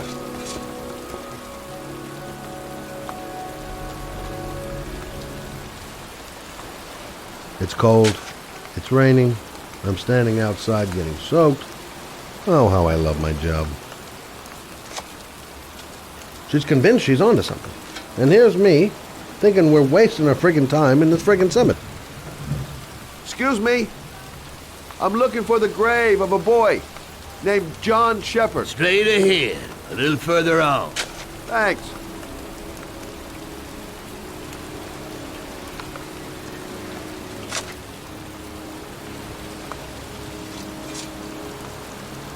Excuse me. I'm looking for the grave of a young boy who died about 30 years ago. His name was John Shepard. You wouldn't know where it is by any chance. The children's graves are in the next plot. Thanks.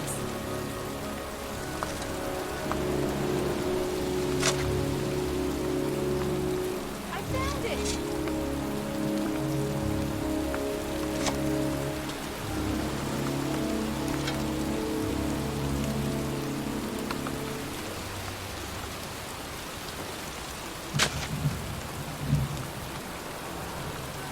Origami figures.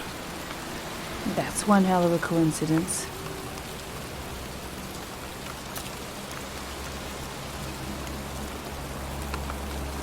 These flowers are fresh. Looks like someone's still tending the grave.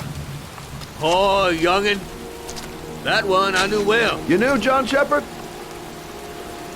I've worked this graveyard nearly all my life.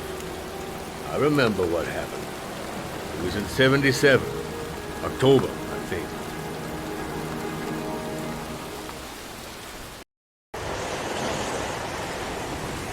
Yeah, good for nothing, hoodlum. Get the hell out of here!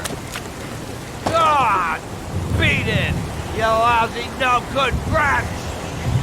Come back when your fucking mother comes home from work! He's drunk again. What are we gonna do? It's pouring rain. We're gonna get soaked if we spend a day outside. Well, at least you won't get beat. Little rain never hurt nobody. Come on, let's go play. Bitch can't catch me!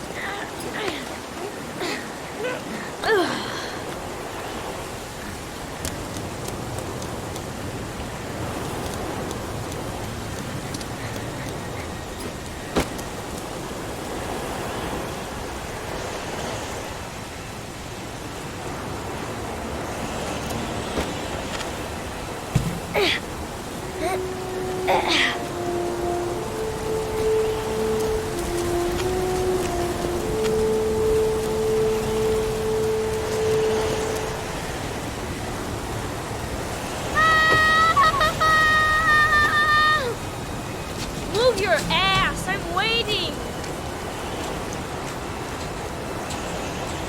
Come on! I told you to watch your head! You dumbass! Jeez, you're nothing but a slowpoke!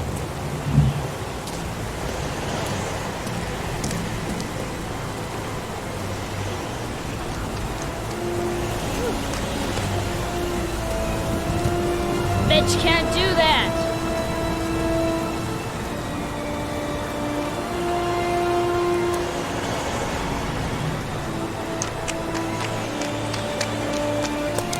Move your ass! I'm waiting!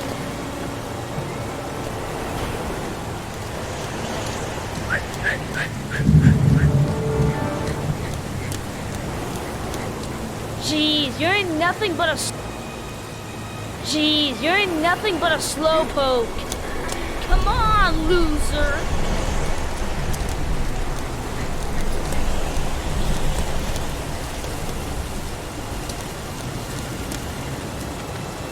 What you doing? You're coming or not?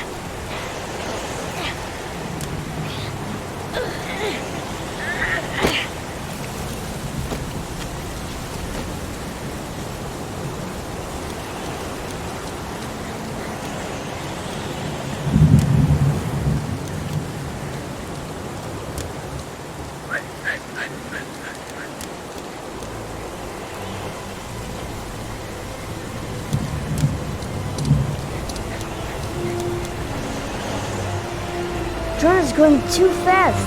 He never waits for me.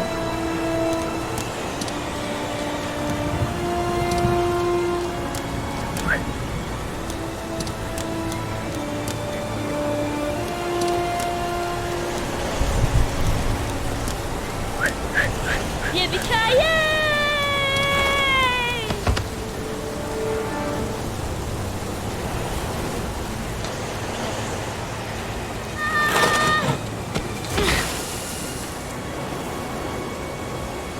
You don't need to do this if it's too hard for you. No chance, I can do it all right. Just you watch.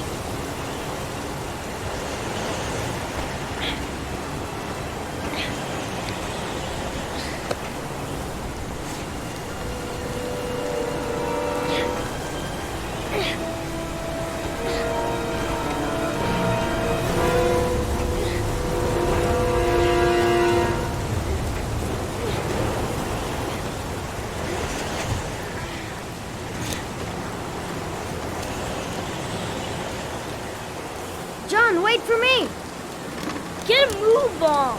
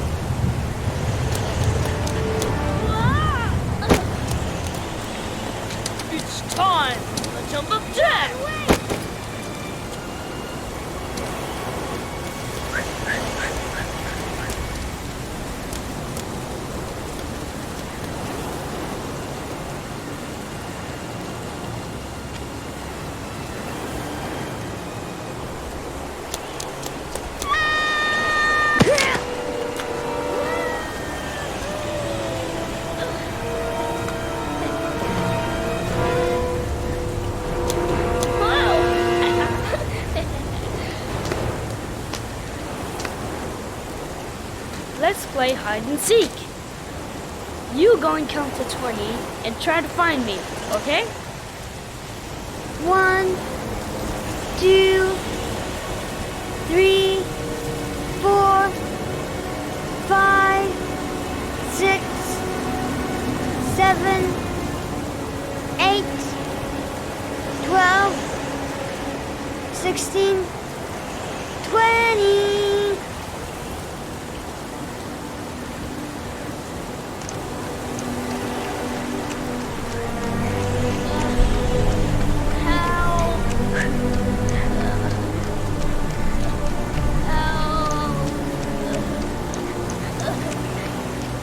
Those cries. That's John's voice.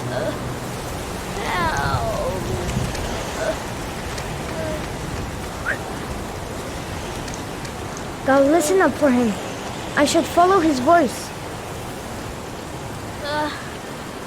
Help! Help! If he's just messing with me, he's gonna regret it.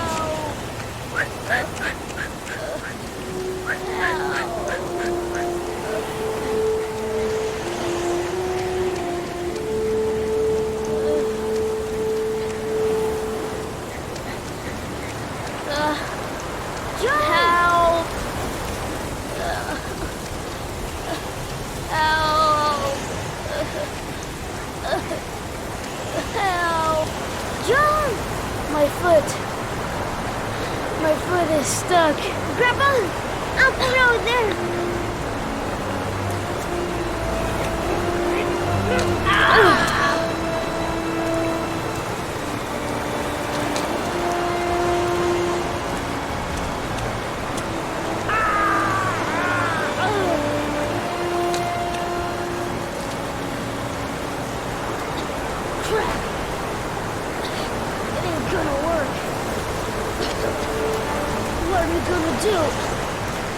Hang on, John. I'll get help. Just hang on. Go on, hurry. I think the water's rising. I'm hurrying. I'll be right back. But the poor kid never did find any help.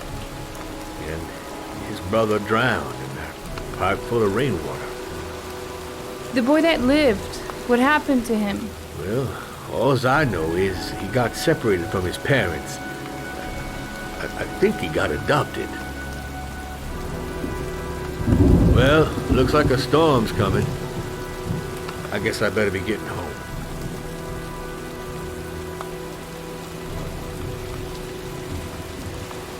Christ, what a horrible story. John Shepherd drowned in the rain while holding his brother's hand. Do you think he could be the Origami Killer?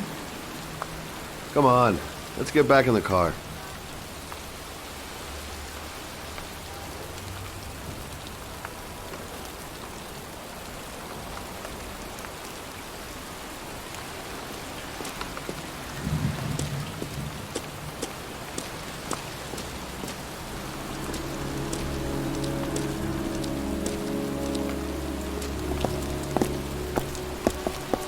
Wait. What's the matter? That man over there. Yeah? It's Charles Kramer. Gordy's father? What's he doing here?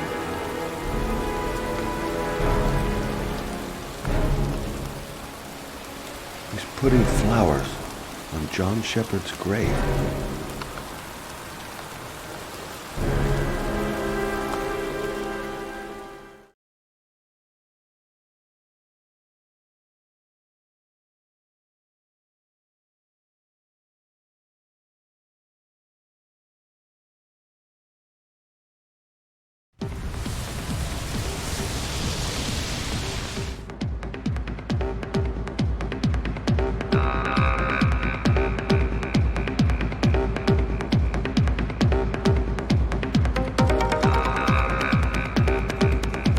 Mendez.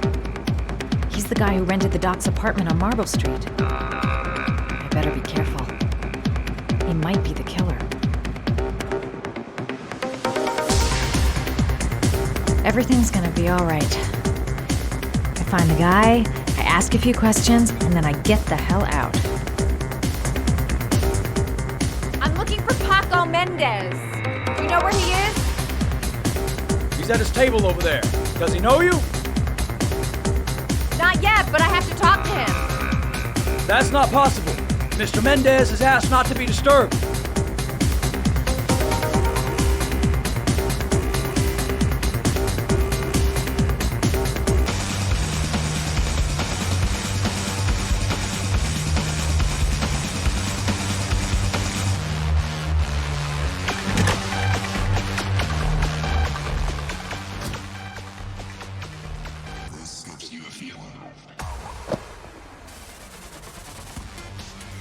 Time to play the sexy girl.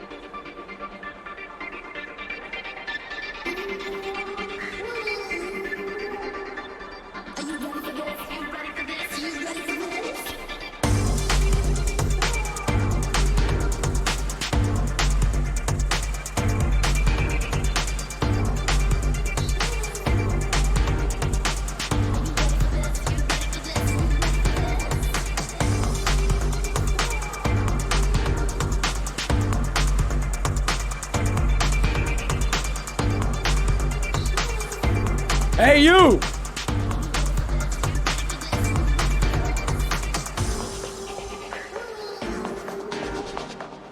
It's your lucky day, sweetheart.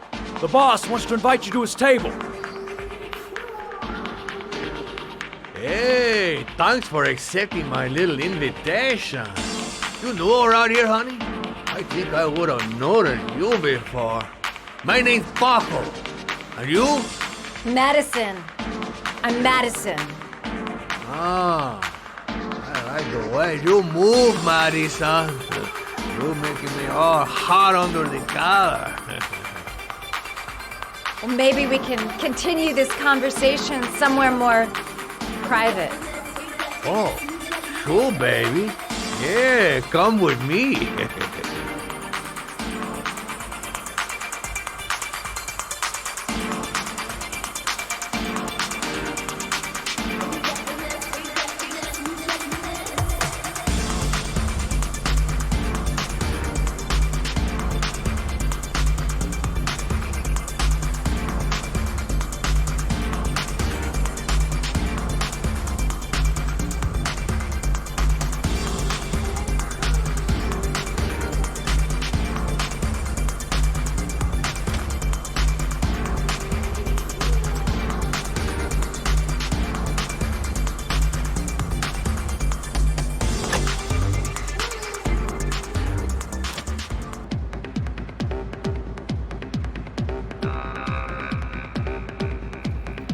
So, welcome to my little kingdom.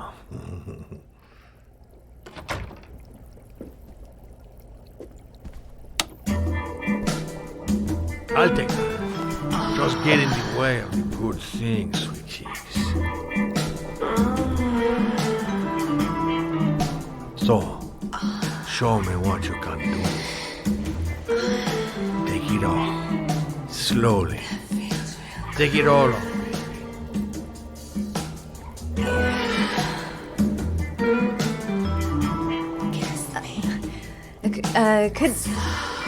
Could I have a drink? You know, just a little drink to break the ice. Oh, we already broke the ice. Let's get wet. Come on. Do your thing, girl.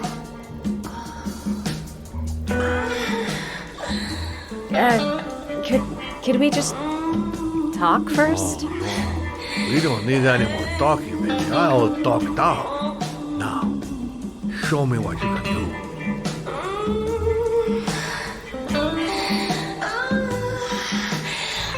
I'm sorry. I think there's been a little misunderstanding. Look, I'll just go. No harm done. Another time. I think it is you who have misunderstood. I'm tired of wasting my time.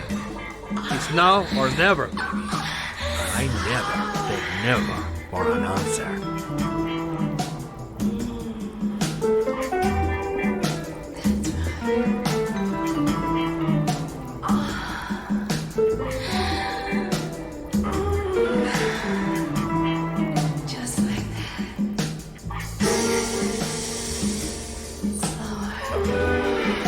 Think of something.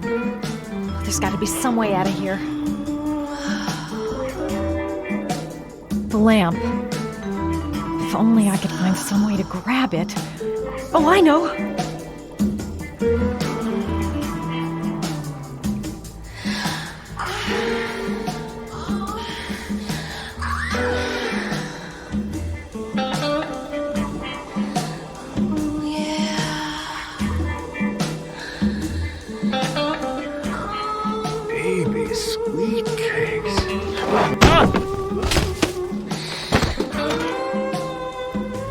That's what I call kicking butt.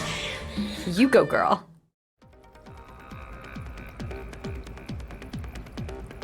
Okay, Act 2. Let's hear Loverboy sing.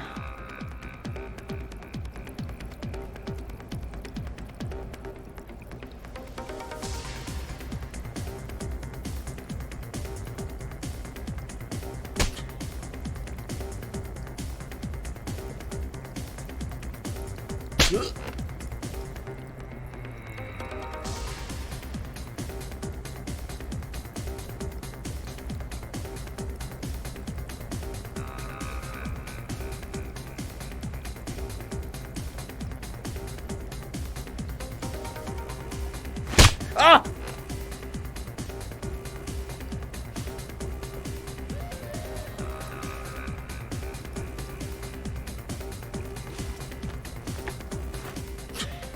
If you call out, I'll kill you. Got it? Shit. What you want? You rent an apartment on Marble Street. I want to know why. An apartment? I don't know what you're talking about.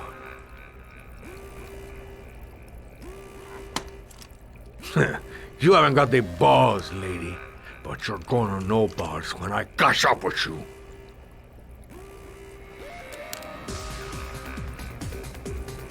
Ugh! You fucking bitch! I'm gonna kill you! Boss? Is everything all right?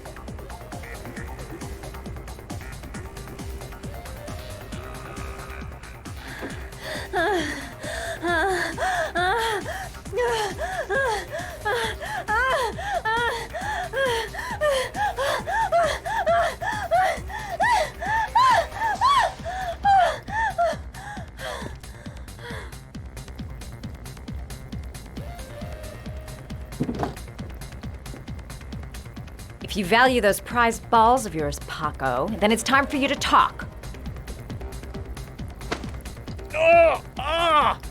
What you doing? Stop it! Stop it! I'm only getting started. How about some more?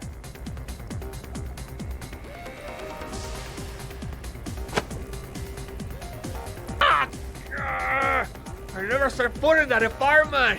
I gave the keys to some guy. He said he needed a place. He had money. What was that guy's name? I don't know his name. I swear.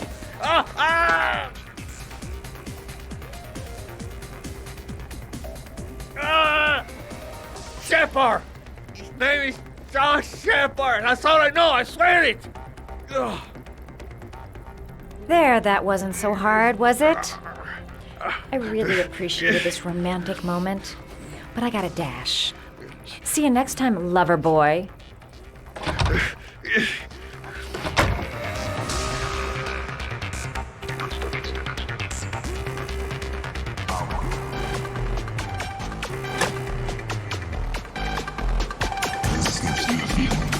Time to get out of here. I've got a massive headache.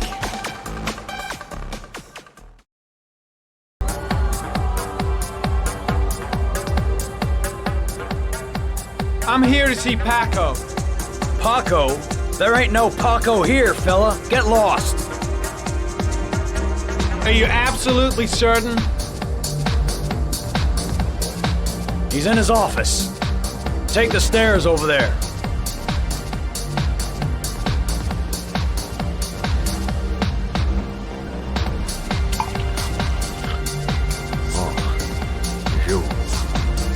Scared me. I didn't hear you come in. A crazy bitch came around here asking questions about the apartment on Marble Street. I don't know what you're doing down there, and I don't want to know. But whatever that shit is, it's beginning to draw attention. Look, I know you kept me out of prison and all, but that fucking bitch nearly killed me.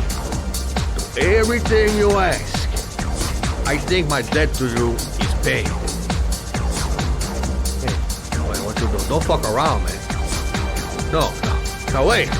I can still help you out. No, don't kill me.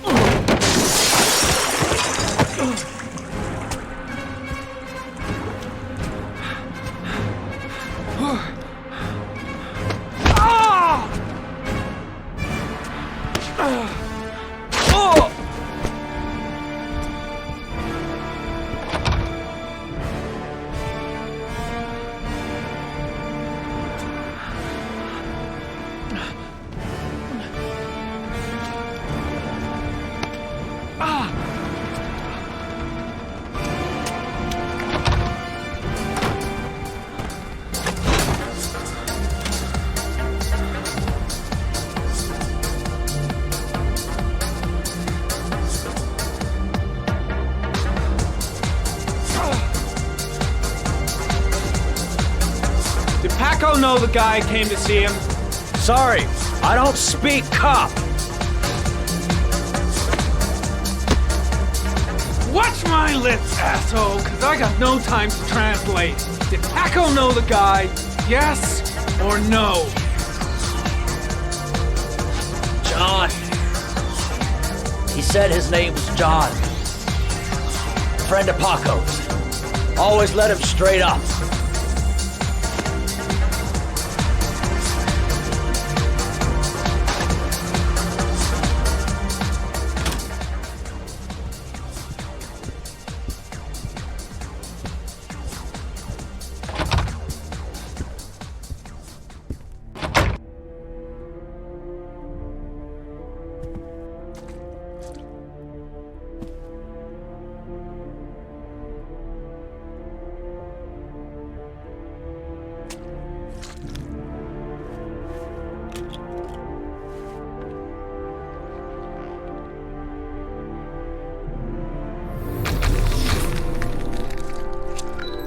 Madison Paige. What was a journalist doing here?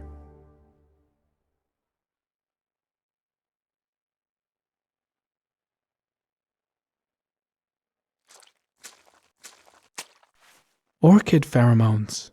The fucking Origami Killer.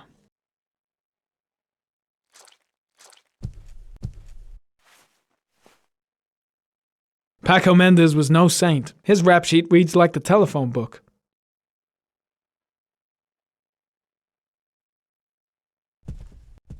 The killer was looking for something.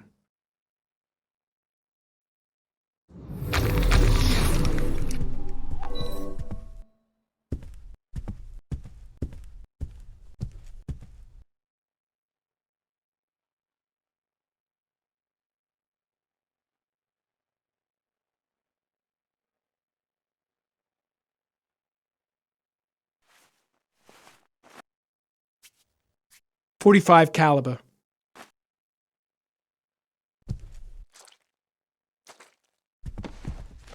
His coat pocket. I tore it off during the fight. 2 receipts from the same gas station. Interesting.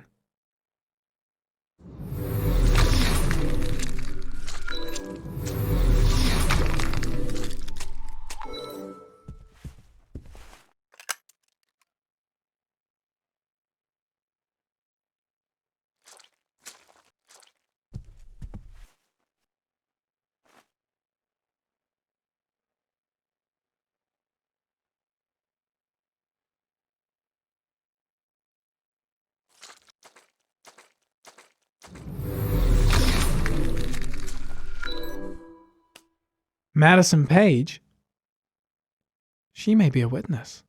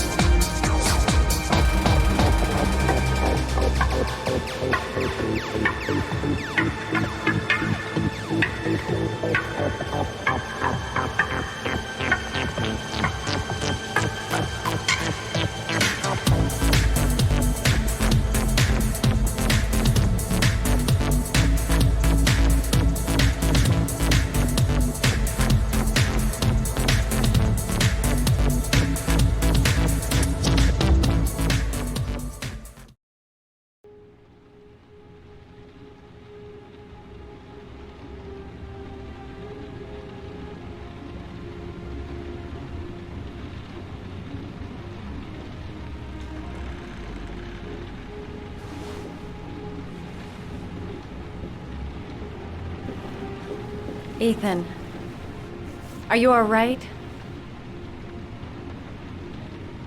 I couldn't do it. I was supposed to kill him to save Sean. And I couldn't do it. You're not the Origami Killer, Ethan. You're not responsible for those murders. I can prove it. That changes nothing. Saving Sean is all that matters now.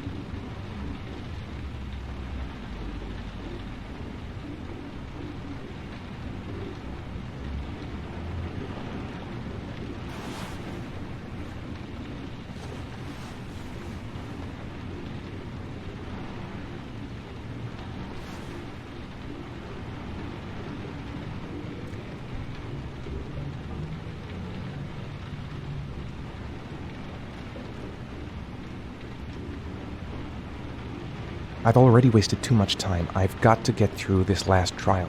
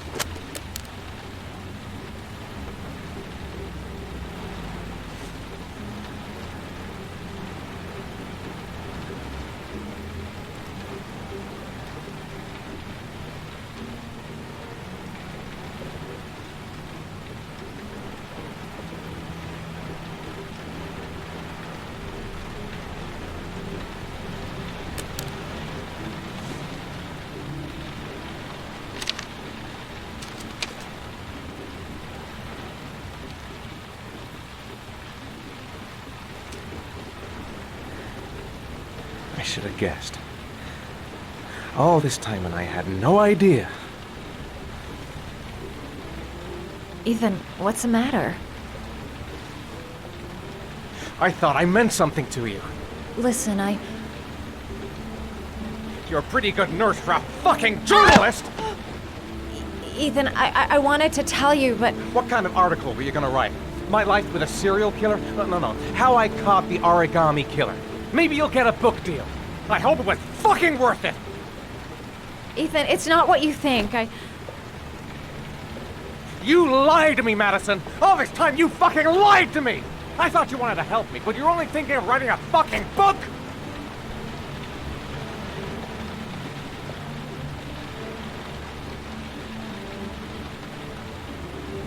It's true. I'm a journalist. And I knew that you were the father of the boy who had disappeared, and I wanted to cover the story. But then I saw what you were going through to save your son. And I understood how much you love him. I wanted to tell you the truth, but I couldn't. I was afraid that you may not believe me. I was afraid that you'd ask me to go. All I want is for you to find your son alive. And when it's all over, I want to be with you.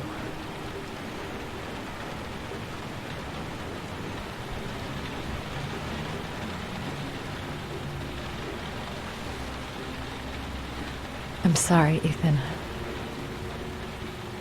I'm so sorry.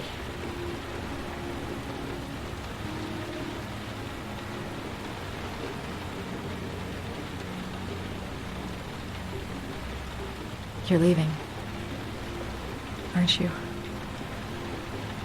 It's the last origami figure. The last letters, then I'll know where Sean is. Take care, Ethan. I can't lose you now.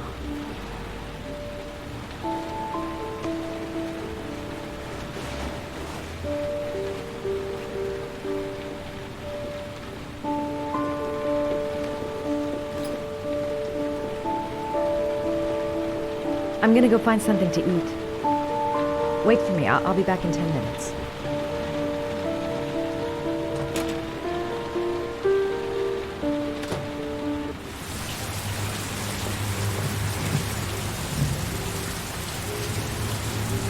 Now we gotta find his son. And I think I know where to start looking.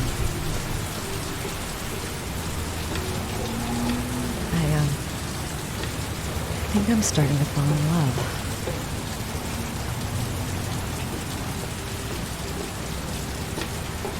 We'll find his son and prove he's innocent. I'll be able to help him now that he knows who I am.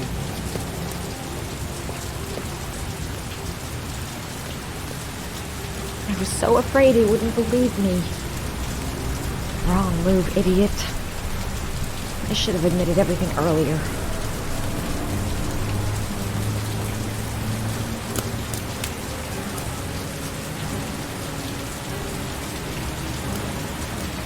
Cops. They're looking for Ethan. It looks like a raid.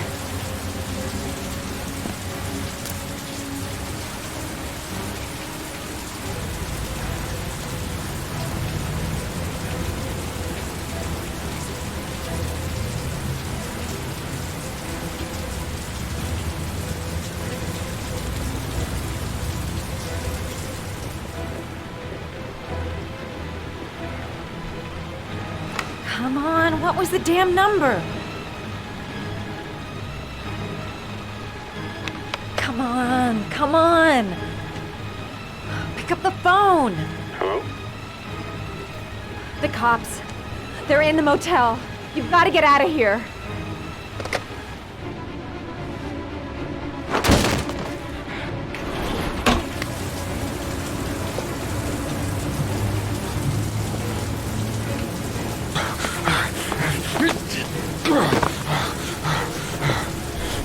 On the move! Get him!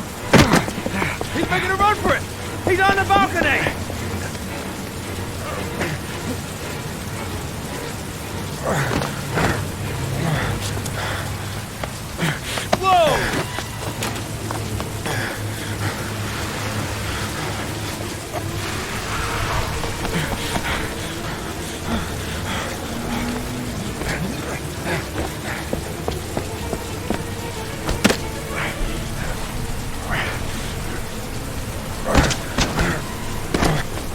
Don't move!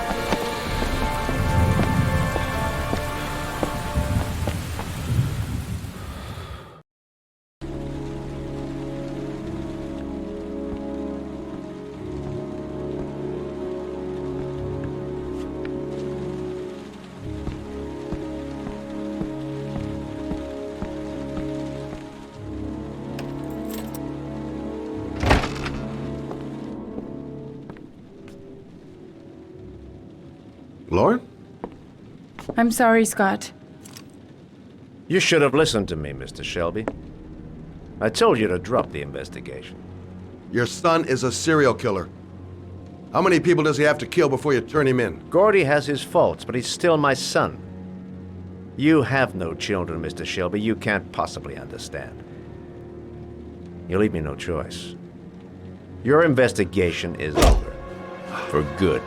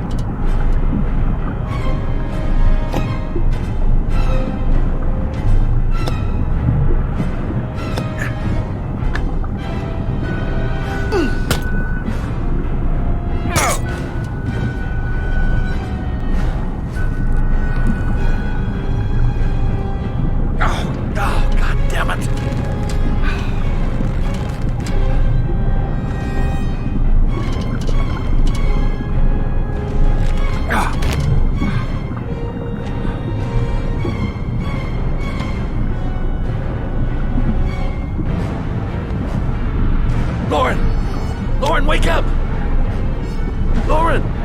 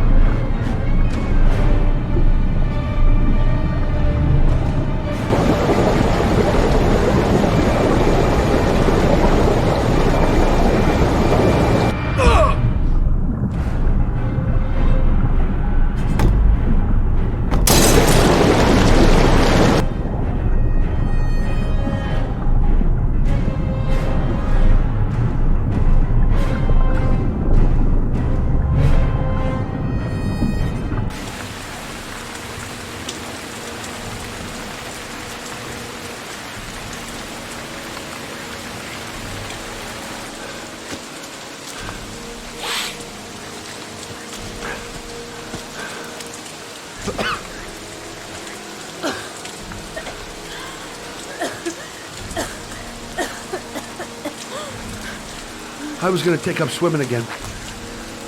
This isn't exactly what I had in mind. You got a car back at your place? Mine's obviously pretty fucked up. Yeah, sure. What are you gonna do? I'm gonna go settle a few scores. Come on, I'll take you home. Oh, lock your doors and windows and don't let anybody in but me. Okay? Be careful, Scott. I don't want to lose you.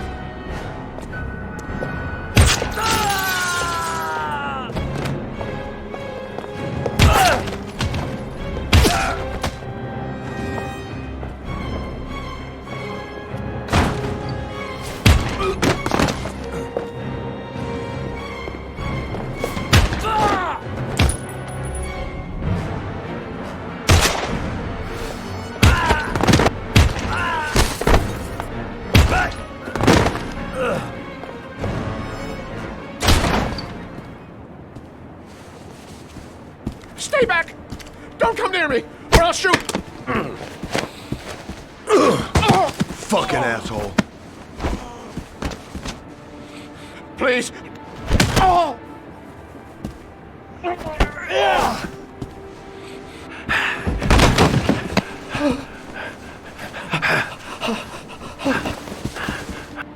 Your idiot son killed all those kids, didn't he? He's the Origami Killer. No! No! He's innocent! He's not a killer! Not a killer! Oh! Oh! Oh! You're a fucking liar. Now tell me the truth. No! No, please! Don't hurt me! Last chance. I don't know! I swear! I don't know anything! Oh! Oh!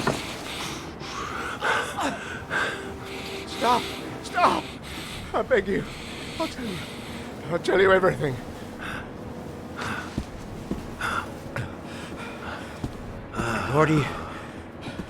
Gordy always wanted his fun, you know.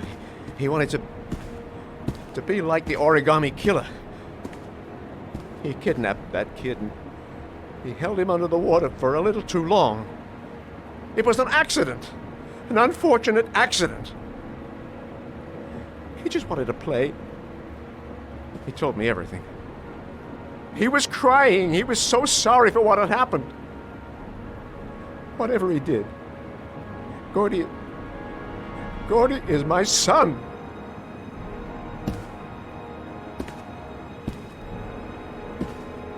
No one will miss him.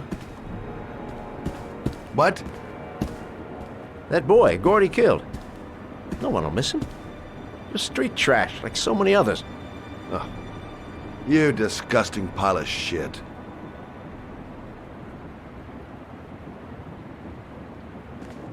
And what about John Shepard?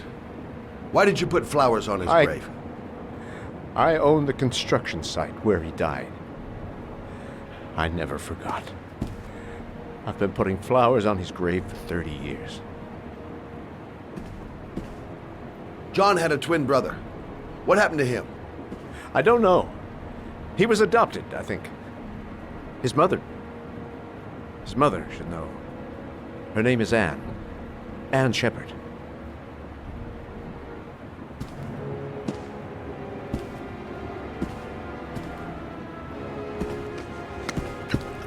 My heart! My heart! Quickly! I need my pills! In that drawer! There!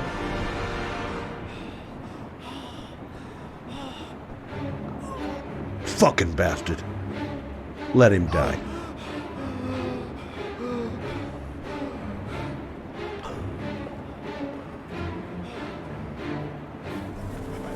Shelby!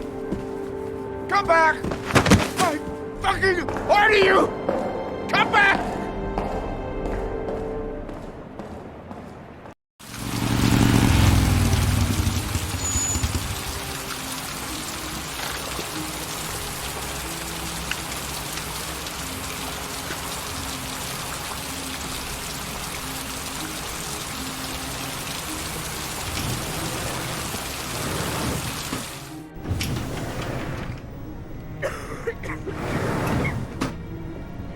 Hello, I'm looking for Anne Shepard's room.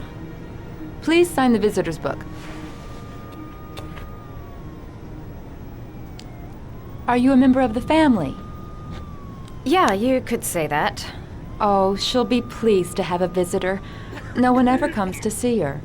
With the Alzheimer's, she has trouble remembering things, but it'll still please her, you know. It's room 19 at the end of the corridor. Thank you.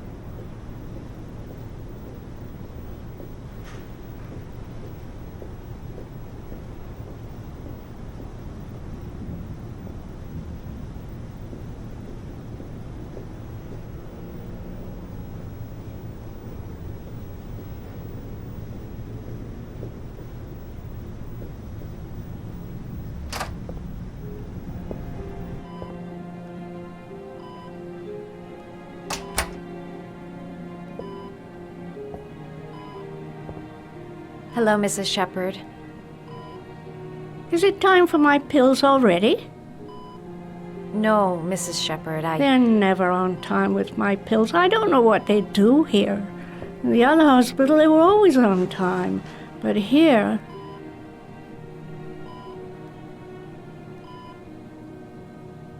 My name is Madison Paige. I'm a journalist. I'd like to ask you some questions about your son. I don't like this hospital. The food isn't very good, you know.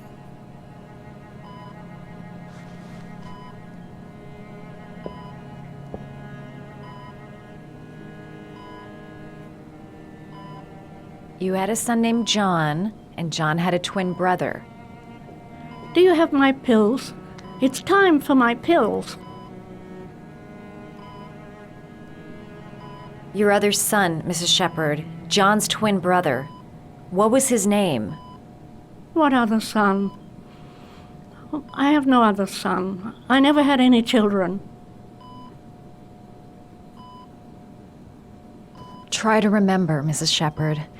John's twin brother was placed with a foster family after the accident. What was the name of the foster family? I asked them for a television, you know. They said I didn't have enough money.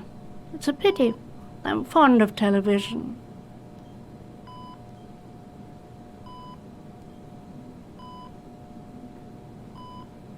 Do you remember John? My Johnny. He is a good little boy, you know.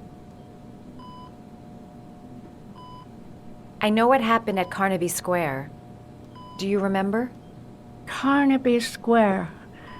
I think I used to live there a long time ago. We didn't have much money at the time, you know.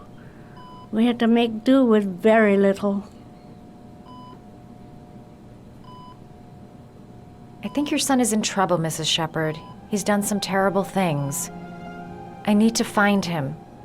Do you understand? Terrible things you're telling me. He never came to see me, can you believe it? In 10 years, never.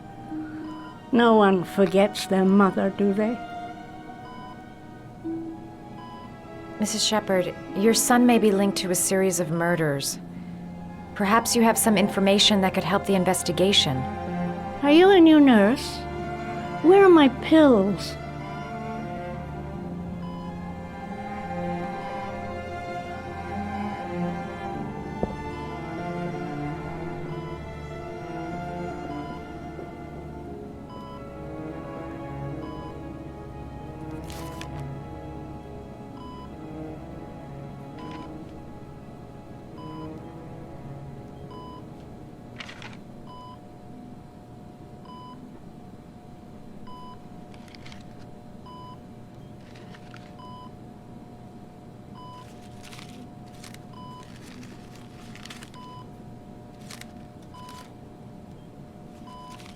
Oh, you know how to do these little dogs, too. My children loved origami. I taught them how to do it. John loved the little dogs. He always wanted to call them Max. Max, Max, Max? All dogs with the same name. I was wasting my time telling him they couldn't all have the same name. But he always wanted his paper dogs Max. It's funny, isn't it?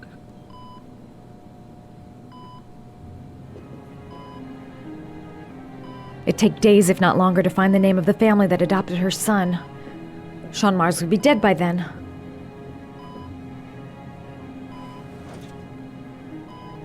It seems to be working. She's remembering stuff. Gotta find something else to show her.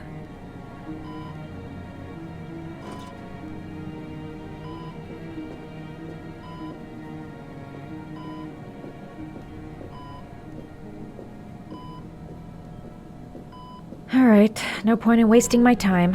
I won't learn anything more by staying here.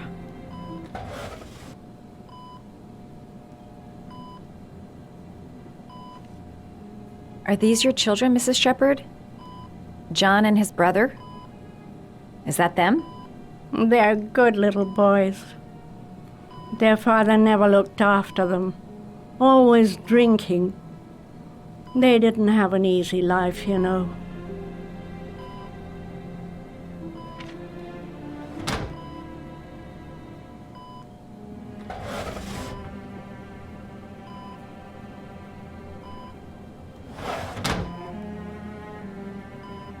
You don't seem to get many flowers, Mrs. Shepherd. No, but I love them. My son knows that I love flowers. I know he'll bring me some.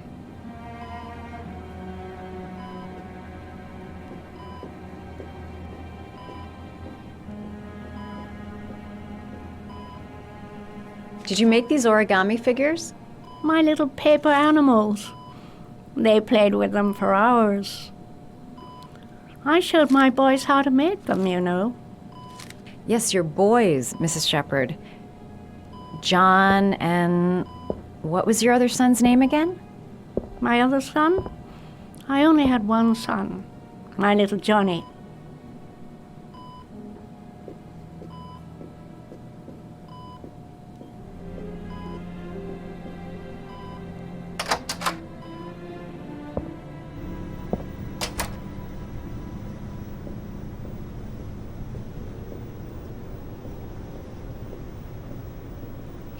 Does Mrs. Shepherd ever talk about her past? It's not all very clear to her now. Sometimes she'll remember the oddest things, though. I suppose if she sees something that reminds her of her past. Does she get many visitors? She's been here for 10 years and you're the first. Did she ever mention her sons? Sons? Well, she often mentions John. I think he drowned.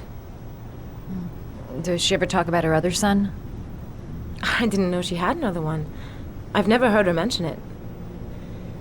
Sometimes, if you show her things, it seems to trigger a memory from her past. You might get it to remember. Thanks for the advice.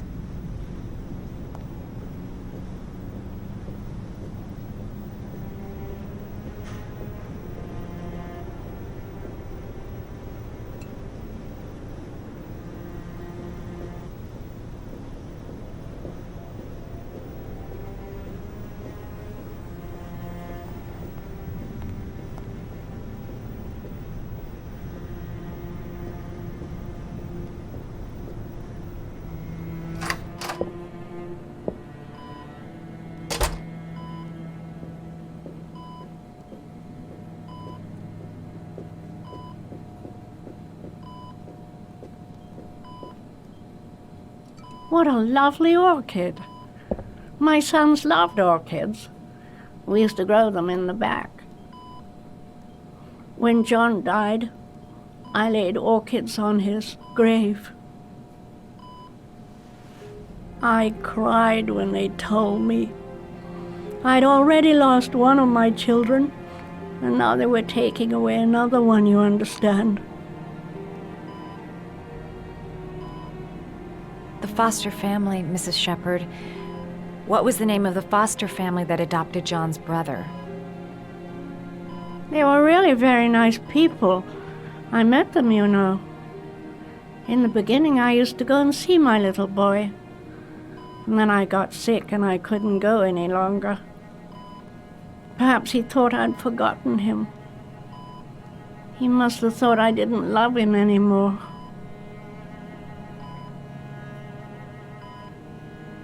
His name, Mrs. Shepherd. What was his name? But I loved him. If you only knew how much I missed him. Please, Anne. His name. What was his name? Come closer.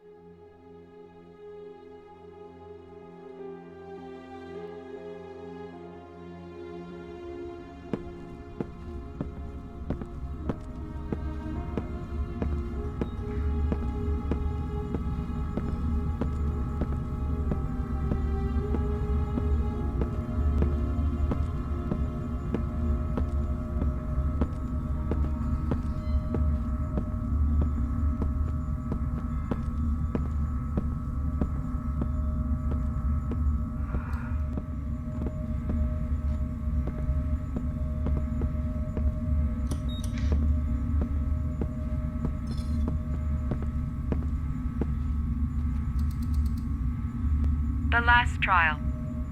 The last question. Are you prepared to give your life to save your sons? There is a deadly poison in this file. It will kill you in exactly 60 minutes. If you drink it, you will get the last letters of the address. You will have enough time to save your son and say goodbye to him, but then you will die. You can drink the file or decide to leave. The choice is yours.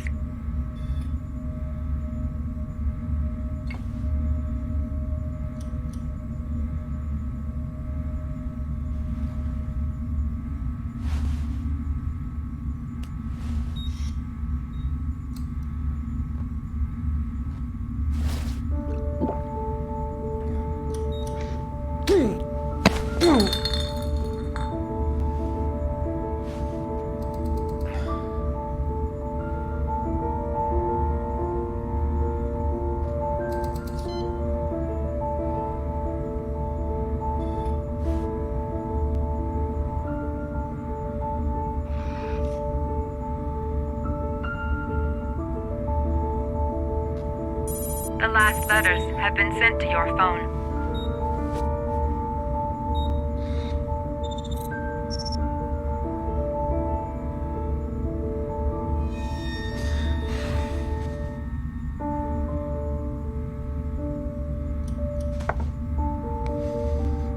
I did what I had to, Sean. Your dad's coming to save you.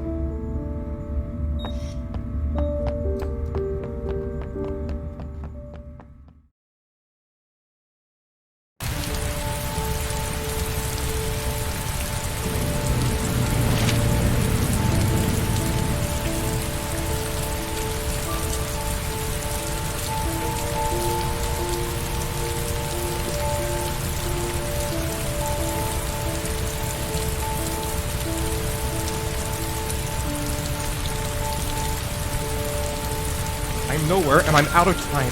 Damn fucking shitty letters from this fucking address! Come on! There's gotta be a way to do this!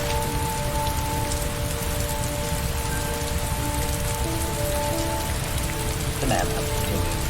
The authorities are still looking for Ethan Mars, the man identified as the Origami Killer. Several different addresses fit these letters. God, they're scattered all over the city. I don't have time to check them all.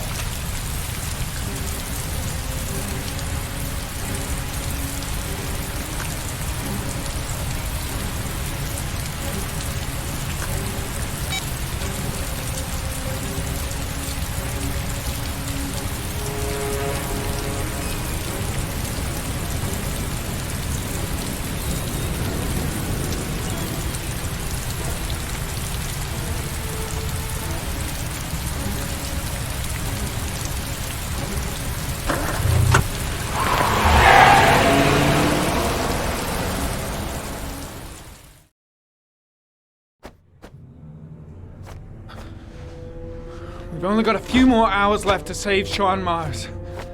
There has to be a goddamn clue somewhere. It's probably staring me in the face. This kid's gonna die, and I'm going around in circles!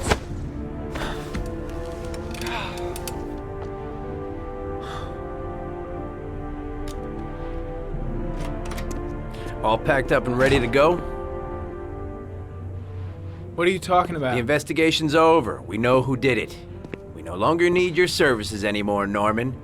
So you can ride your files all the way back to Washington. I'd be lying if I said I was gonna miss you.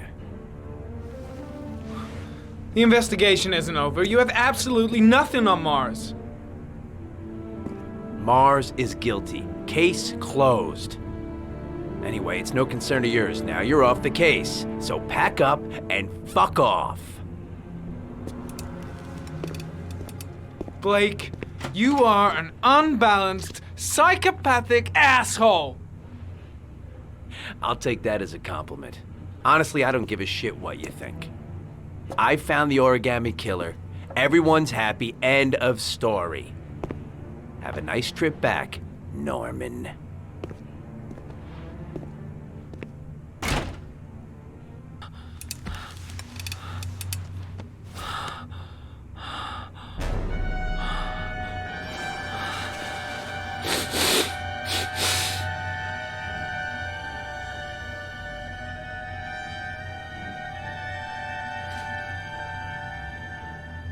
The killer's name is here. Somewhere in this data. I just have to find it. Find it before it's too late. Oh, one last thing, sir. You should be careful not to overindulge in you-know-what. It can be dangerous. Very dangerous. It'll end up killing you if you're not careful. That would be most unfortunate, sir.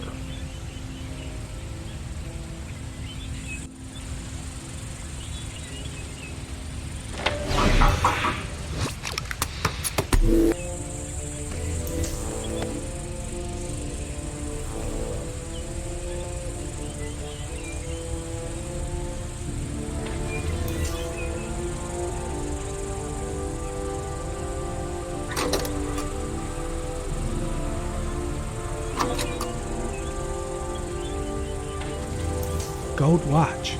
I'm sure I've seen this before somewhere.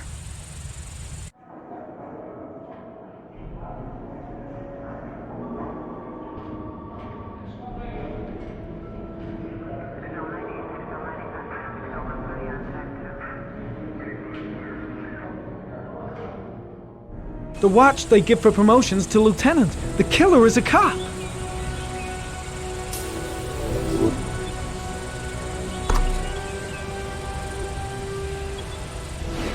Two receipts from the same gas station.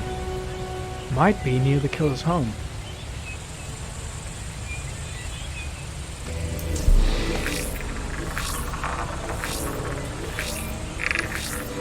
Ugh, that doesn't get us anywhere.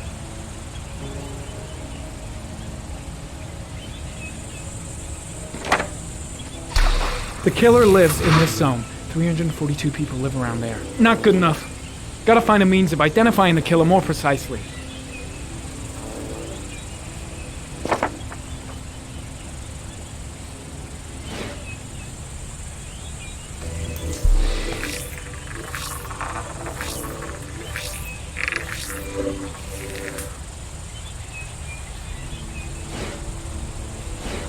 Look.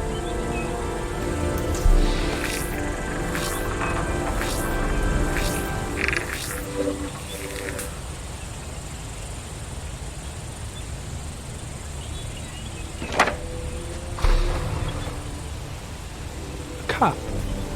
There's only one cop in that geoprofiling zone. Gotcha. He owns a warehouse on the docks. If I'm wrong, Sean Mars is dead.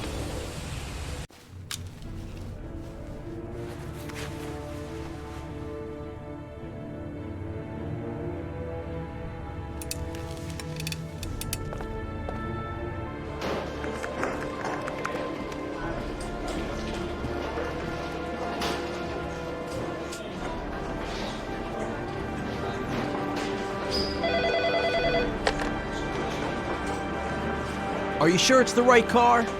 At the docks. Calling the SWAT team. Oh, and I'll need a chopper. Today? Of course I'll need it today, you fucking imbecile.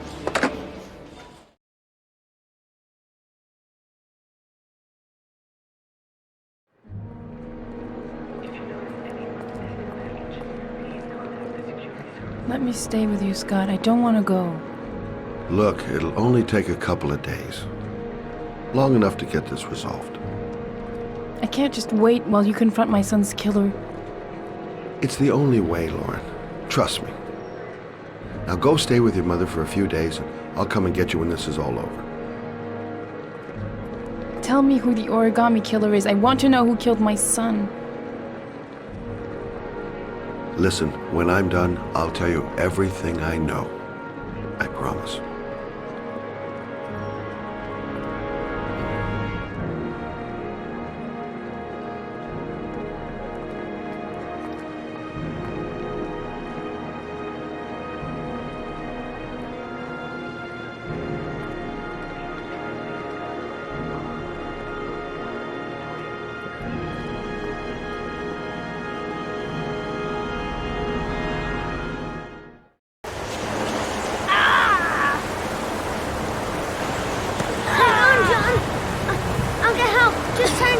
Go on, hurry! I think the water's rising. I'm hurrying! I'll be right back!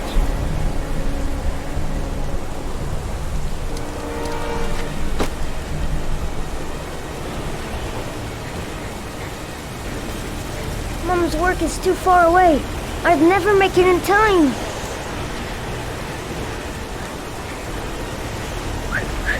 Gotta find someone. The water's still rising.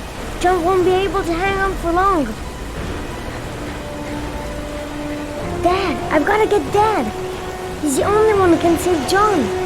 Gotta move.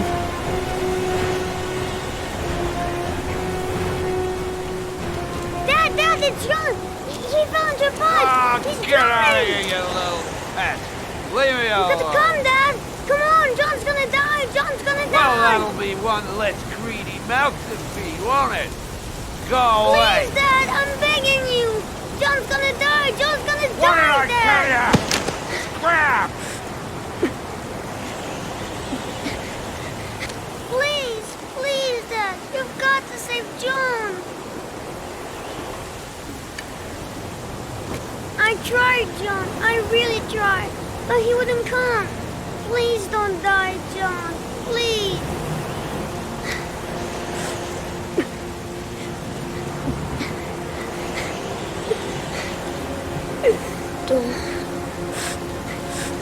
don't forget about this guy.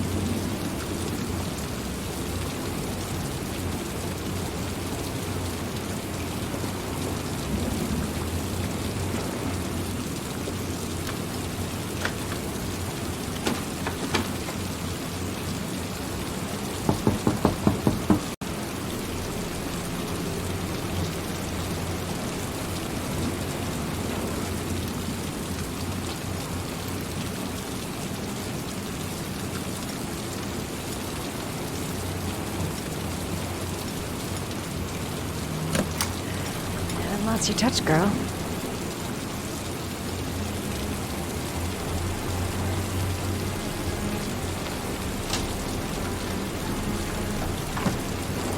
Origami Killer's apartment. There must be something that'll tell me where Sean Mars is.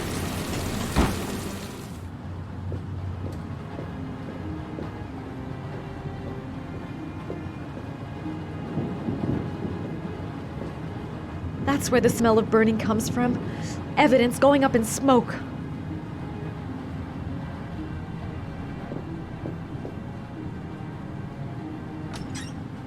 A cop's uniform. Always trust a cop. That's why children went with him. He was dressed as a cop.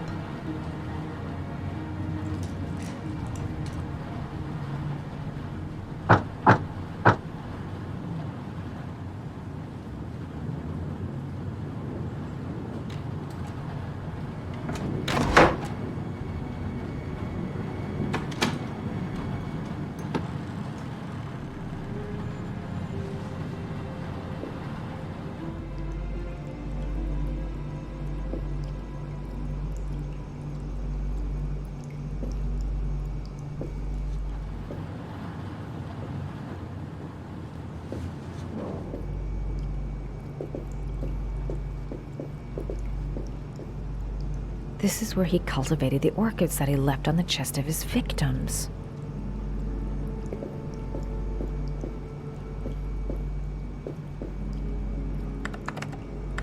Shit, it needs a password.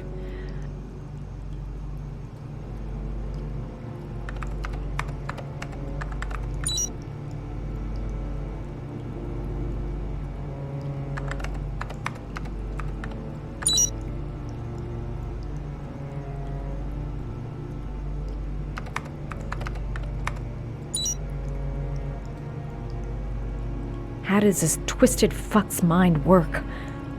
Gotta be something related to his childhood. What did he call those paper dogs when he was a kid?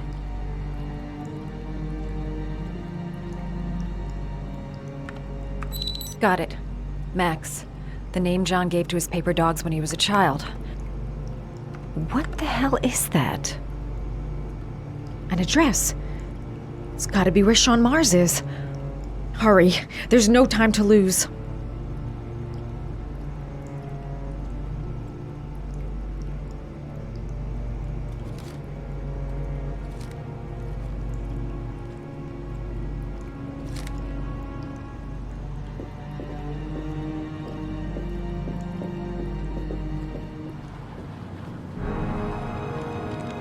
So you found my little secret. It's over, Scott. All those children killed just to find a father capable of saving his son? Shut up! You don't understand. There's one child left. There might still be time to save him. Let him go. Do what your father couldn't do.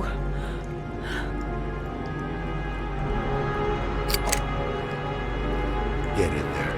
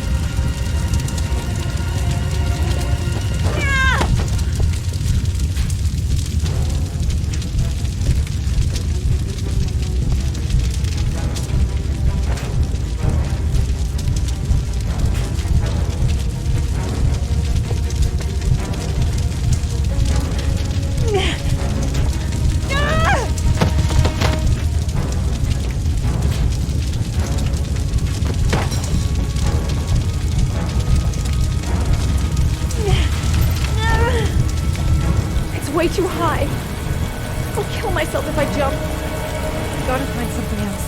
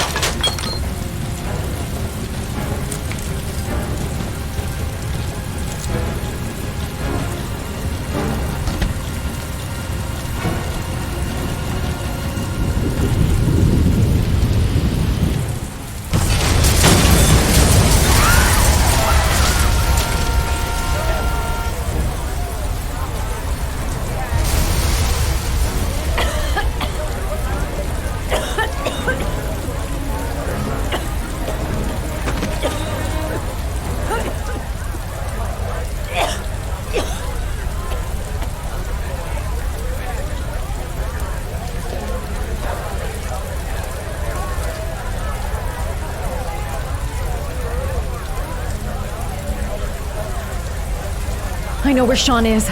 I've got to tell Ethan.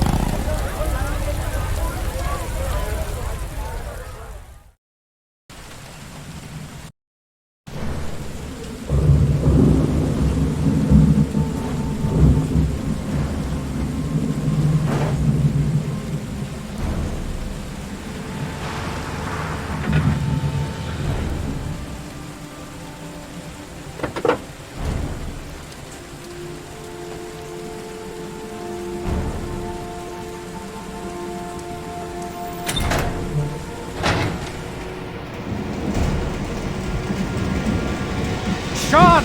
Sean! Sean! Sean's done for if I've got the address wrong.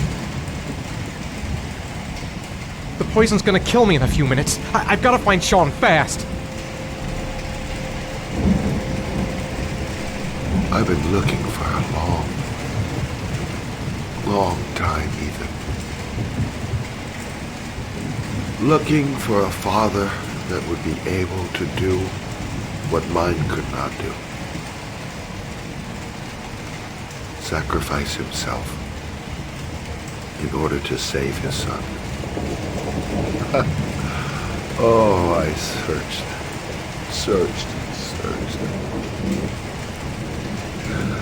And then I remembered you.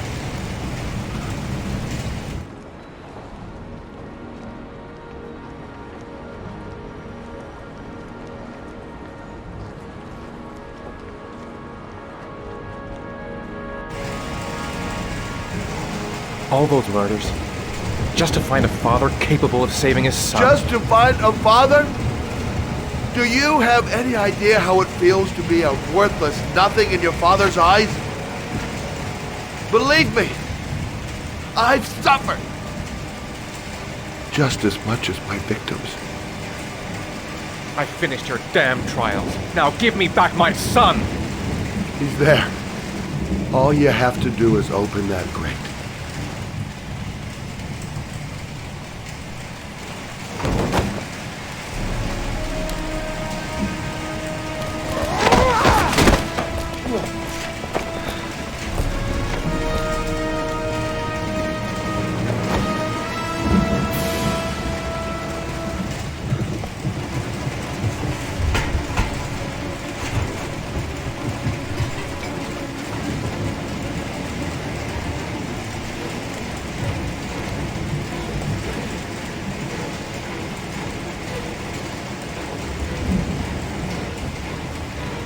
Gotta open this goddamn grate.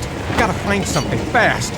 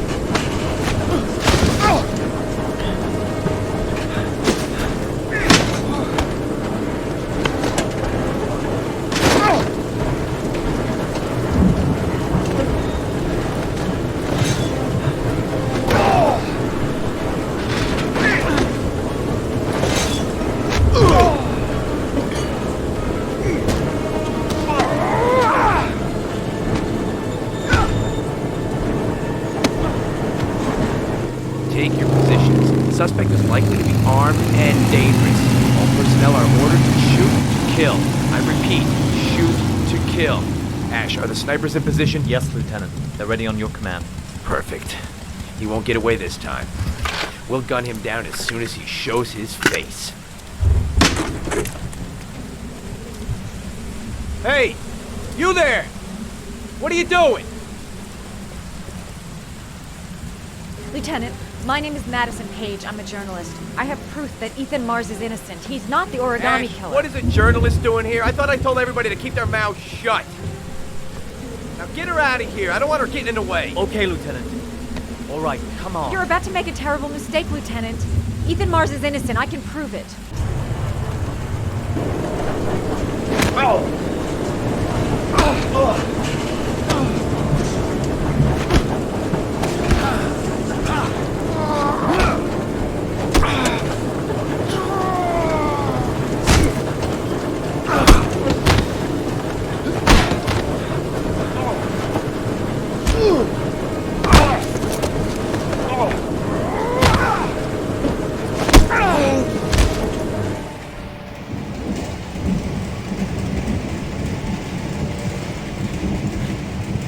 Don't have my son, please. Breathe. Gotta breathe.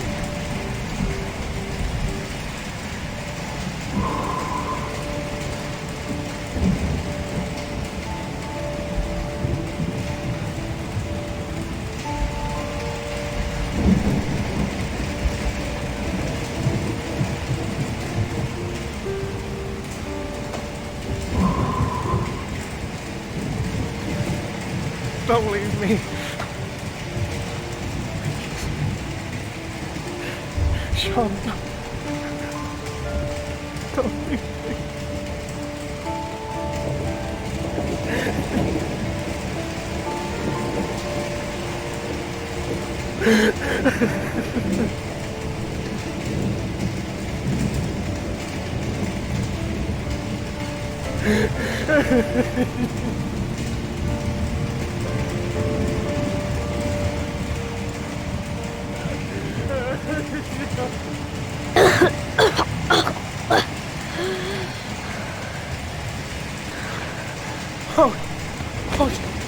Sean.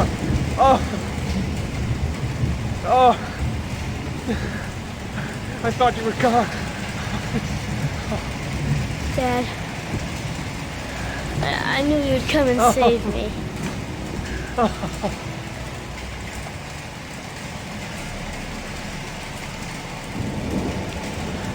Sean, listen.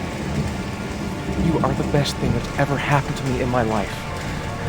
I want you to know that whatever happens, I love you more than anything in the world. I'm not dead. I took the poison an hour ago, and I'm not dead.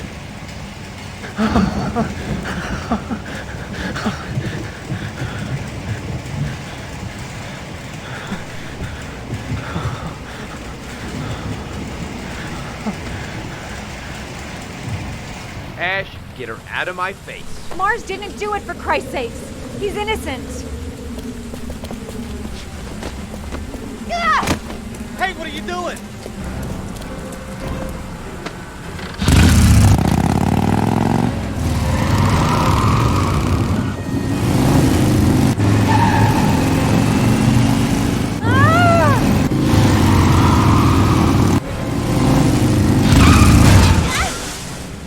Holy crap. What do we do, Lieutenant? Attention all personnel, hold your fire. I repeat, hold your fire. Madison? What's going on? The cops. They're out there. They have the building surrounded. They'll shoot you if you go outside. I'll go out alone. I'll talk to them. I'll explain. You'll be dead before you can open your mouth. Look, we'll all go out together, with our hands in the air, and they can't possibly shoot us. I have the evidence that proves your innocence, Ethan. Listen, I'm sorry I didn't trust you. I was only thinking about Sean, and I thought... That's okay. The only thing that matters is that you saved your son.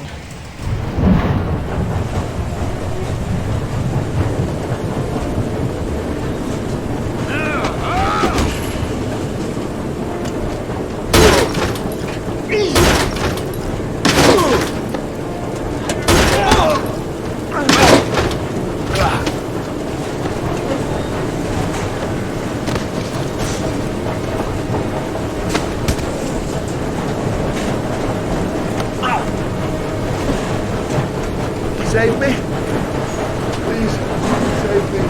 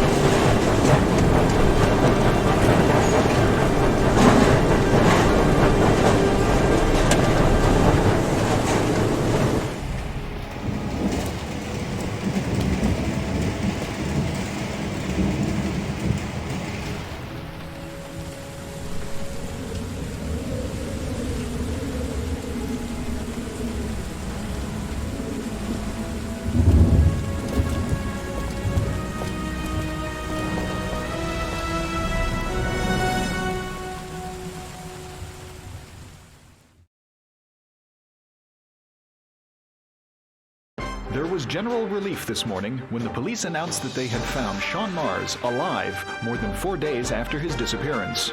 Mars had been imprisoned in a well by the man known as the Origami Killer. The successful resolution of this case was made possible only by the bravery of Ethan Mars, who the police believed at one point to be the killer. It is no doubt due to his great courage and tenacity that he succeeded in foiling the plans of the Origami Killer. The police commissioner presented him with an official apology today. Our main headline today: it is reported that the police have identified the man thought to be the Origami Killer. Scott Shelby, 48, is a former police lieutenant who claimed to be a private eye hired by the families of the killer's victims. Shelby was killed during a massive police operation, but further details have not yet been released to the public.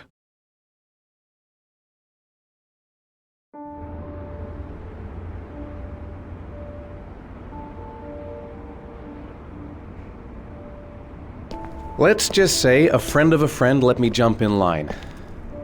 If we like it, it's ours.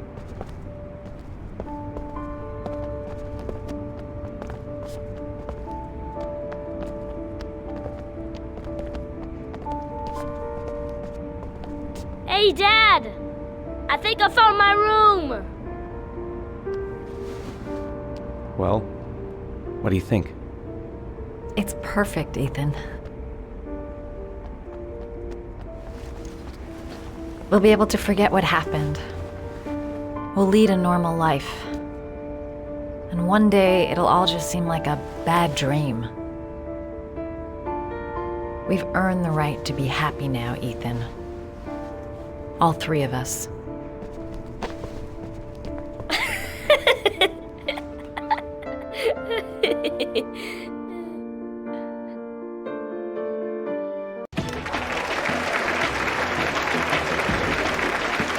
Our guest today is on the cover of today's World magazine this week and has been hailed by the whole nation as a new hero for our times. Astonishingly, he almost single-handedly ended the sinister series of killings by the man known as the Origami Killer and saved the life of young Sean Mars. His determination, courage, and intelligence have won our admiration. Norman Jayden. Good evening.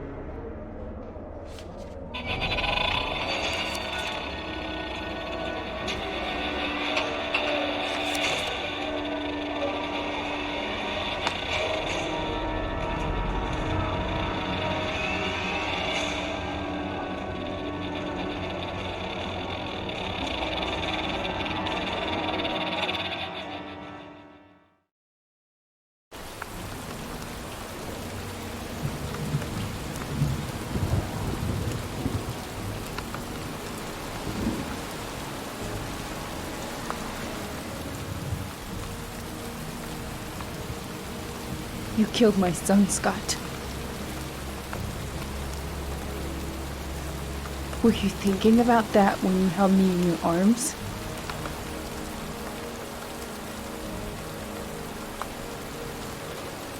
I don't know why you did all this.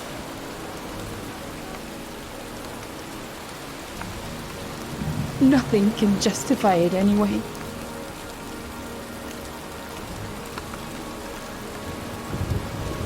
I feel nothing but contempt for you.